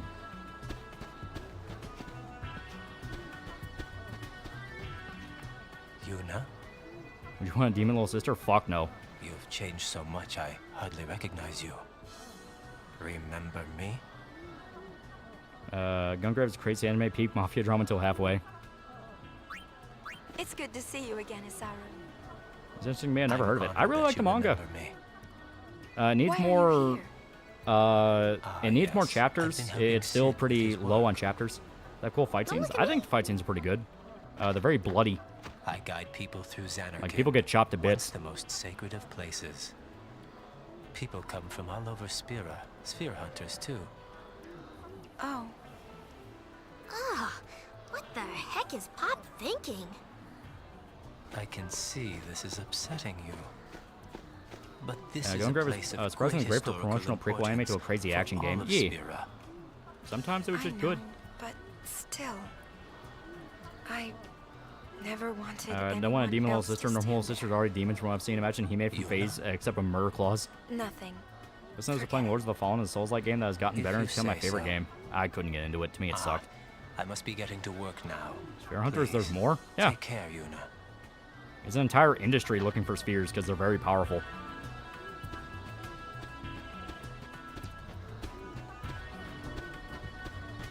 This might be all we need to do for it. Because some of them are literally as simple as have a conversation with somebody. It's a good thing Shota's not here. I really like the series. Expedition 33 is already being ranked higher in the top 5 games of all time. It ranks above Ocarina of Time for user rankings on Metacritic. Deserved. Time is going to be the thing that determines if it's deserved.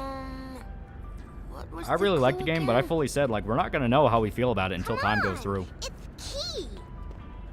All right, let's We head watch Red out. Ranger, Another World. No, we're watching Loser Rangers. Yes, sir.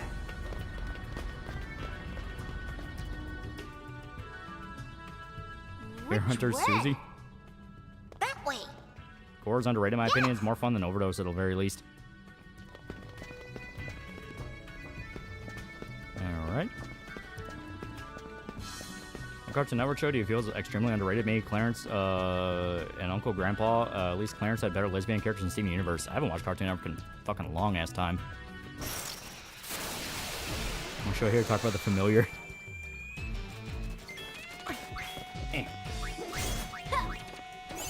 His anime is a good plot, but not compared when Lady explained who Dante's father was in the Netflix demon show. Just wait till the Game Awards comes around because fucking Astrobot won award last year. I'm not talking about awards. I'm talking about public sentiment. That's different. We're not gonna know how we feel about it until time passes. Right now, I really like the game, but it's one of those things where as soon as you beat it, you might go like, "Yeah, that was really good," and then, you know, as time goes on, it's like, that was really good, but it could iron out some stuff here. This part was kind of meh, you know, stuff like that.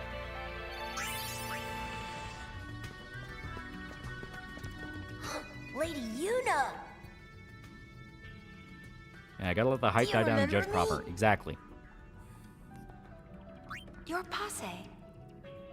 You remembered me. Used to be really into Lankara. He got me into comics with his videos, but then his recent stuff and him This becoming is a locale, Helena, yeah, cringe, especially when I and saw the this is video, yeah. Tomorrow. Nice to I'm loving meet you, Expedition, Lady but I fear Yuna. we've been inundated with so much slop What the are you last doing 10, 15 here? years There are might fiends affect our around. ability to properly gauge game quality. Like I said, I really like it. Everything about it I've liked so far. I love the world. I love the That's right. characters. We're I really like the spear combat. hunters. But I'm not going to know how I Get really in. feel until some time passes after I beat it. Like, I know for a fact, I still You like here on it. some kind of treasure But, hunt? like, it's one of those things So you're not going to key realize must be until you do, clue like, a to finding replay the down the line of, treasure. like, what was the part that filtered you and made you go, oh, that's right, right. that fucking part. We've been Expedition is really good. I would say it's one of the home for fave titles that. of the year, but calling it best game of all time is overselling. let's Yeah, that's go. overselling, and that's going to make people go in... That's going to make people burn out on it, and you don't want to do that. Kindergartians, move out. Does Expedition absolve the French of their sins?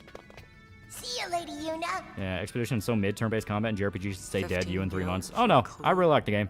And I like turn-based combat a lot. I mean, hell, we're playing Final Fantasy.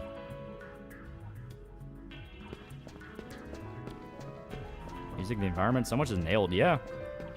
The problem is you can tell most people have never played a decent JRPG in their life. You're not wrong. Come in. Do you read me? Oh, hey, I wanted to double check that clue. It's Mon, right? Nah, it's just that I heard some kid saying it was key. I think that was all the French of their weird language. Walkthrough in that game are France's only I contributions. figured it was Mon. Over and out. The clues are key. Only one of the things and Lankara just pretends to be conservative because almost 100% of channel awesomes are openly The Democrats. Gullwings? Lankara doesn't even pretend. Kimon? Like he is an anti-Trump guy. Monkey. We won't let you off so easily this time. French made the Famas, Expedition 33. That's two good things. That doesn't retain the diddly squat.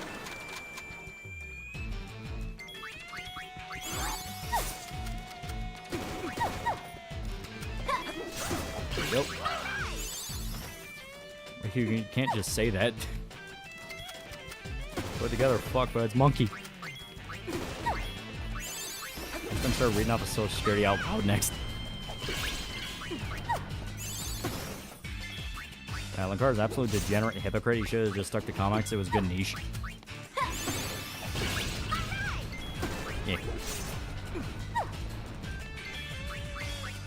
I swear, Fearless, the only member formerly part of Channel Awesome that was normal, even then normal enough since Canadian. Yeah.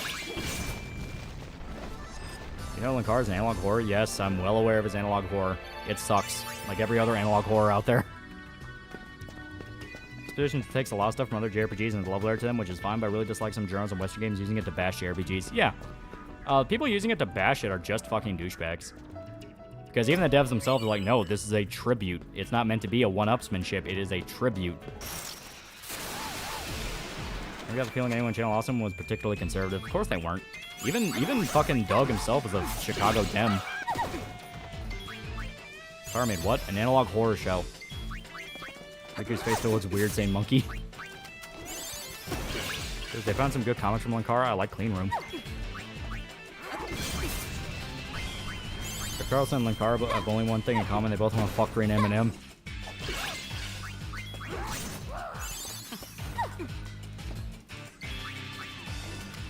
The British fuck Yahtzee reviewed it yet? As far as I'm aware, no. And it's like, I'm not going to seek it out to watch it, because I feel like if I watch it, it'll piss me off. Yeah! With JRPGs, I never get into turn-based combat. It's the only thing I don't like. Love story of them, but don't like the gameplay. I love the gameplay.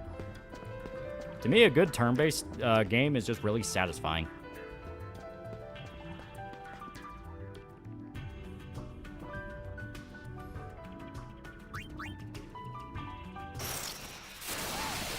To be fair, Green M&M was asking for it. Friends gave us two good VTubers, Rui and Sarai. Jessica Otaku is conservative, but then she had a debate in Ash. I still blame him for turning her into a dude. Doug Walker feels like the guy doesn't care that much about politics until it affects him. Yeah, basically. And honestly, that mindset's not the worst. Like Brennan in the case of the dead game up at Gangbang featuring the Green M&M is my favorite comic from Lankara. Expedition feels like a Mistwalker RPG, and I say that as a positive, but stuff like Shadow Hearts Atelier, Mainline SMT, and Valkyrie profile already proved that turn-based can be dynamic. Yeah. Good turn-based is the kind that makes you think and change things up frequently so you don't get bored. Yeah. I'm always trying to turn a good thing into a weapon and create chaos like with Expedition and JRPGs. Yeah. Talking about Expedition 33, where's influence on sleeve? You have journals acting like being able to customize builds and break games is novel for JRPGs. Yeah, it's like Final Fantasy does that all the fucking time. Ugh. Would you like a Crisis Core style prequel for FF10 where it's Jack and Orange Journey? Yeah, it could be fun.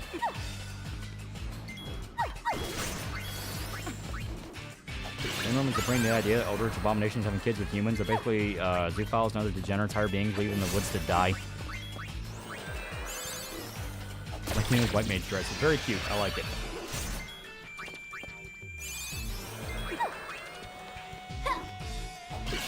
And where I go, Razorfist Ghost of the Badlands is actually really good. I like the art in it. The art looks really good. Joy of turn-based game comes down to understanding the system, coming up with a game plan, adapt to the game's gimmicks, and breaking it over your knee in the end game. Yeah, basically.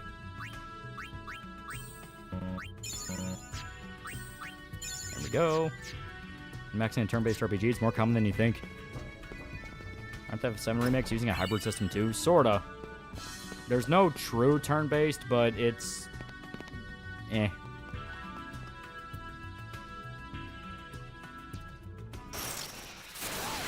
I'm gonna whack you good! Alrighty. You might be a tad over-leveled for this part. Yeah.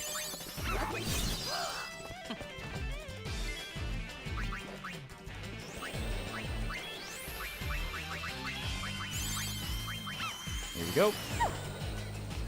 Bye, my pretty! Min-maxing JRPG has always been a thing. You can get the Lionheart in the first disc at FF8 and explain the junction system. Oh yeah, 100%. Expedition's the best thing to come out of France since Andre the Giant, Jean-Paul Belmondo, Eva Green, and Gojira and Sarre. Yeah. Like I said, it's a really good game. It is very good. Like your video on Big O, shame nothing's gonna come after it, but good job on the vid and research. Yee.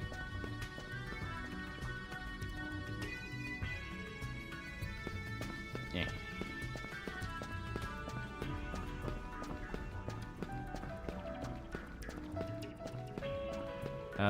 Apparently Conan's the most hated Mortal Kombat guest character. These Zoomers don't deserve nice things.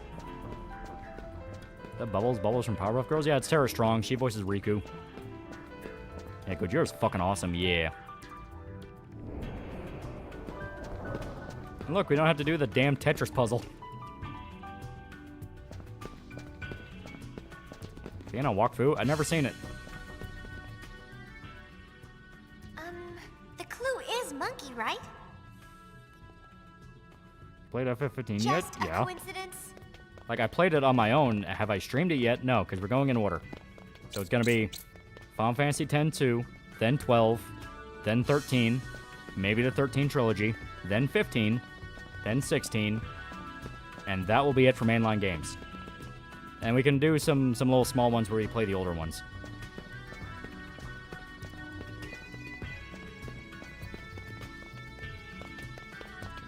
All you know about Wakfu is they draw what's behind the duck. Sometimes you just need to know that in a lot of JRPGs, similar damage buff stack multiplicity. Yeah.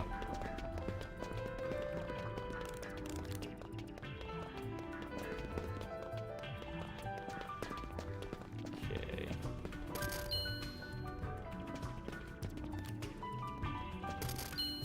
Okay, yeah, I think you...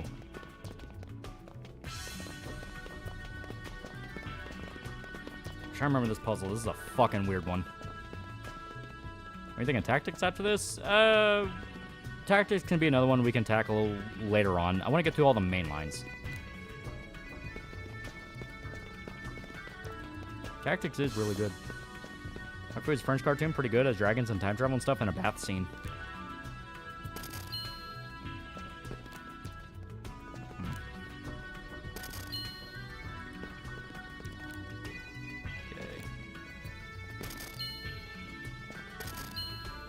I'm trying to remember the puzzle.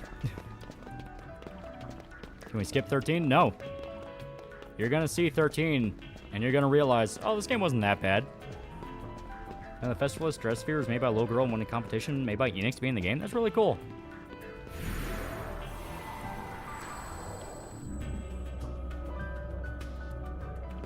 Go save.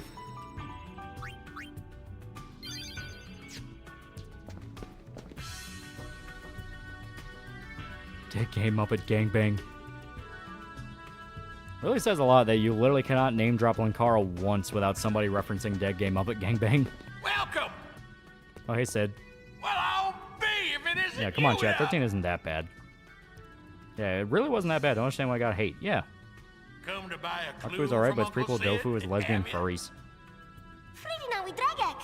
We're skipping X3, right? X3 is not a game. It's a light novel, and it never fucking happened. Hello? What, you got a bone to pick? As with French people producing degeneracy, most of the philosophers argue for age of consent being irrational. Every society does if you look. So, what's eating you? I think I remember what Final Fantasy 13 is yelling the word, shut the Can't fuck really up, Hope. say, but it's just not right. Huh?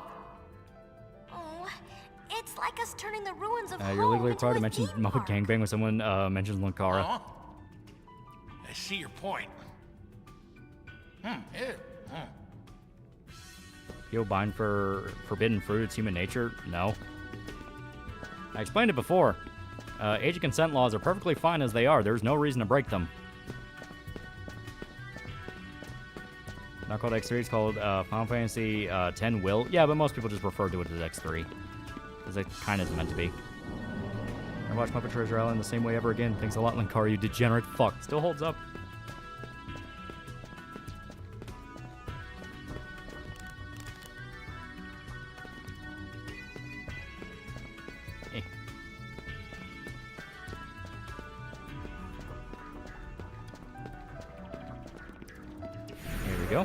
Because French are degenerate by their nature. No, I stated every culture has that segment of fucking lunatics. I was been thinking Dofus is not as in your face, something like Steven Universe. It's drawn and animated better. Damn it, monkeys, go out. Go. Oh, right. No, I remember now. I say X-Ray never happened because it was shit. Even Square Enix is like, yeah, we never put that out. 13's biggest issue is that it's too handily for a few first hours, and the storytelling kind of sucks for the cool world building they did. Yeah, if I remember right.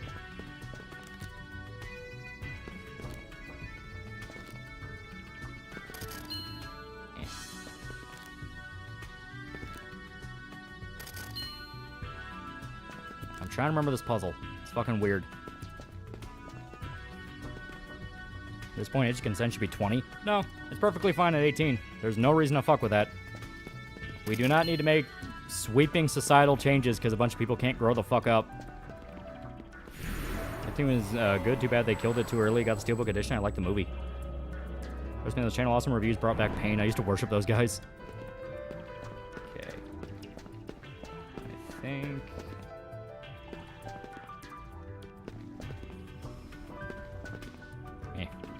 I had to play Silent Hill Remake, and I Am Man is a good remake, but people say the original always sucks and kiss my ass. Oh yeah, no. Both are good.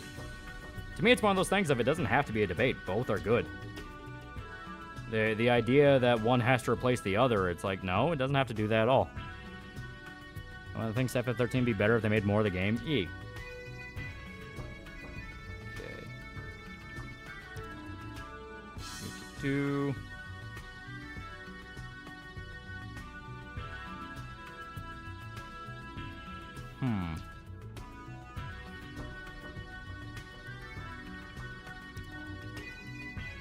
Yeah, okay, this is the fucking weird one. This is the monkey side quest.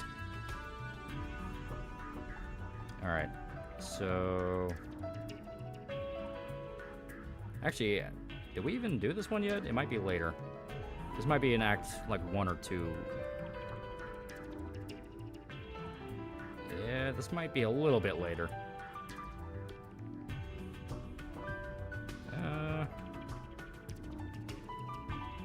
Yeah. Yeah, Monkey Side Quest next chapter. That's what I thought. That's why I was a little confused. Like, why isn't this one pinging yet? It's like, oh, right, because we're not there yet. So you can go to war for your government before you can drink. Yeah. Saw a synopsis for X3. What the fuck? Yeah, now you know. Now you know why that never happened. Actually, I think we're pretty much done here because we already talked to Sid. Like I said, this one's fucking weird because you can never really tell what you still need to do before you leave. Bring back Iron Liz doing Battletech reviews. So I use my character's high speed stat in Oblivion. When I go to Skyrim, I feel slow. For a long time for most civilization come to consensus on the age of consent. It hovers around 16, 18, so stop trying to lower it. Yeah. Because I wouldn't mind if we bump things up higher. Would you really trust someone under the age of 25 to do something really important? Yeah. You're 18. That's when you're supposed to be learning shit, not still being treated like a kid. Like I said, it's a concept that works perfectly fine. Don't overthink it.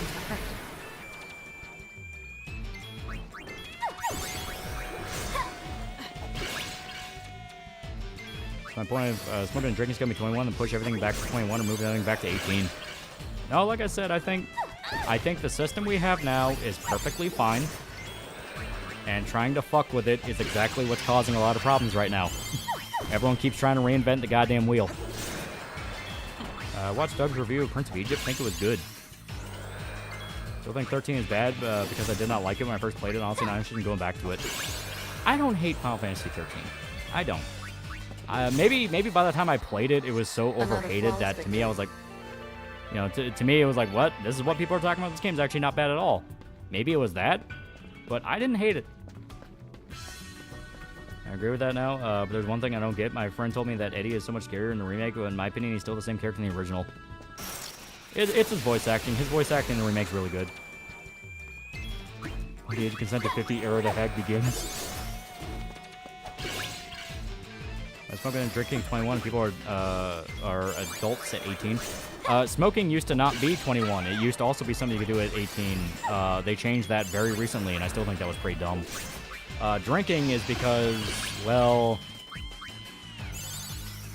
drinking can flat out impair your ability to function, and you do not want dumbass 18-year-olds drinking themselves stupid. And a lot of the kids, by the time they're like 18, 19, 20, they're already having buddies bring them beer and shit like that. It's one of those soft rules. It was like lightning's determined way to protect Sarah. Reminded me of me and my younger sis. Yeah. In other countries, 18 is also when you can drink or at least buy beer. Yeah, but we're Americans. We do things proper. Yeah, drinking age also used to be 18.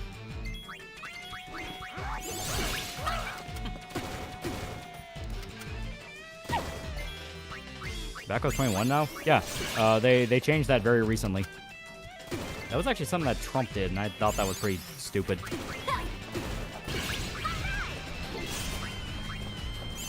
Drinking laws more lax if you're at your own house. Yeah, basically. Have a buddy or a family member, yeah. What the fuck, looks like the Eric Gamer brother Chris the Ghost Doctor. Why are people watching Last of Us Season 2? If you know it's bad, why are you watching it? There's good shit coming out. You don't have to. I'm Romanian, so I know how to make moonshine for emergencies. Puerto Rico, we can still drink and smoke at 18 like adults. Plus, most places, you have to drink as a minor as long as it's your parent giving it to you and monitoring it. Fun thing I learned at, well, in an Italian club. Exactly about it. X3 made it so bad no one likes it. All the character arcs for every fucking character is reset, and it sucks, and nobody likes it. Yuna and Titus having this bond where they're willing to forego life and death to be together. Yeah, no. Oh, you hate watch shit? Oh, I try not to as much as possible. I didn't even want to watch the fucking Netflix DMC show. Shota made us do it because he had a bad week and he wanted us to suffer in his own way, in his own words. And yeah, shocker, it sucked and was bad and I didn't like it. Like, no, there's tons of really good shit coming out and we do not have to put up with it. Like, we don't have to endure it. We don't have to sit through it. Like, no. If shit was just allowed to die naturally, things would change a lot faster, but nothing is. Nothing's ever allowed to just die. Season 2 is already worse than the game. Apparently, dialogue's actually garbage. Yeah, because it's based off Last of Us 2, and Last of Us 2 sucked ass. People have a boner for hate watching. I don't know why. Age allows the government to force me to die for them. I can drink a fucking beer. I mean, most military guys, even if they join at 18, the first thing their buddies are going to do is hand them a beer. And you will be called a pussy if you don't drink it. I was watching The Last of Us, so I'm checking it out, but it's really testing my patience. Yeah, it just sucks. It just sucks. Yeah, 5 minutes at 80, Shankar, what would you tell him? I tell him... Why? Why not just make something good? You're putting more effort into making bad things than if you just made something good. Like, I barely watched Netflix May Cry. Once I saw the same Netflix Vania and Shankarisms, I tuned out and glad I did when I read spoilers. Yeah, it just sucks. I've had zero desire to ever watch it since. There's no reason. I never see cigarette product placement in anything anymore. Not just commercials, but background adverts and TV and film. While alcohol is deadlier, but still heavily advertised. Yeah. I didn't like FF13 for several reasons, mostly because the battle system felt like a huge step back. Everything done there felt better in X2. Music's good. See, I like it more in 13 than X2. Maybe I'm weird. There's live action Last of Us. The fuck is wrong with that girl's head? Like I said, it just sucks. Like, everything about it is just bad. Like, hell, all the praises I gave towards Season 1 was very situational, circumstantial, and I even outright said it doesn't make up for how bad the show is. Yeah, most of the privates you see walking around are vaping. The only time I ever hate watch was if I have friends over, because why the hell would I watch something that I hate by myself? Yeah. I don't know, Neil Cookman felt that they cast Abby as an actual woman. That was probably the best drink responsible ad ever. Yeah. Our boy used to be a heavy sponsor for some of the F1 teams and was the only one trying to be creative about getting a Marlboro logo on the car's Ferrari. Ruben and Dan are reprising the role for the Punch and Grey Raven collab. I'm fanboying over a game gotcha.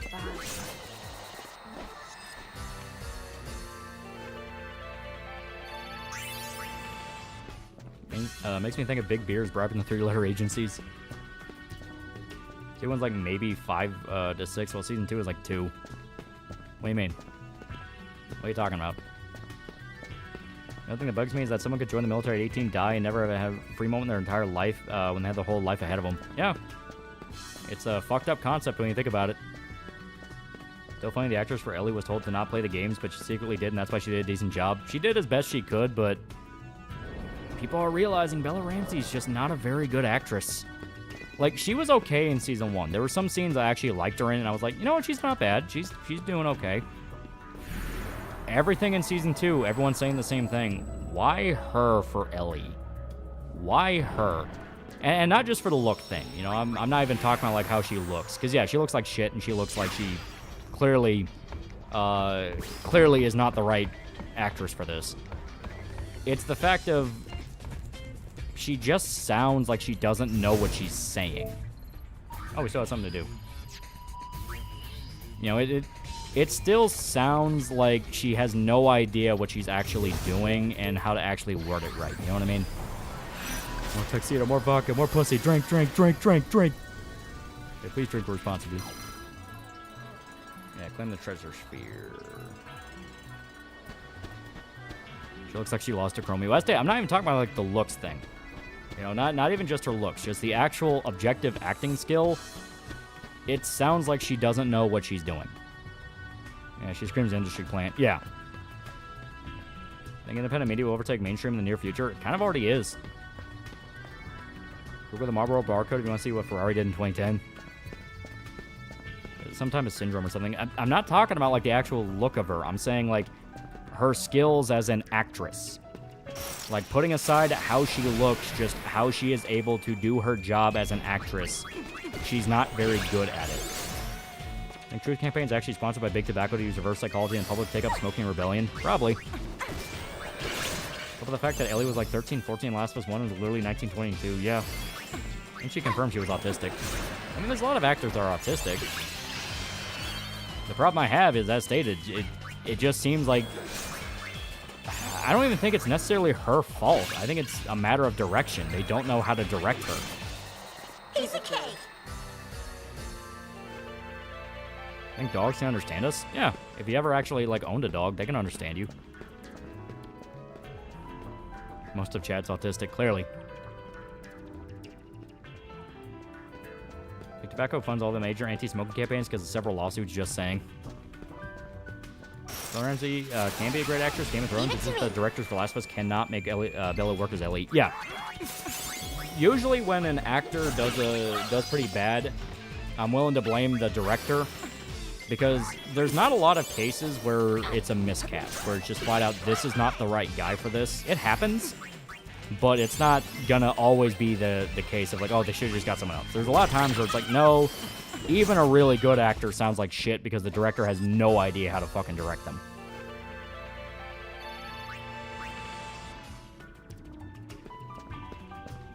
That's the point. Actress is shit because the shit direction. The only time she did good was when she ignored Tuckman and played the first game. I think I agree with the sentiment. They should have just recast Ellie for season 2 and use time skip as an excuse. We're not going to focus on her skill, but her looks. In FF13 Part 3, Lightning Returns was something. It was a character action. What's your opinion on it? It's weird. It's very fucking weird.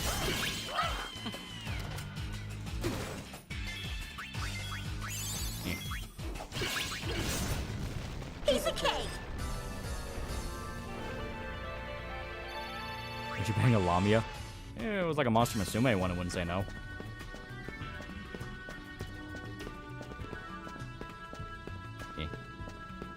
And dogs can sort of understand your tone. Yeah.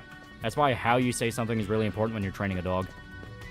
I they made a new Thomas the Tank Engine show, and they said they got an autistic actor. Don't know how that's a big deal since chat's Cadillac of them and his voice acting. Bella was good for what she provided in season 1, but she should have been recast for season 2, but HBO didn't want to actually do that. Probably save money in different contracts and auditions. Yeah. That, and it would look really, really bad if they got rid of one of the main actors in the show. You're already killing off Joel. When I only watched playthrough Last of Us, the actor they got for Ellie does look off. Well, like I said, just, like, looks aside, because the looks is the easy one, you know, because, yeah, she looks like shit. But that's the easy stuff. That's the stuff where someone can just go, oh, well, you're just a fucking poo-poo head, you fucking hater, shit like that. Like, no.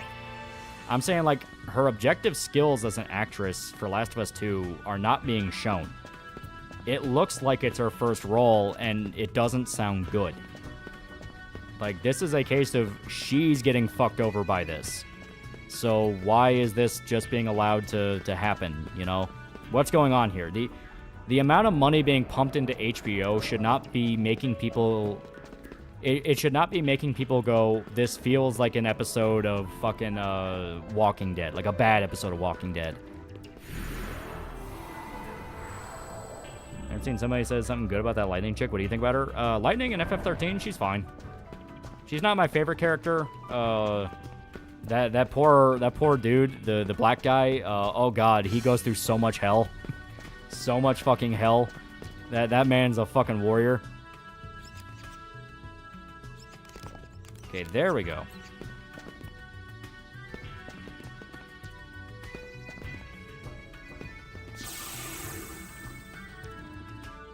As blame Cockman, don't hate watch, so much easier. Yeah, basically.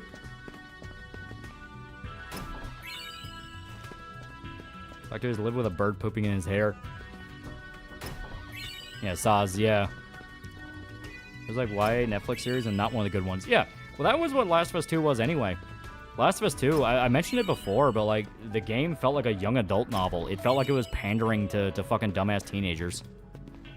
I think his issues, but he's not as bad as the fandom make her out to be. I really don't think she is. No, I don't think she's that bad. One of the weaker FF protagonists, I'll agree. She's not the best, but I don't hate her. 2 years ago, we cast off our beliefs here. Last of Us Part 2 was made first, like how Endgame was made first before Captain Marvel. No. That's not how show production really works.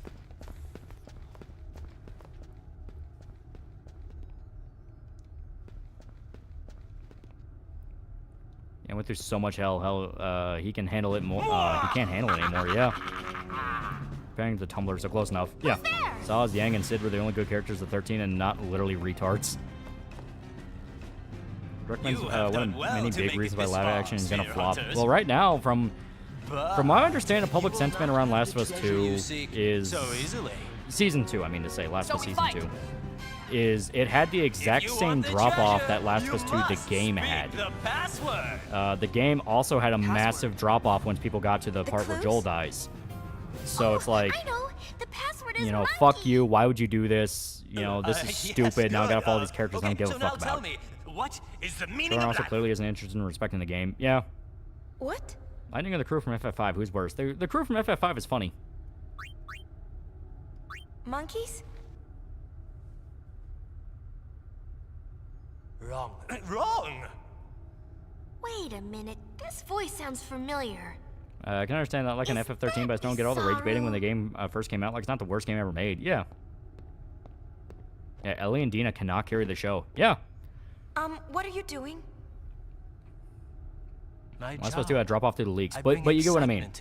The exact same thing that happened, which is people found out Joel died and they went, fuck you, happened with Season 2. Season 2 was the normie audience. That was the people that just wanted to watch a zombie show.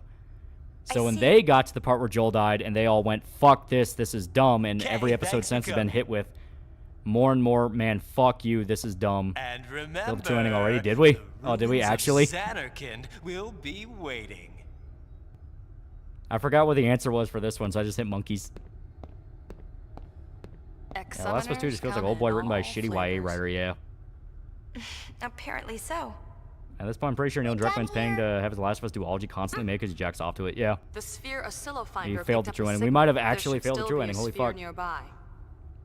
Oh. Right. Okay, let's try this again. You're supposed to answer, is that Yusaru? Okay, well, we can reload a save real quick. Here. Yeah, I'm gonna reload the save. Because I'm gonna try to get as close to true ending as we can. I'm gonna try. The second season of Last of Us basically exposed the whole world to the fact Druckmann is a very bad writer. Yeah. How many seasons do they want for Last of Us 2? There are rumors they're gonna stretch Last of Us 2 into 5 seasons. 5. It's to the point that even people that liked the game are going, fucking what?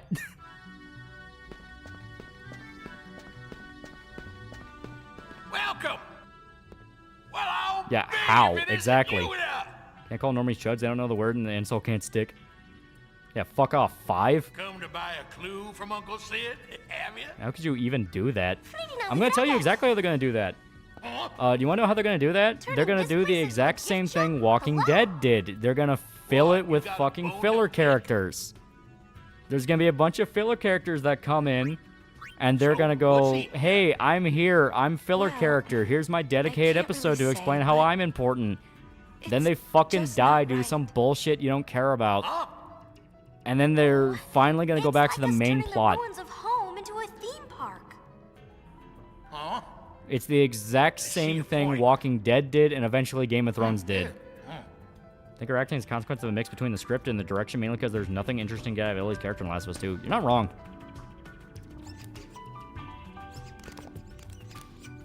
Yeah, no fucking way they're stretching it to 5. It is rumored.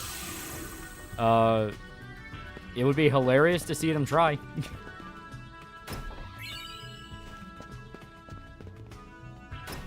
A weird twist, the show got better after it passes source material. Got 2 seasons for each character, Ellie, Abby, then they scissor in the last season like 2 lesbians having hate sex. Damn it. This Game of Thrones is a good, withered, shitty filler because the book wasn't finished. Oh, Naruto and Bleach filler an apology. If the rumor's true and they are going to stretch into 5 seasons, that'll be hilarious to watch the drop-off. 5 to see 3, because they're not even halfway through Season 2 story yet, but 5? That's what Season 1 did with the Raider leader in Pittsburgh. Yeah. Yeah, the Raider leader in Pittsburgh is the exact prototype to what I'm talking about. They're going to fill it with stupid fucking shit you don't care a single bit about. There's going to be 3 seasons. I've heard everything from 3 up to 5. You have Got done permaban well from to make Space it Battles. this Surprised far, it took so long. It wasn't the time I called people faggots because I told someone no wonder you were bullied in school. Have the treasure you seek so easily. Season 1 normally audiences realized Last of Us and Citizen Kane of games. Kind of already this one. If you want the treasure, you must speak the password. Password? The clues? Oh, Maybe it shouldn't that much Last of Us if it was made by the guys who made Behind Mighty Boosh and started them and called Mighty Boosh Yes, Season 4. good. There you go. Okay, so now tell me, what is the meaning of life? 5 thought it was going to be stretched for another season, so we get 3 seasons and it'll act as Last of Us 3 since the 3rd game won't come out anytime soon. Like I said, I've heard a bunch of different rumors. I want the 5 one to be true because it does sound funny. It does sound funny. Is that your final answer? Promo for the next episode already teased a new character. Oh god, they are going to do it. the jig is up. Show yourself, Isaru. Actually changed my mind. That could be really funny. My god, Robo Joel. No, Robo Joel was killed by Robo Abby. Oh my god, Vampire Joel's returned yet again. What are you doing? And something in Arabic. My job. I bring Remember excitement when Last to of Us was those good? who've come Me to too. see the sacred place. I too once traveled with Perhaps the the hope real of Last seeing of Us this are the place friends we someday. pegged along the way. Working here somehow fulfills that wish. I see. I must apologize for the I'm quiz. so tired of the meme people saying the meaning of life is 42. Fuck Hitchhiker's Guide to the Galaxy so much. There we go. Okay, thanks for coming. Season 5 better be Ellie building a rocket ship and flying off into space to fight Abby on the moon. remember, the ruins of Xanarkand will Ready for the whole episode dedicated to Lev realizing she's trans. Yeah. The sleaziest part about that, the absolute sleaziest part, is when you actually listen to the interview where fucking Neil Druckmann talked about why they made Lev trans. Apparently so. We done Fucking, there was a really good video by a guy who There should still be a he went sphere through Last of Us nearby. 2 again to prepare for Last of Us Oh. Season 2, the show. Right. And he flat out said there is no Okay, let's try possible this again. way, no possible way you could be able to sell this game to an audience because it's just shit. It's just bad. I'm trying to remember the name of the guy. Fuck. It was a really good video. But he actually pulled up the interview where Neil Druckmann talked about why they made Lev trans. And it literally amounted to it's a gimmick. It's a gimmick. They were thinking about different groups they could throw in to make the character quote unquote more interesting. So they just decided to make Lev trans. And even the guy in the video was like, so wait a minute, Lev still would have been a murderous rank and file boot soldier that just wanted to kill people, but because they're trans, we're supposed to immediately care. Looking at browser history? Oh, this was like a few months ago. I don't fucking remember. Yeah, Lev always felt like someone's hub box. Yeah. Yeah, literally just a gimmick to get awards. Yeah. And he fucking admitted it. Like, Druckmann was proud of it. That's the fucked up part. Yeah, here. Something... It's like Last of Us 2 Season 2 will suck or something like that. I'm trying to get it pulled up now. Is it Greg Owen? It might be. That does sound really familiar. Yeah, it is. Yeah. Greg Owen. It's called This Show Is Doomed. I finally played Last of Us 2. That is the video. Here, I'll even put a link. It was really good. Really, really good. And the guy flat out discusses, like, this game cannot work in a show. Here. Didn't Cuckman also admit Joel's death was a gimmick? I think he did at some point. Yeah, they really do not give a flying fuck about these people. Yeah. Literally admitted it was a fucking gimmick. Yeah, Greg Owen's great. Yeah. I'm gonna whack you good. That's part about Lev being trans is them getting fucking punched by a fat girl. Yeah. That's part about Lev. Oh, yeah. You can't keep bringing back Joel. You threw him into incinerator. No, you did not bring him back as a wisecracking jukebox.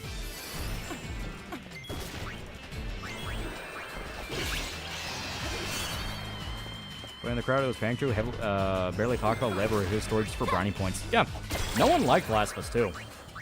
I'm convinced the only people that liked the game only paid attention to the gameplay and never gave a flying fuck about the cutscenes. They just wanted to shoot people. Every 2 hands, $2. Nothing is made for straight men anymore. You're not looking. Zombie Joel could actually be a thing. Might be 5 seasons now. Joel has become the god of war. Done that for years. They only include gays returns for DEI points for favorable articles from game journals and worthless game awards. Yeah. That's why I say, believing that it's to change culture or to enact some big brainwashing scheme on society is giving it too much credit. It's putting too much thought into it. Truth is a lot sleazier. It's always been a lot sleazier. Joel is dad of girl. Think how can I go along with David? I think he's a bad game Cage. Remember Pregnant Mel in active combat and post-apocalypse? Yeah, it's stupid.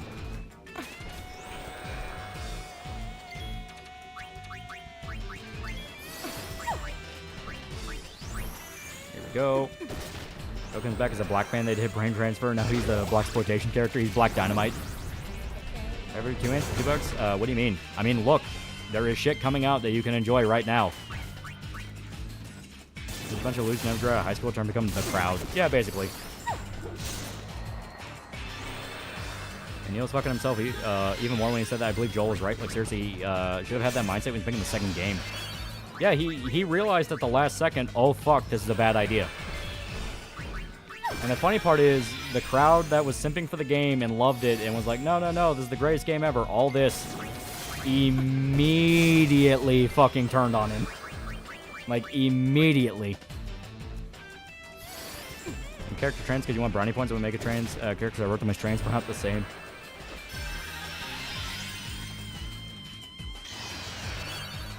Okay.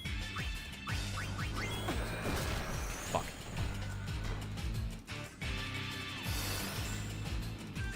Ah, damn it. Every beer chicken? Yeah, beer butt chicken. That's a thing. Yeah, stuck in Phoenix down loop. Yep, it's never fun. Neil fuck over his coworkers and usurp. Basically pressured Amy Hennig to leave the company, and after that, Bruce Straley left with her. Bring the third world, brown people coming over, came over Neil's Taylor Revenge. Sorry, dude.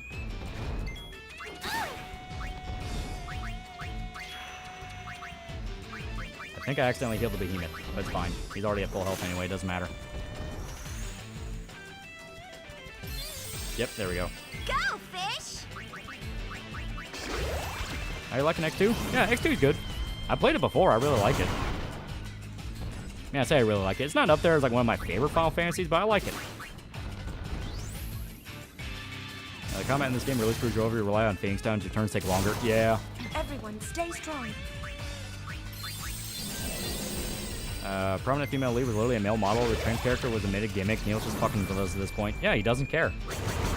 He does not give a shit. He just says things for brownie points. That is what industry people do.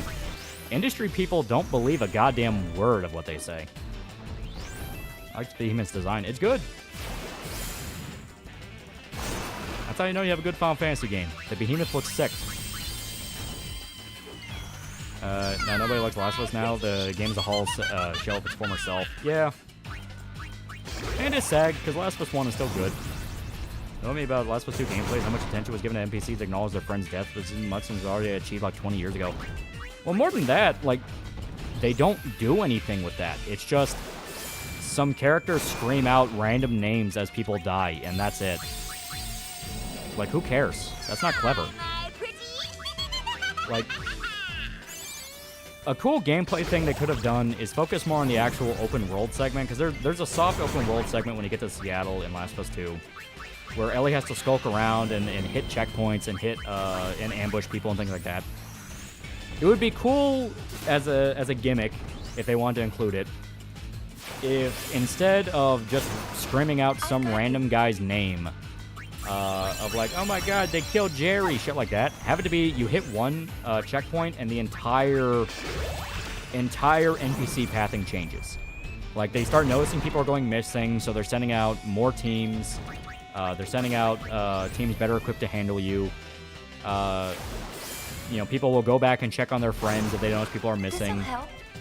By the way, there's a little game that did this a few years before Last of Us 2. It was called Metal Gear Solid 5. But, just saying. But no, all they did was sometimes they scream out a name. That's it. And just 2, 3, yeah, 2, 3, 5. Does Naughty Dog actually even acknowledge a Jack and Crash anymore these days? It's better they don't. It's much, much better they don't. The Loli biggest sandwiches. Orchestra 2 does it better, if I remember right. You can hear your playable character crying to death once he gets shot down, and that effort was just for a multiplayer FPS. Yeah.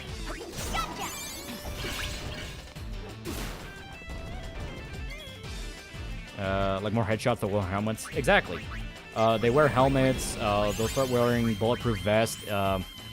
If you stealth kill a bunch of people, you'll have people who are better trained in hand-to-hand combat, and they're able to, like, throw you off. You ever scream you killed Nicole? He loved the piano at any point. I did since MGS1. Whose footprints are these? Yeah. I'm supposed to try to make it look smart in the cycle of violence while having killing be mandatory to progress in quick time events. Yeah. The cope is, no, you can stealth through every area without killing anybody. Bullshit.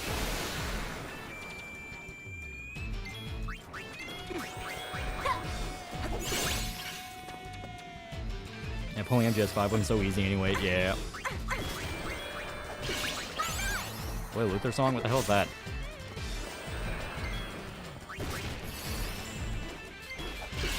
Okay.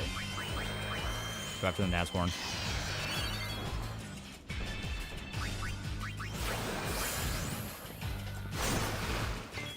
Playing Last of Us 2 is the equivalent of shoveling horseshit in a stable on a hot summer day. Yeah. Like I said, there is just no reason to play it. It just sucks. It's not good.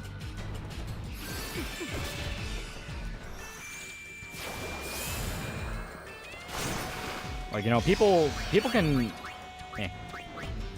people can cope about all they want and go like, no, but it looks really good. It's this and that. It's like, yeah, but there's nothing behind it. It's soulless. Yeah, EFAP showed how exploitable the AI really is. Yeah, I fully believe so. You want to know why? Because all the people that shielded it kept going, the AI feels so dynamic. It's like they're actually hunting you. Immediately, as soon as I heard that, I was like, no, it's not. Okay. Fuck it. This is gonna suck. What's in the smell of Last of Us 2 smell? Loli, you can sneak past and then be forced into cryptic gameplay scenes to kill animals, then kill characters in cutscenes, yeah. So this is it. Damn it. So this must be a little bit of a filter right now. Each passing day becomes more painfully clear. Bruce Straley is what made Last of Us great. Yeah. Gameplay only had minor improvements to quality of life, but it really stuck out, like how a college student scrambled on project the last man to turn into the next 2 hours. Yeah. You killed the dog. Don't you feel bad about killing the dog? I didn't. Like, no matter what I saw, no matter what I read, no matter how many times I saw that dog scene pop up, no matter what stream, playthrough, I never saw anyone actually give a shit about the dog. They were all like, oh, yeah, that's kind of cool. Give the show's popularity, inevitable drop-off was because of Pedro, casting Pedro Pascal as Joel. I don't know. People liked him well enough in Season 1. I didn't think he was that bad. He just had a lot of moments where you can tell, oh, he's there for the paycheck. He does not give a fuck right now. Which, once again, speaks to bad direction. If you can't get your actor to give a shit about what he's doing, you are bad at directing. Mahler's reaction to Manny getting killed was probably the most jovial emotion I've ever heard from that man. I'm surprised I didn't see one of the guys scream out, oh my god, she killed Kenny, you bastard. The reason why I failed, Abby's friends aren't likable. They barely get any screen time, yet you're supposed to find Ellie killing them uncomfortable to bare minimum. Yeah, it's just torture.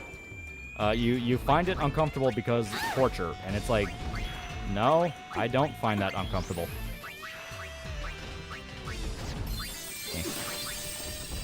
Impulse Dude does a better job making a point. You can play the game without resorting to violence, and that was largely a meta joke. Yeah. Because even they acknowledge not killing anybody is like a really unfun way to play the game, but you can do it. Dog person, I don't feel bad. Games have them as enemies. You really have to make them important to make them care, like Torgal from FF16. Exactly. Be strong. Pascal probably knew about Season 2, just went, fuck, I'm only here for 1 season, some changes. Yeah. Torture is non-uncomfortable, it's very cathartic. I mean, I don't get that edgy. To me, it's mainly just a thing of like, no, there has to be a lot of context behind why the torture is fucked up. Like, if it's happening to the protagonist and it's like Grizzly, I go like, oh, fuck. But, I mean, in a game where it's like, oh, this character did something bad to you and fucked you over and they're unrepentant, it's like, fuck it. The historian said best, worst sequel since World War II. Pedro Pascal is a decent Temu Joel, but that's it. Yeah. People like Episode 3 because it was a token gay sex scene. I'm convinced they were paying people to praise Episode 3. I fucking watched Episode 3 and I was like, this fucking sucks. This fucking sucks. I still hope I'm in position if Episode 3 was the worst of the fucking show. I'm finding the games that make anti-violence an optional goal a lot more nuanced than the ones that actively real or you kill and feel bad about it. Yeah, usually. And again, the experiments in Shiki is, I mean, say we want about the doctor. He did his fucking job. Druckmann tried to draw the same emotions out of his audience that I Am Legend did. It failed. It's funny that only bitch was crying was Druckmann himself. Well, the reason it worked in I Am Legend is the fact that you knew it had to happen, but you didn't want it to, you know? It wasn't like the dog was working with the mutants and then Neville killed him and that was it. No, it was the fact that the dog was with Neville. You know, he was there for a while. No, it was a she. It was a female dog. But it was literally the last connection he had with his family. And the dog didn't just die. It suffered as it died. So, you know, there was a lot more thought put into why the dog dying in I Am Legend is more fucked up and sad than in Last of Us. Snyder makes a better job on non-lethal low chaos playthroughs than whatever the fuck Last of Us 2 was doing. Yeah. Again, the whole revenge is bad thing doesn't work when the psychos who killed your father get the revenge and you expect to feel bad for them. Yeah. Here we go. I understand people buying Last of Us 2 are going to be adults or mature-ish, but why would they create a sex scene that was so awkward and gay when it was actually straight? Once again, that was just for brownie points. It's like, oh, we made a desexualized sex scene. It's like, fuck off, you just want to shove titties in the game. Like, the minute I heard desexualized sex scene, I was like, fuck off, you wanted to shove titties in the game. You wanted TNA, but you wanted to have safe TNA. Yeah, Dog and I Am Legend was a very good girl, so that death fucking hurt. Yeah. Feel bad you killed a baby. No, the pregnant dumbass who walks around the war zone got the baby killed by not staying at base and being idiotic. Yeah. Certain YouTuber made a video on a better game that does the villain protagonist better than Last of Us 2. A small game called Spec Ops Online by a tiny no-name YouTuber. Gay episode in Last of Us was only harped on if you think being gay is so much special. Yeah, and to me, it's like, it's fucking stupid. Bill was more interesting when he was a fucked up psychotic survivalist. He could still be gay because he was gay in the game, but it's like he was more interesting as like this lunatic you couldn't tell was gonna put a fucking shotgun against your head or not. Neville also immediately tries to kill himself and kill as many zombies as he can after the dog dies and only gets saved when the girl and the kid show up. Yeah. Yeah, desexualized sex scene's an oxymoron because it's bullshit. He wanted a sex scene in the game. He wanted to shove TNA in the game for cheap exploitation. Like, anytime I hear the whole, like, oh, well, he wanted to do this because some male feminist bullshit, I go, oh, so he's lying. Like, he's lying. He wanted to just do, like, some fucking cheap-ass, like, skin flick crap. Actual gay people call it too gay. Guess means the pregnant chick was, doctor, wasn't she even, if she wasn't pregnant, there's no way she would be leaving base. Yeah. Like I said, it's just a story that gets dumber the more you think about it. We've harped on it for 5+ years now. It just sucks. There's no gay in the game. He was referred to the as partner, not the other definition. Heavily implied. Because the porno mag that Ellie raids from his safe house was gay porn.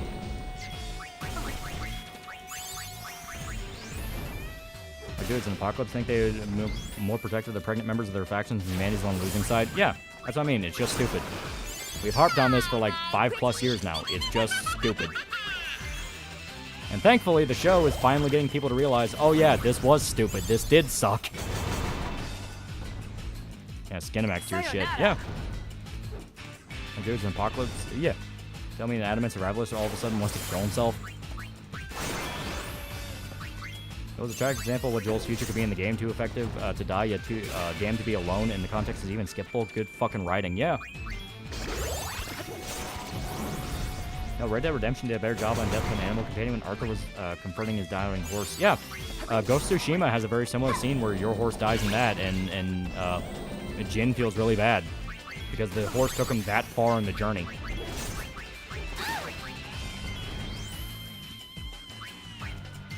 Once 5 years ago, but Ghost of Tsushima was a palate cleanser we needed. Yeah. I think Druckmann slept with some people and they gave him money to keep quiet, not because they're gay, because they slept with Druckmann and are ashamed. That leverage that Neil had to push Amy and the other side of Naughty Dog. He basically took credit for The Last of Us. He was making himself the face of it. Because he basically threw out Amy's script for Uncharted 4. Aha! Found ya! It's Call of Duty Black Ops 2 did a much better revenge story than Last of Us Part 2. Think we need a password? How about kick its ass? This is getting old. I like the enthusiasm pain, but I think we're gonna die. Do I have any ethers? I do. I have 5. Another ether. Pop that on Yuna. Pain doesn't really need them.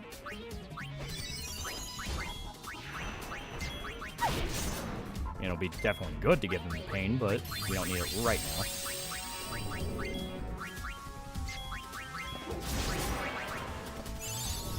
Yeah, thanks, Pain. Very cool.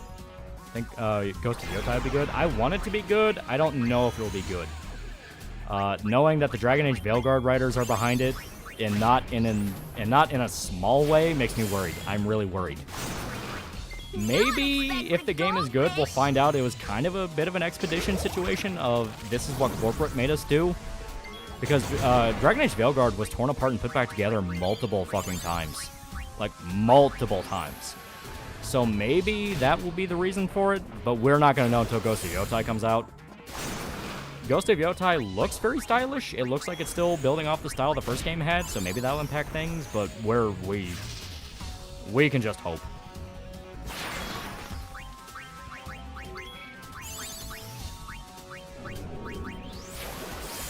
The reason why people mostly remember Uncharted Trilogy is in 3. Yeah. It sucks Druckmann will never not be allowed to not write games because game journalists suck his cocks. He pays them for lip service. Yeah.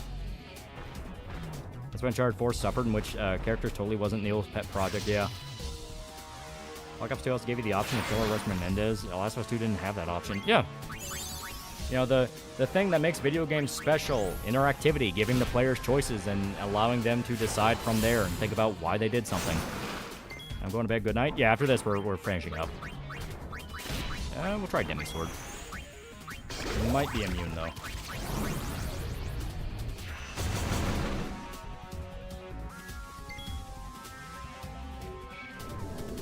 Come on. Yep, it's immune. So we'll do Power Break. I barely think Neil's next game, Intergalactic, flops. The trailer reaction was hilariously negative, and chill money ran out by week 2. Hard to say. Ironically, I think the best thing that can help it is the fact it's different. It's not tied to an IP. It's not tied to Last of Us. So at least it'll have people checking it out for curiosity in the sense of, well, I want to know what this game even is. Whether or not it'll be good, I'm not going to hedge that bet. I've got you. Except for Cookman's Concord spin-off game. Veilguard wasn't even called Veilguard originally. Yeah, it went through like 3 different titles. Yeah, nobody likes Bald Woman. Yeah, she looks like shit. She looks like absolute shit. That's one of those things where people are going like, oh, you just wanted to look like a porn star. And it's like, you know, whatever. Okay, Grums and his friends are all fucking like horny weirdos and all that shit. Whatever. The character looks like shit. That is an objective statement. She looks bad. It literally looks like they took every single design philosophy you're supposed to have for a female character and did the opposite. Because they want to do their whole, well, you know, it's a statement about, you know, my society and shit like that. It's like, no, it's just shit. It just looks like, it looks crap. And not gonna lie, I am willing to believe it may actually be a kink thing for Druckmann. I think he has a fetish for very masculine women. Not like tomboys, but like actual masculine women. Women that look like men. Yeah, not a porn star, but at least accept a cute girl at the supermarket and a eunuch monk. Yeah. Well, I mean, hell, look at the characters in Expedition. Expedition right now is a fucking great game to prove all the points people have been saying for a while. Which is, it doesn't have to be one extreme or the other. There can be very much a happy middle ground where everyone gets what they want. What was the anime you were talking about with the arranged marriage? Sword of the Demon Hunter. Check it out. It's actually pretty good. Ether, put that on pain. Check, it does a lot of damage. It'd be a challenge to make a bald woman attractive, but they fucking failed. Fucking Jack from Mass Effect 2. I think he also has Venus Trophobia. Maybe? Druckmann's having his fetish while virtue signaling is male feminist. Yeah. That's why I say, oh, he didn't make a quote-unquote sexless sex scene to make a statement. He did it because he wanted to see titties. Kiss me. Druckmann gets fucked in the ass by a bull dyke muff eater. Yeah, that's kind of what I think. My fetish I'll never get. Extremely muscular women is one of them. I also don't get it. Like I said, She-Hulk, great. The Hulk, nuh-uh. Nuh-uh. Expedition, good-looking women, but aren't you on the extreme? Unless you have a feet fetish, then you can have a blasted lunate. Yeah, that's what I mean. Like, Expedition, it does the hyper-realism style, but all the characters look like they fit in that world. It looks like they were created. What? They actually took time to make them look good. All that. I've said for a while, AAA games do not have... Well, it can't hurt to They take it don't with have us. this issue of shooting for hyperrealism, therefore things look uncanny. It's that they don't take the time to refine them. And as we see time and time again from different production stories of different games, yeah, they look bad. That's why games like Cyberpunk, they can look pretty good. Games like Expedition, they look pretty good. Witcher looks really good. Because the creators of those games took the time to go in and refine those characters to make them as good as humanly possible. How can we make them look aesthetically pleasing in this world? Guys like Cuckman, I know that's a very colloquial name that's kind of lazy, but whatever. The problem with it is the fact that he wants all the clout and all the praise and all the love, but he doesn't want to put in the actual effort behind it. His effort's completely misplaced. He has legitimate talent as a director. He was the cutscene director for the first Last of Us, but he needs a Tard Wrangler. He needs a guy to keep his ego in check and go, dude, we're not going to fucking do that. That's stupid. Wasn't the model for Galactic second season of Last of Us? Probably. We're listening. Yakuza has some of the best character designs ever, best and realistic. Some people are just straight up mocapped into the game. That was the thing with Yakuza 0. They had multiple actual legitimate Japanese actors, and they were in the game.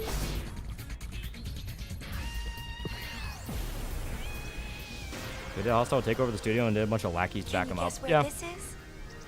So Neil It's Cuckman's accurate up to this point. It's not even a joke. Our Final Fantasy does character designs well. Fucking FF6. Now it's a bustling FF16.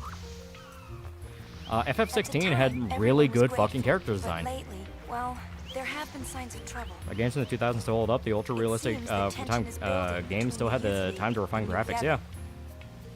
I think you missed a bunch of side stuff. Probably, but it's 10-2. I'll make a new save file just to be safe. But here, we're actually going to call it at this point. Yeah, once again, Lolly locked himself out 100%. Yeah. Well, like I said, that's why I did my multiple saves. We can go back and take a look and make sure I can consort the guide. Yeah, it's like good character designs. Yeah. Well, it's a very basic thing. It's a very basic thing to get right. Fucking Silent Hill 2 Remake got the character designs really well. Some people freaked out about Angela, but that's because they literally used an unfinished model of Angela in the trailer for some reason. Even the devs are like, why the fuck they do that? Because you actually see Angela in the game, and she looks fine. She looks good. You don't ever see ties again. It's your fault. It's the end of Chapter 1. You miss all the side missions. Well, we'll take a look and make sure we didn't miss any. Just be absolutely sure. There's a ball cap on the ground I'm trying to get. There we go. Someone would 2 be a dead issue. I'm surprised how many people like Borderlands 4 for some reason. We're never going to move on from anything. People are eternally stuck in the time loop. But yeah, no. We had a fun night tonight. We had a fun night. You got to see a little bit of Vietnam War, and we got to go further into 10-2. Behold, behold, behold my eyes.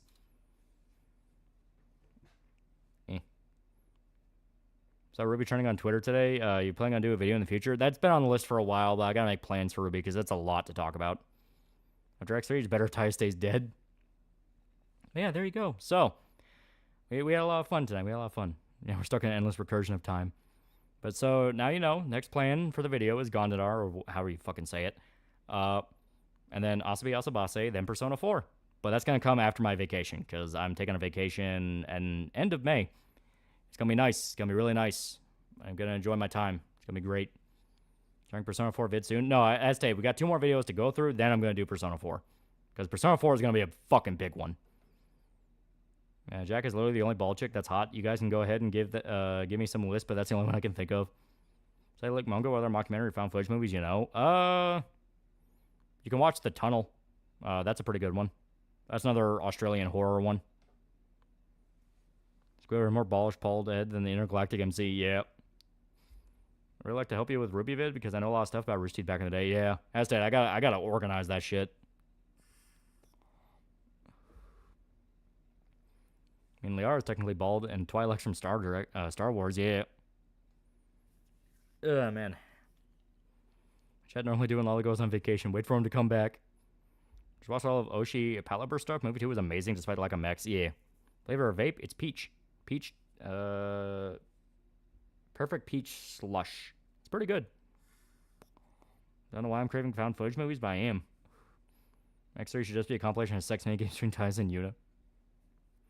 Oh, the game is over the top and style like Dead or Alive, where the character designer is supposed to be stylish and over the top. Well, at that point, you push it as hard as you can. It's supposed to be extreme. It's all a matter of intent. If you're shooting for a bit of grit and a little bit of realism, then you want to make the characters look as close to human beings as you possibly can within the style. If it's meant to be over the top, like an anime game like Senran Kagura, go nuts with it. Speaking of vacation, last cruise this year, that's the one I'm talking about. End of May, I'm going on it. Where's your vacation? We'll make another video of redneck tours for you. As stated, going to Alaska. It's gonna be the end of May. And I already got to warn the guys, like, oh yeah, when we're up there, pack a jacket. It's gonna be kind of cold. Because I looked at the average weather in Alaska. Here it's like mid 70s up to the 80s. It's really nice. Alaska, it's like 40s. It snowed yesterday up there. But yeah, it's gonna be a fun time. There's an R18 animation of Yuna and Titus. It's pretty tasteful. Okay, so Alaskan rednecks think I found my niche. Don't fall off the boat. I don't plan to. But yeah, so on that note, I'm going to call it here. So, Thanked everybody who showed up. Really good time, really good time. I don't know what Shota has up his sleeve for tomorrow. It's probably going to be fun. Probably going to be fun. He still has his list we're working through. Because we still got to finish Linda Cubed. We might keep going on Expedition because I fucking love that game. We have that one Japanese game that was all in Japanese and we couldn't fucking translate it. But we'll figure it out. We'll figure it out. And it's going to be a good time. It's going to be a really good time. So,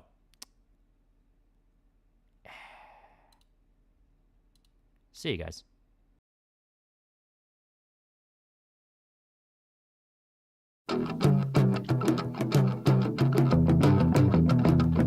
Well, I got a little baby jewels upon her lip. Well, I got a little baby jewels upon her lip. Her hair's like a river, it's fast and slowly drips.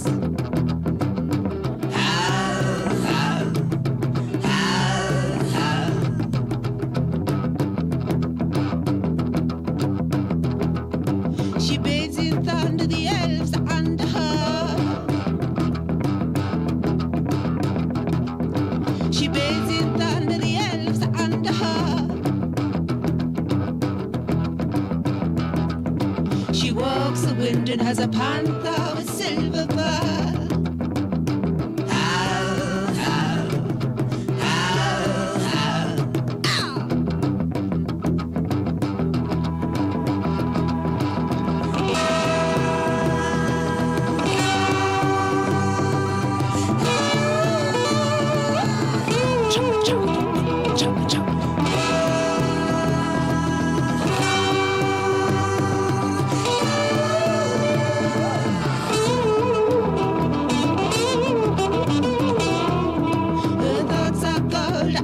Electric blue. Her thoughts are gold, eyes electric blue. She sleeps upon the dreams of me and you.